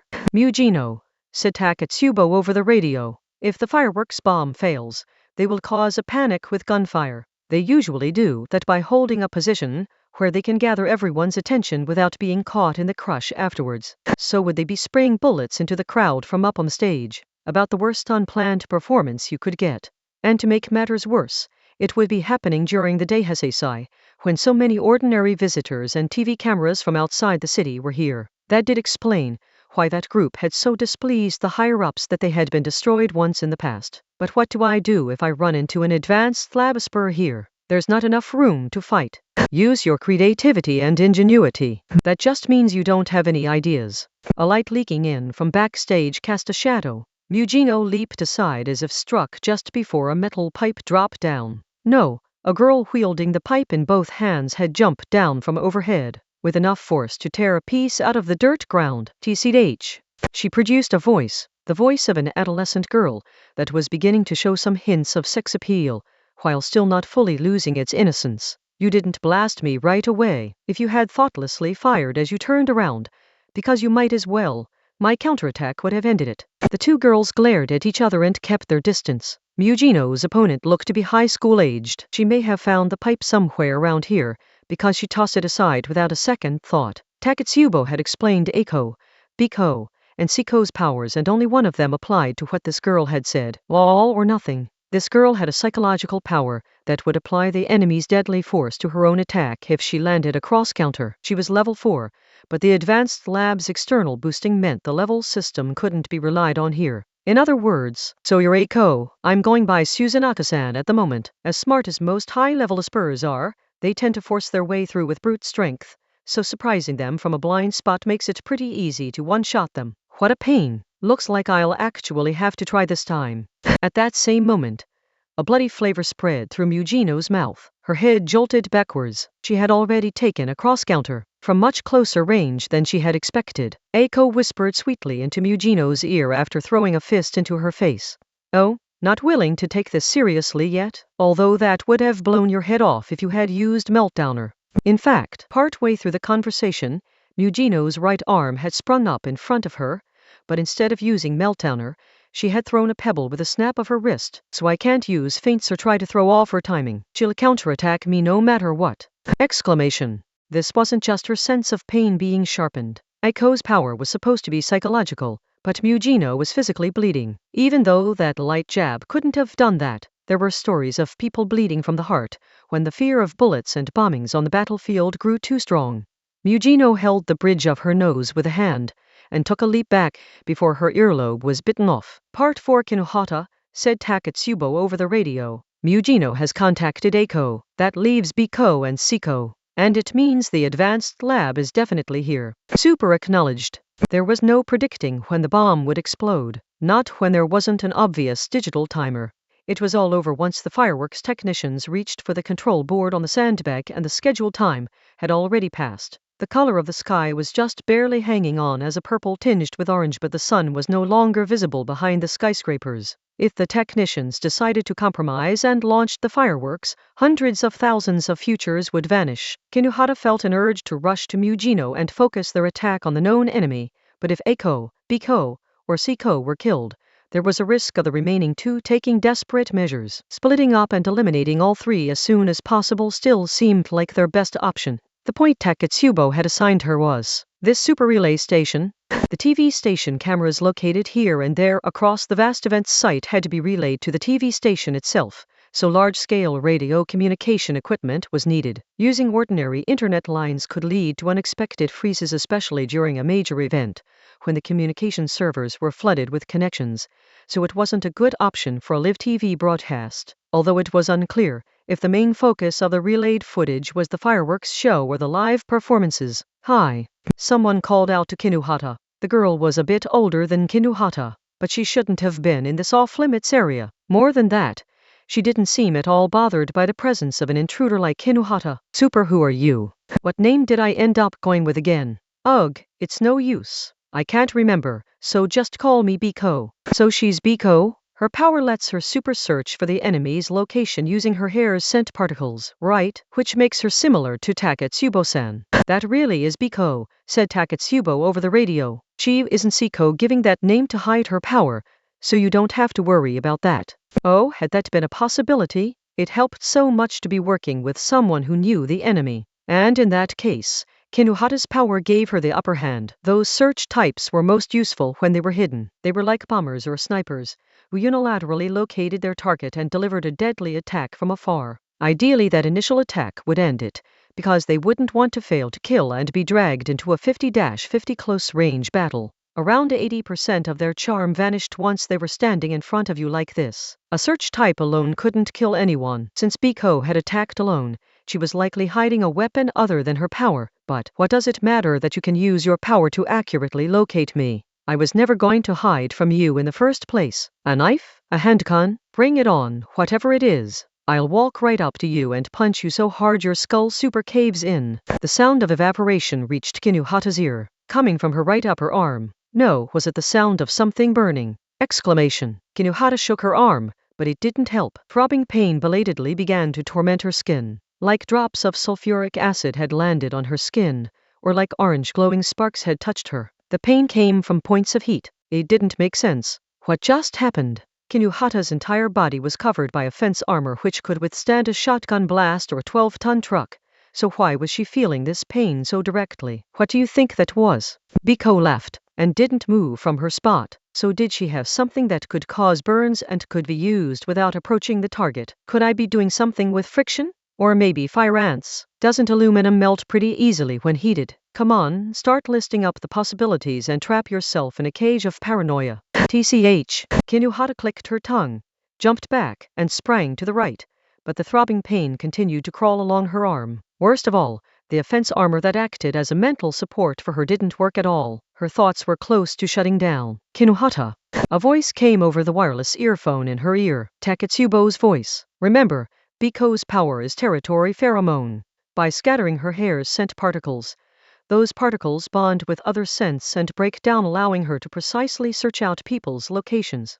Super, so what? How does that help me in this situation? That's my point. Discussing her power is meaningless. That will not solve your problem. Kinuhata felt like punching that girl watching on from some safe place. But just when she thought no more advice was coming, Taketsubo provided a more direct statement. Biko's power cannot cause an attack like that. Finally, Kinuhata understood. She cooled her head while continuing to run around. This wasn't some strange new power. Biko's attack could be explained with nothing more than ordinary scientific technology. It was a form of science that could burn the skin without being visible. Yes, that sounded a lot simpler than triggering an artificial Big Bang or time traveling with no assistance. There was nothing there. She couldn't see anything. Yet as she threw her body around to flee, something invisible pursued her along the metal walls of the relay station. First an unnatural dark scorch mark and then an orange glow. The wall was burning. In other words, an HMLA. That is, a homemade laser. A voice cackled loud. It was Biko. Look, you don't need to sound that shocked. Laser weapons aren't all that unusual. Still standing a short distance away, Biko twirled something in her hand. It was even smaller than the glowing sticks used to guide vehicles at a construction site. It resembled the pen lights used at concerts. It clearly wasn't a normal tool. You can make one of these from a copier. By rearranging the equipment, insulating it, and increasing the voltage and some other annoying work, you can get as much power as a car's cigarette lighter. It's not some amazing weapon that can shoot down a ballistic missile, but it can ignite a piece of paper at a range of 50 m. You can imagine some interesting uses for that, can't you? So that's it. Since I can see when a fence armor is active, it must be super letting light through. Which means laser weapons will pass right through too. Light was an electromagnetic wave. Taketsubo had known this from the start. The signal passing through her mobile device to reach her wireless earphones was getting through too. After all, this isn't super all you can do though, is it? Do I need more? A single boring success is enough as long as you ramp up the quantity, and lenses gather together like a honeycomb, or enough to boost the power as high as I need it. TCH.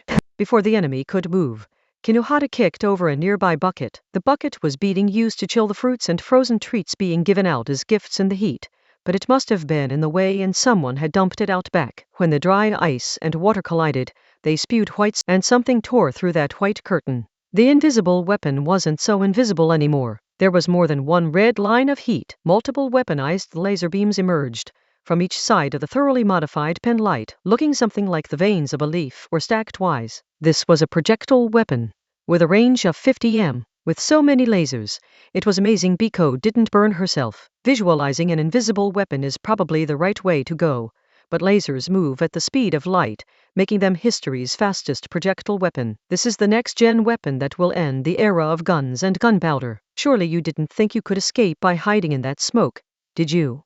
I have combined my perfect searching power with an HMLA that can burn my target at the speed of light. Do you really think you can escape? I will kill you no matter where you run.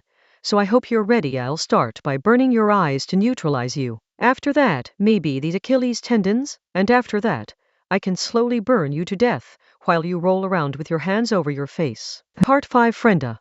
In the end, I've got a general idea of the situation. If Mujino and Kinohara are fighting, that means we know who I'm up against, right? Takatsubo, you focus on supporting Kinohara. You said Biko's using a projectile weapon? That's a bad matchup for Kinohara. Close quarters combat specialist Spurs are in a precarious position. One wrong read and the battle can turn against them. So is her honorary big sister. I'm just so worried. Okay, Frenda. Super, wait. What makes you my big sister? You're the one without a power giving you a shield or armor, so a single hit will kill you instantly. In the end, do you really think perfect dark beauty Frenda-chan would make a mistake like that? Both sides of the large bridge were blocked off with red cones and striped bars, and not just because a large crowd would be dangerously heavy. The river sandbank acted as the launch site, where all the fireworks technicians were gathered. The center of the bridge was in the danger area in case of an explosion, so the bridge had been blocked off just in case there was any trouble. The bomb had to be on that sandbank. It was Frenda's job to defuse it. A blast from the sandbank might not reach every part of the event site, but the front rows would be in danger, and there was a decent chance of people being trampled in the resultant panic. A wave made up of hundreds of thousands of people could easily crush a person to death, and the victims could very well include Frenda's 7-year-old sister and her friends. Defusing the bomb meant going to the sandbank, but her presence on the empty bridge would be conspicuous enough to gather attention from anti-skill and judgment. With so little time, she couldn't afford any extra trouble like that. Which meant, I can't swim there, so in the end it has to be here. Frenda walked along the riverbank and below the bridge. The underside of the bridge was covered by steel beams laid out like a gym ceiling in order to distribute the bridge's weight. If she used those as footholds, she could cross there. Except someone was already there. Of course someone was. This was the only route. I thought you'd be here. She was above the water on the underside of the bridge. That footing was unstable at best, and the girl was clinging to it with her hands and feet like an insect, while upside down, sticking, connecting, and linking. Her spur power allowed her to adhere to anything. Level 4 composite. In the end, you must be the advanced lab Seiko. We never had to deal with all of item. Frenda Civilon, if we take you out, no one else can perform the delicate diffusing. You think you can fight Frenda-sama, the secret strongest item member? In the end, you lost the moment you didn't come at me with all 3 members. With that shout, Frenda launched a few homemade rockets she pulled from her miniskirt. Their course wasn't bad, but they detonated before reaching Seiko due to the jungle gym of steel beams. But this wasn't a failure. In fact, the psychological effect on Seiko mattered most. The fact that only luck and random chance had saved her would instill fear and surprise in her. She just had to be made aware that it wasn't her own skill that had saved her. From a distance, this would only sound like a food stall's popcorn popping or someone using party crackers to stand out from the crowd, so this wasn't enough to cause a panic. First, I scare them with a decoy attack. I confidently hold my ground, and once their wounded pride sends them into a rage, they approach just in time for me to remotely detonate the bomb I planted in advance. In the end, that's the standard plan.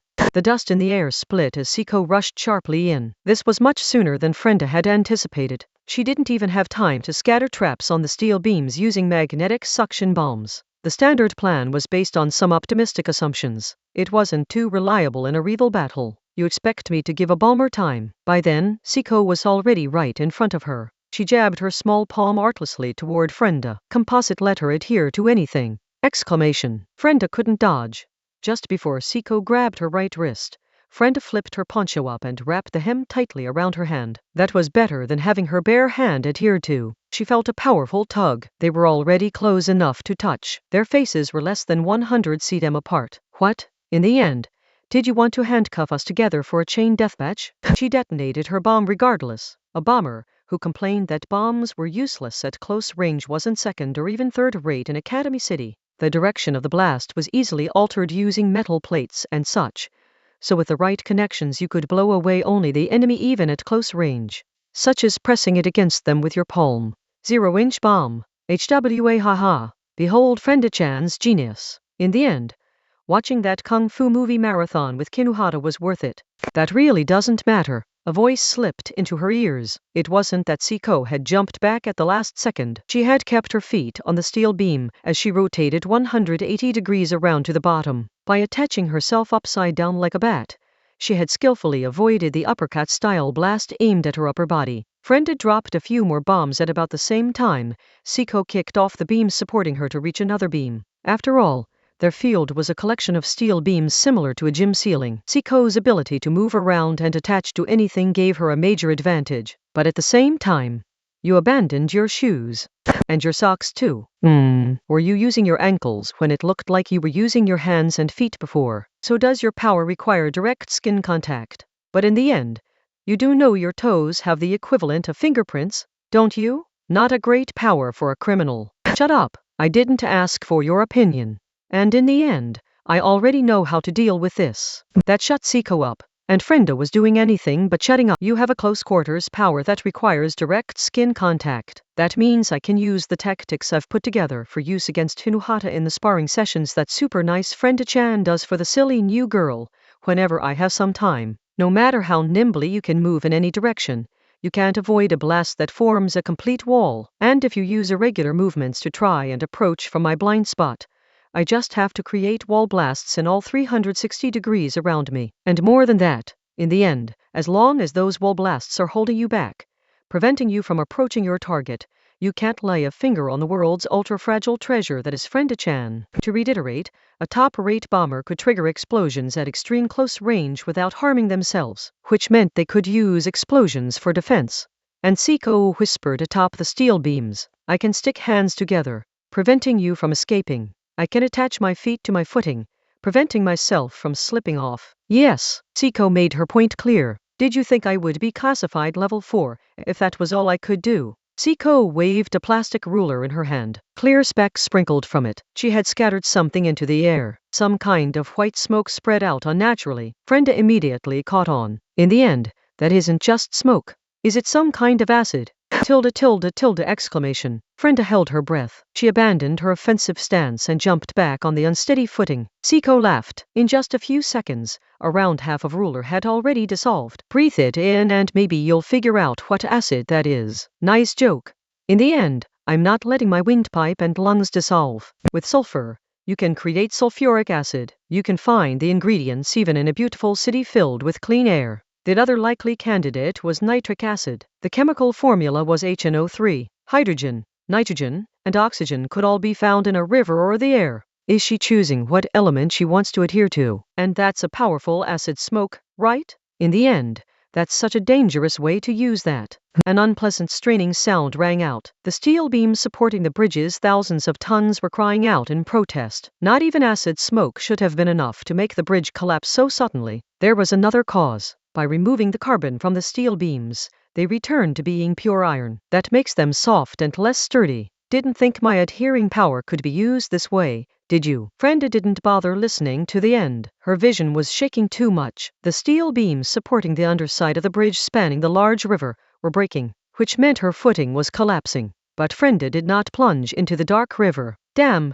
Did I fall onto the sandbank? That meant she was at the off-limits and highly flammable fireworks launch site. The damage to the bridge had caused a lot of noise, but had the fireworks technicians not noticed them? Frenda cautiously sent her gaze darting side to side and saw something unpleasant. A rubber boat equipped with an engine was crossing the dark river to reach the sandbank. Had the technicians not been on the sandbank because they were boycotting the start of the show? But if they were approaching now, the show would soon begin, and then hundreds of thousands would be made victims. Frenda's 7-year-old sister, her friends, and so many others were out there. There wasn't anyone here. Then in the end, I should have destroyed the control board. There was no time. As a bomb expert, Frenda had to defuse the bomb set up by the advanced lab trio, but she couldn't do that with the enemy here. The sabotage apparently wasn't too large scale, but she doubted it was something she could kick away without it reacting. She had no idea when a stray shot would hit the bomb and detonate it. And even if it had only been from the height of a building's second floor, she had still fallen onto an area much like a rocky riverside. She would even need to be careful when walking normally to avoid spraining an ankle. That she hadn't broken an ankle when landing from the height was either dumb luck or further proof that Frenda-chan was a super genius. A short distance away, a small figure landed with no evident excitement. It was Siko. The sandbank was definitely the killing zone, or right in the middle of one anyway. Was she really willing to approach the giant bomb her group had set up here? Frenda made sure to keep her breathing steady. You're going after Taketsubo because she's an old friend, right? Mind if I ask why you're willing to blow up a fireworks show with hundreds of thousands in the audience for such a personal reason. Zico's answer to Frenda's question was simple. None of your business. Glad to hear it. In the end, if you were doing this for a casual enough reason to mention it here, it would mean you had really and truly lost it. Frenda pulled a few convenient explosives from her dress's miniskirt and calmly considered the situation. Zico, what could she do on the sandbank? Her selected component extraction allowed her to extract and use a specific type of atom or molecule in whatever substance she touched. She could weaken especially strong materials like blast-resistant concrete or special steel. Either ability was enough of a threat. And there was more. The biggest threat was something else. Wrapping the poncho around your hand earlier was a smart choice. Damn, in the end, this is why I hate these high-level monsters. Without that, it would have been instantaneous. By removing the H2O that makes up 60% of the human body, I would have turned you into a dried-up mummy. Part 6. Kinuhata and Biko were rapidly changing position behind the temporary relay center on the riverside. Biko was armed with a homemade laser weapon built into a concert penlight. Her spur power allowed her to precisely locate other people using the scent particles of her hair. The combination of the two meant any target would be hit by the laser with 100% accuracy, or so the theory went. What? My territory pheromone isn't working. Are you stupid? I did tell you I'm super covered by a wall of nitrogen, didn't I? As long as none of Kinuhata's own scent could escape, it couldn't bond with and alter the hair scent particles being scattered through the air. That way Kinuhata could pass by right in front of Biko without her power detecting her. That said, the Super HMLA is enough of a threat on its own. Kinuhata kept low. She might be able to avoid the scorching laser weapon by swinging her body to the sides. Still, she heard the unpleasant sound like that of a heated wire pressed against cloth. Not even her rapid evasion was enough to fully avoid the attacks. As Biko had said, she really didn't want to take an attack to the eyes. But super weight. Where she's aiming doesn't match up with where I'm being burned. Only by a few centimeters, but still. Kinuhata's power was specialized for close quarters combat. She couldn't do anything without approaching the enemy. Exclamation. Biko, on the other hand, only had to continue wielding her modified concert penlight. The 7 lights extended along their respective lines. The scattershot of light had a range of 50 meters. This next-gen weapon would bring an end to the era of guns and gunpowder. The brutal laser light branched out 7 ways from the main axis to race out through the air, without the white smoke making the lasers visible.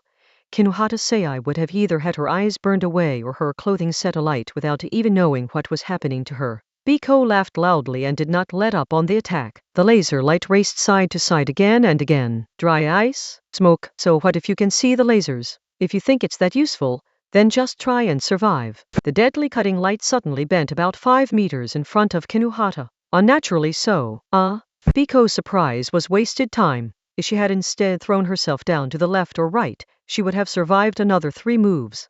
Kinuhata Sei had already rushed sharply up to Biko. She only had to extend her fist. The deafening noise came from the wall of super-compressed nitrogen smashing her muscle and bone. Biko doubled over and coughed up blood, but her confusion was more powerful than her pain. How? The orientation of the laser lens and the location of the burns differed by a super little bit, only a few centimeters. Biko leaped backwards before her entrails could be ripped out, but her HMLA was no longer a threat, and her power to locate an enemy couldn't stop Kinuhata Sei from marching right up to her. Its true light passes through my nitrogen barrier, but that super doesn't explain it all. Light will refract on the border between different densities, and when passing through narrow gaps, it will try to circle around. Sunset continues even after the sun has fully fallen below the horizon, because of the temperature difference in the air. Look through the water-filled goldfish scooping bag and the world looks distorted.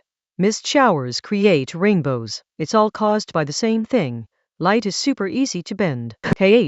My nitrogen barrier bent your lasers. It was even easier by taking in small pieces of dry ice. It's just that I can only make the barrier a few centimeters thick, so the slight refraction of the light still let it hit my skin.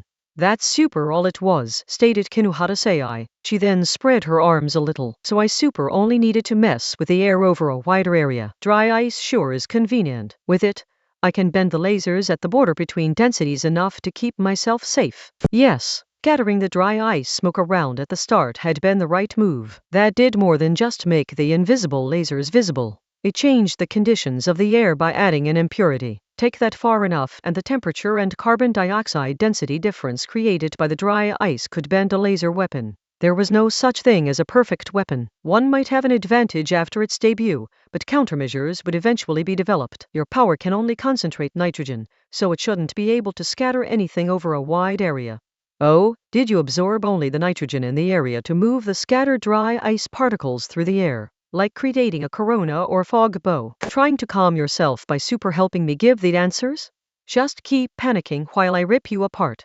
Kinuhata clenched her fist, held it at the ready, and, just as Biko held her hands up to block, tackled the girl with her shoulder. With the nitrogen barrier surrounding her, this gave Kinuhata a greater hitbox than throwing a punch or a kick, and any hit would crush her target with super high pressure, so she didn't even need to master martial arts forms and worry about the speed and weight of her punches. BH. Siko was caught and crushed by the mass of super high pressure nitrogen before being launched away. Only a gross wet sound continued for a while. Kinuhata focused on the earphone in her ear. Taketsubo-san, one down. Sorry I couldn't be super considerate of your feelings. I just super messed up your old friend, so this might be hard for you. I want to end this soon so I can fish for water balloon yo-yos. I know I pushed it onto you, but could you super give me back my kindness? But what to do now? If she had nothing better to do, it might be best to assist Mugino or Frenda, making it 2 against 1. However, something audibly stirred. It was Biko. Even though she might as well have had her torso torn through by heavy machinery, it was amazing she could stand up after bleeding that much, and she couldn't hold her shoulders straight. Even so, she was holding the laser weapon based on a concert penlight. You're still going to fight when more than half dead. You have guts. I'll give you that. This isn't over, but I will super kill you. Without a second thought, Kinuhata was ready to calmly evade the enemy attack and kill her. In fact, she didn't even need to evade the laser pointed her way. The scorching lines of light would refract just before reaching her and her skin would be untouched. But Biko aimed her concert penlight somewhere else. She didn't have to aim the HMLA at Kinuhata's eye. She was using several lenses to boost its power well beyond the firepower of a cigarette lighter. Yes, and what if she were to aim it at an industrial propane tank that stood taller than Kinuhata? Was it used to support the simple break room in the large broadcast relay station? Which meant it wasn't far from this back area. Are you super crazy?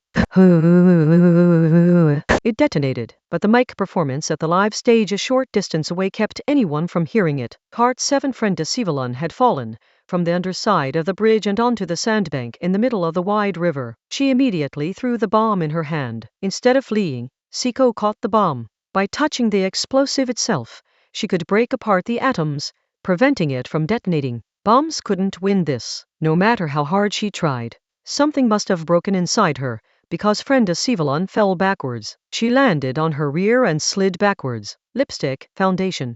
She threw everything she had on her person, but Siko didn't even bother dodging it, because she could break down anything she touched. Frenda's resistance was entirely meaningless. For some reason, she was reminded of her sister. She might finally die here. Tears welled in the corners of her eyes. Come at me. Siko wobbled as she slowly approached. With her small palm held out, a single touch would extract the oxygen and hydrogen from the human body, and with the 60% water content removed, Frenda would be instantly transformed into a dried mummy. Come at me. She couldn't even perform explosives calculations anymore. What all did she have left? A water-repelling spray used to waterproof shoes and bags and, for some reason, a chemical seasoning in her pocket. Frenda threw everything she had on her. It all struck Siko in the shoulder or forehead and was broken apart. Come at me. Siko's shout stretched out unusually long and shrill. She was convulsing. She remained on her feet as her eyes rolled back in her head. You can extract whatever component you want from any material. You don't have to fear explosives because you can break them down.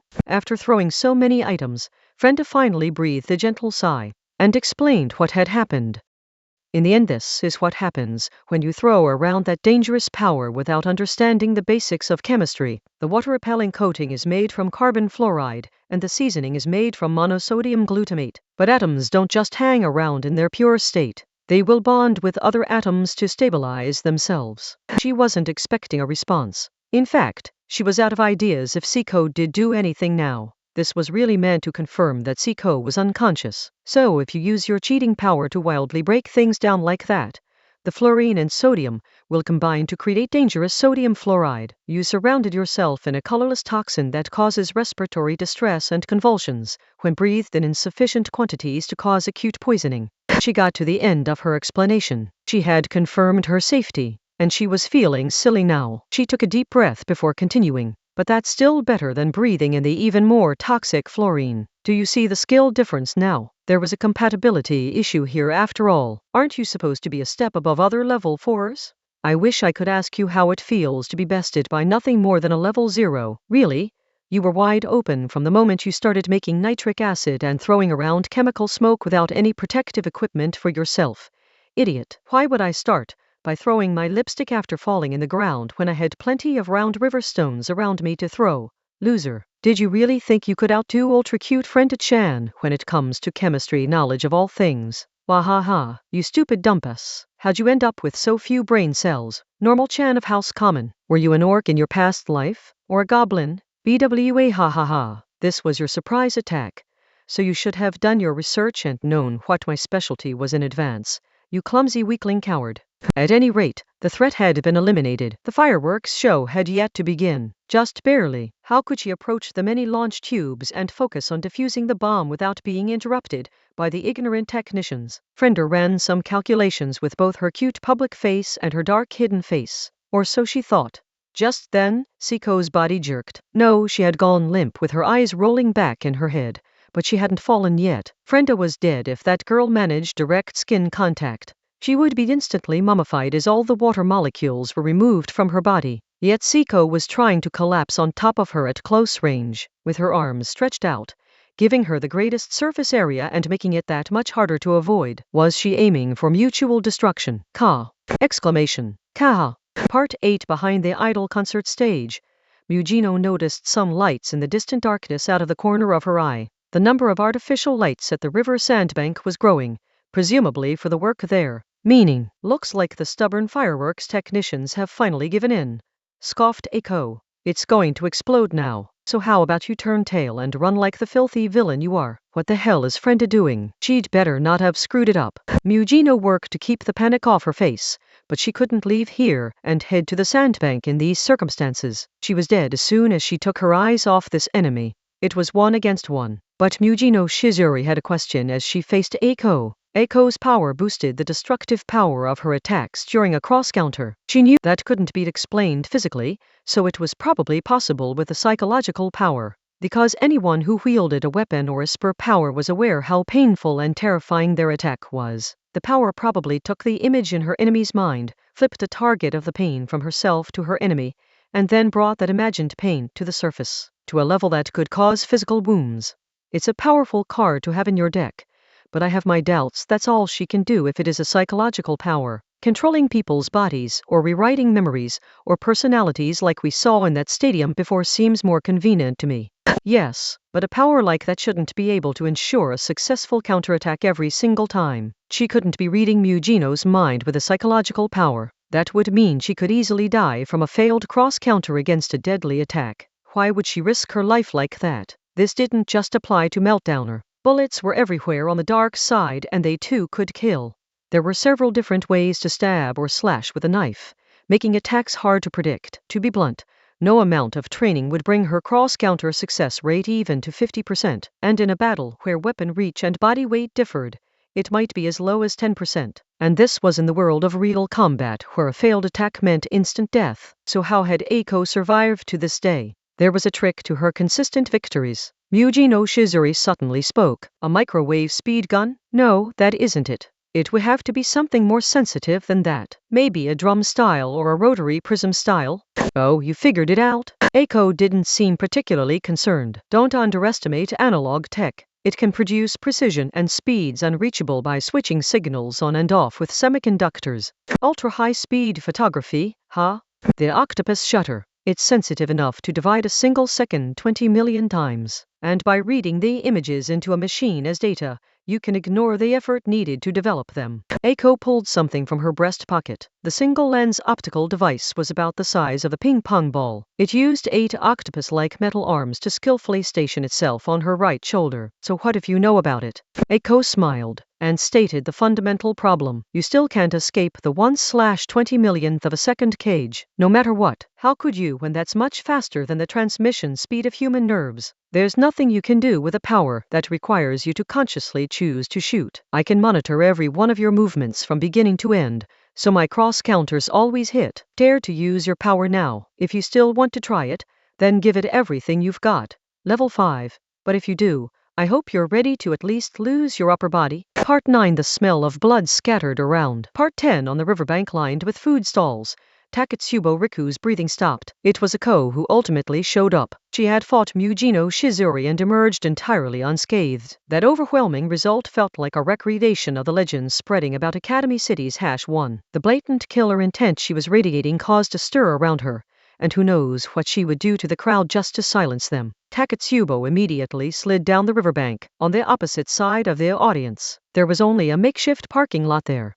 Many vehicles were parked in even rows, but since they all belonged to people here to see the fireworks, the parking lot was deserted at the moment. Ako slowly approached Takatsubo in the darkness, confidently, on her own 2 legs. She really was only interested in Takatsubo Riku. The tracksuit girl spoke while backing away. Mujino and the others. We killed them wherever we found them, readily admitted Ako. Academy City's #4? That monster didn't impress me. It's not like she can break the 1/20 millionth of a second barrier. As per powers are based on the human body, they can't deal with my cross counters that exceed the limits of human nerve transmission. She got scared, held back, and eventually lost. Biko and Siko apparently had some trouble, but they didn't lose. Then Ako tilted her head. What is it, Diko? You look surprised. It was obvious from the start that one side would win and the other side would die. Yes, that's right. Friend Asivalon and Kinuhata Seai are both dead. Or did you see some different future playing out? Takatsubo took a few more steps back, and shook her head. No, that's impossible. It doesn't really matter either way, spat Ako. Even though they were discussing the survival of her supposed teammates Biko and Siko, she didn't give it a second thought. What matters is that I am standing in front of you. It was I, Ako, who appeared before you in the end, not Mujino Shizuri, not friend Asivalon, and not Kinuhata Seai. It was I who claimed you, and now I can do with you as I see fit. No, that was always my right. Something was fundamentally off about her statement. Teammates didn't claim or have rights over each other. No one had any rights over Takatsubo other than Takatsubo herself. But no one ever died while you were with us. You threw everything off balance. Stop running and take responsibility, Diko. But Ako was too worked up by her own words to see that. She had gotten so many people involved in this and increased the number of victims no one had ever asked for. And she apparently couldn't even imagine that Takatsubo Riku was one of those victims. Everyone you were involved with is dead. So now all I need to do is claim you. It's simple. With item gone, I can take it all for myself. But don't worry. Once you become Diko, the 4 of us will be complete. We will be, not item. Nothing could be more natural. Mujino Shizuri had just gotten in the way until now. Oh really? And what can you do if it's just you and Takatsubo?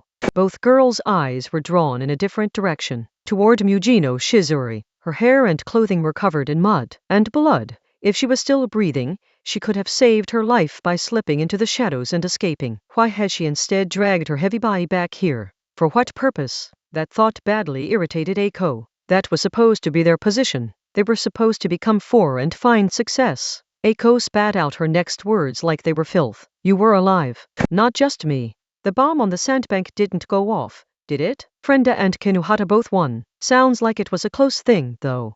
That would imply something else. Biko and Siko were dead, leaving Ako all alone. If only you hadn't come here, Takatsubo Riku would have become Diko and the 4 of us would have been complete. Stop getting in our way, Idivim. But she failed to even notice the situation was worsening for her. It had all fallen apart. Biko and Siko were gone, so even if she did acquire Takatsubo Riku now, they wouldn't be complete. And they never would be. But Ako didn't seem aware of that. If only she had Takatsubo, if only Diko could complete them. Funnily enough, Frenda had addressed this while away from these 3.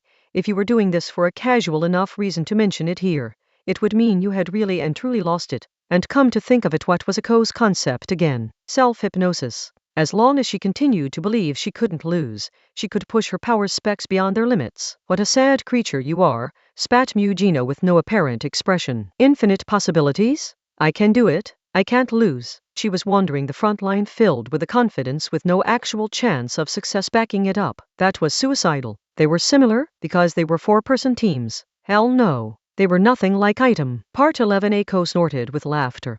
What? You think you can beat me if you work together? Academy City's #4 meltdowner was no threat to her.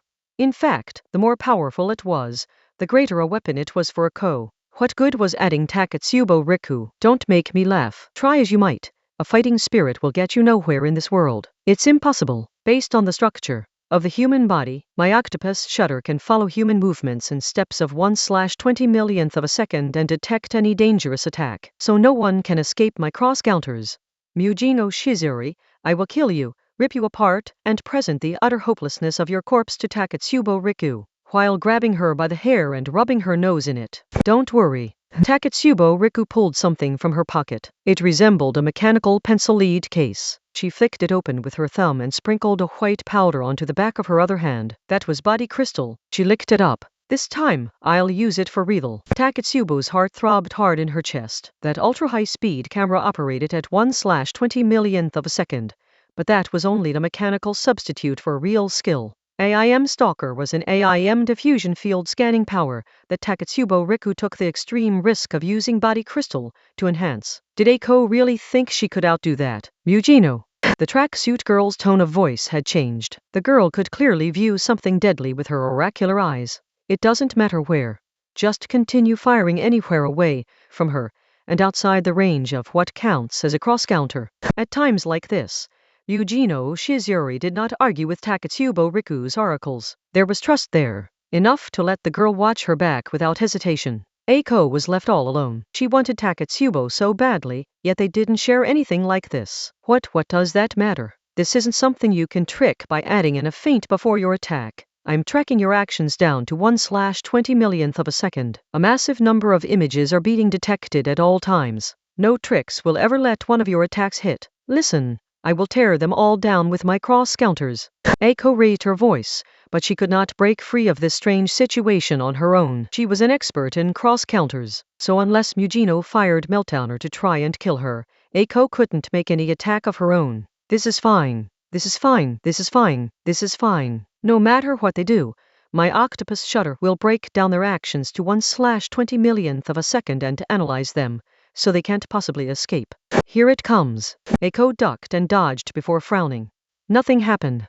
Then what was that? Mujino Shizuri hadn't made any moves yet the octopus shutter had sent a danger signal, even though no attack had been made. I think I get what Taketsubo wants to say and wants to do. Unlike you. That's right. That high-speed detection is far faster than the limits of human nerve transmission. But that raises a question, doesn't it? You're only human, so how are you receiving data from that device in real time?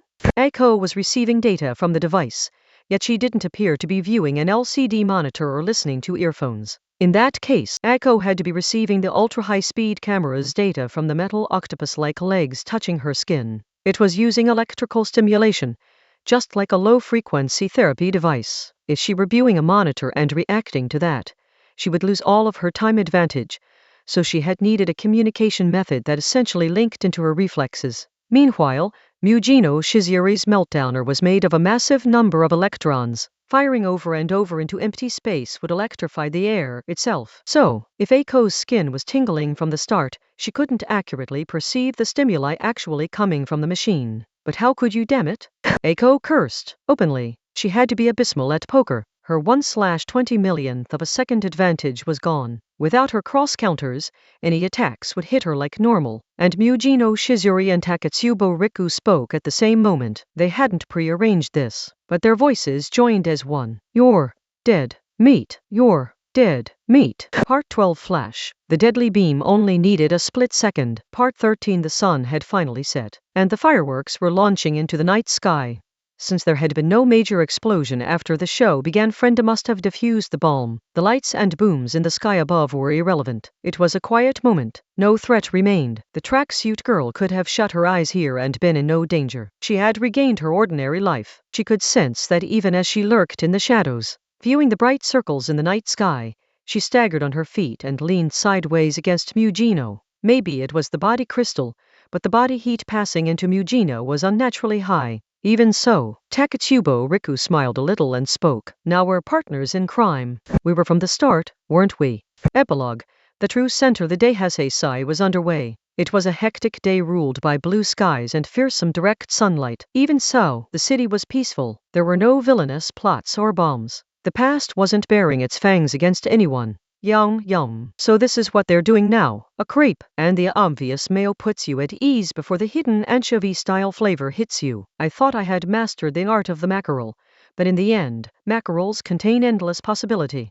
According to Takatsubo's memory, the advanced lab had a few adult researchers in addition to A-ko, B-ko, and C-ko, but Frenda wasn't too concerned. Everyone on the dark side needed some kind of business to survive, but with their spurs gone, those adults would have no luck in their dirty business. Once they were caught in the vicious cycle, they would have no chance at all to restart from nothing. And while just about anything was acceptable on the dark side, it was still necessary to put in constant work to cover up the darker things. It went without saying what would happen to them once they lacked the money to protect themselves. Simply put, they would fall apart all on their own now. Right now, basking in the light of the honest world was more important. On the side of a street blocked off to cars, Frenda Sivalan was eating a tuna, mackerel, and lettuce crepe when someone called out to her. It was a 7-year-old in athletic bloomers. Frenda's sister grabbed her hand as part of the borrowing race. One-chan, come with me. In the first place, I still have a shot at first place.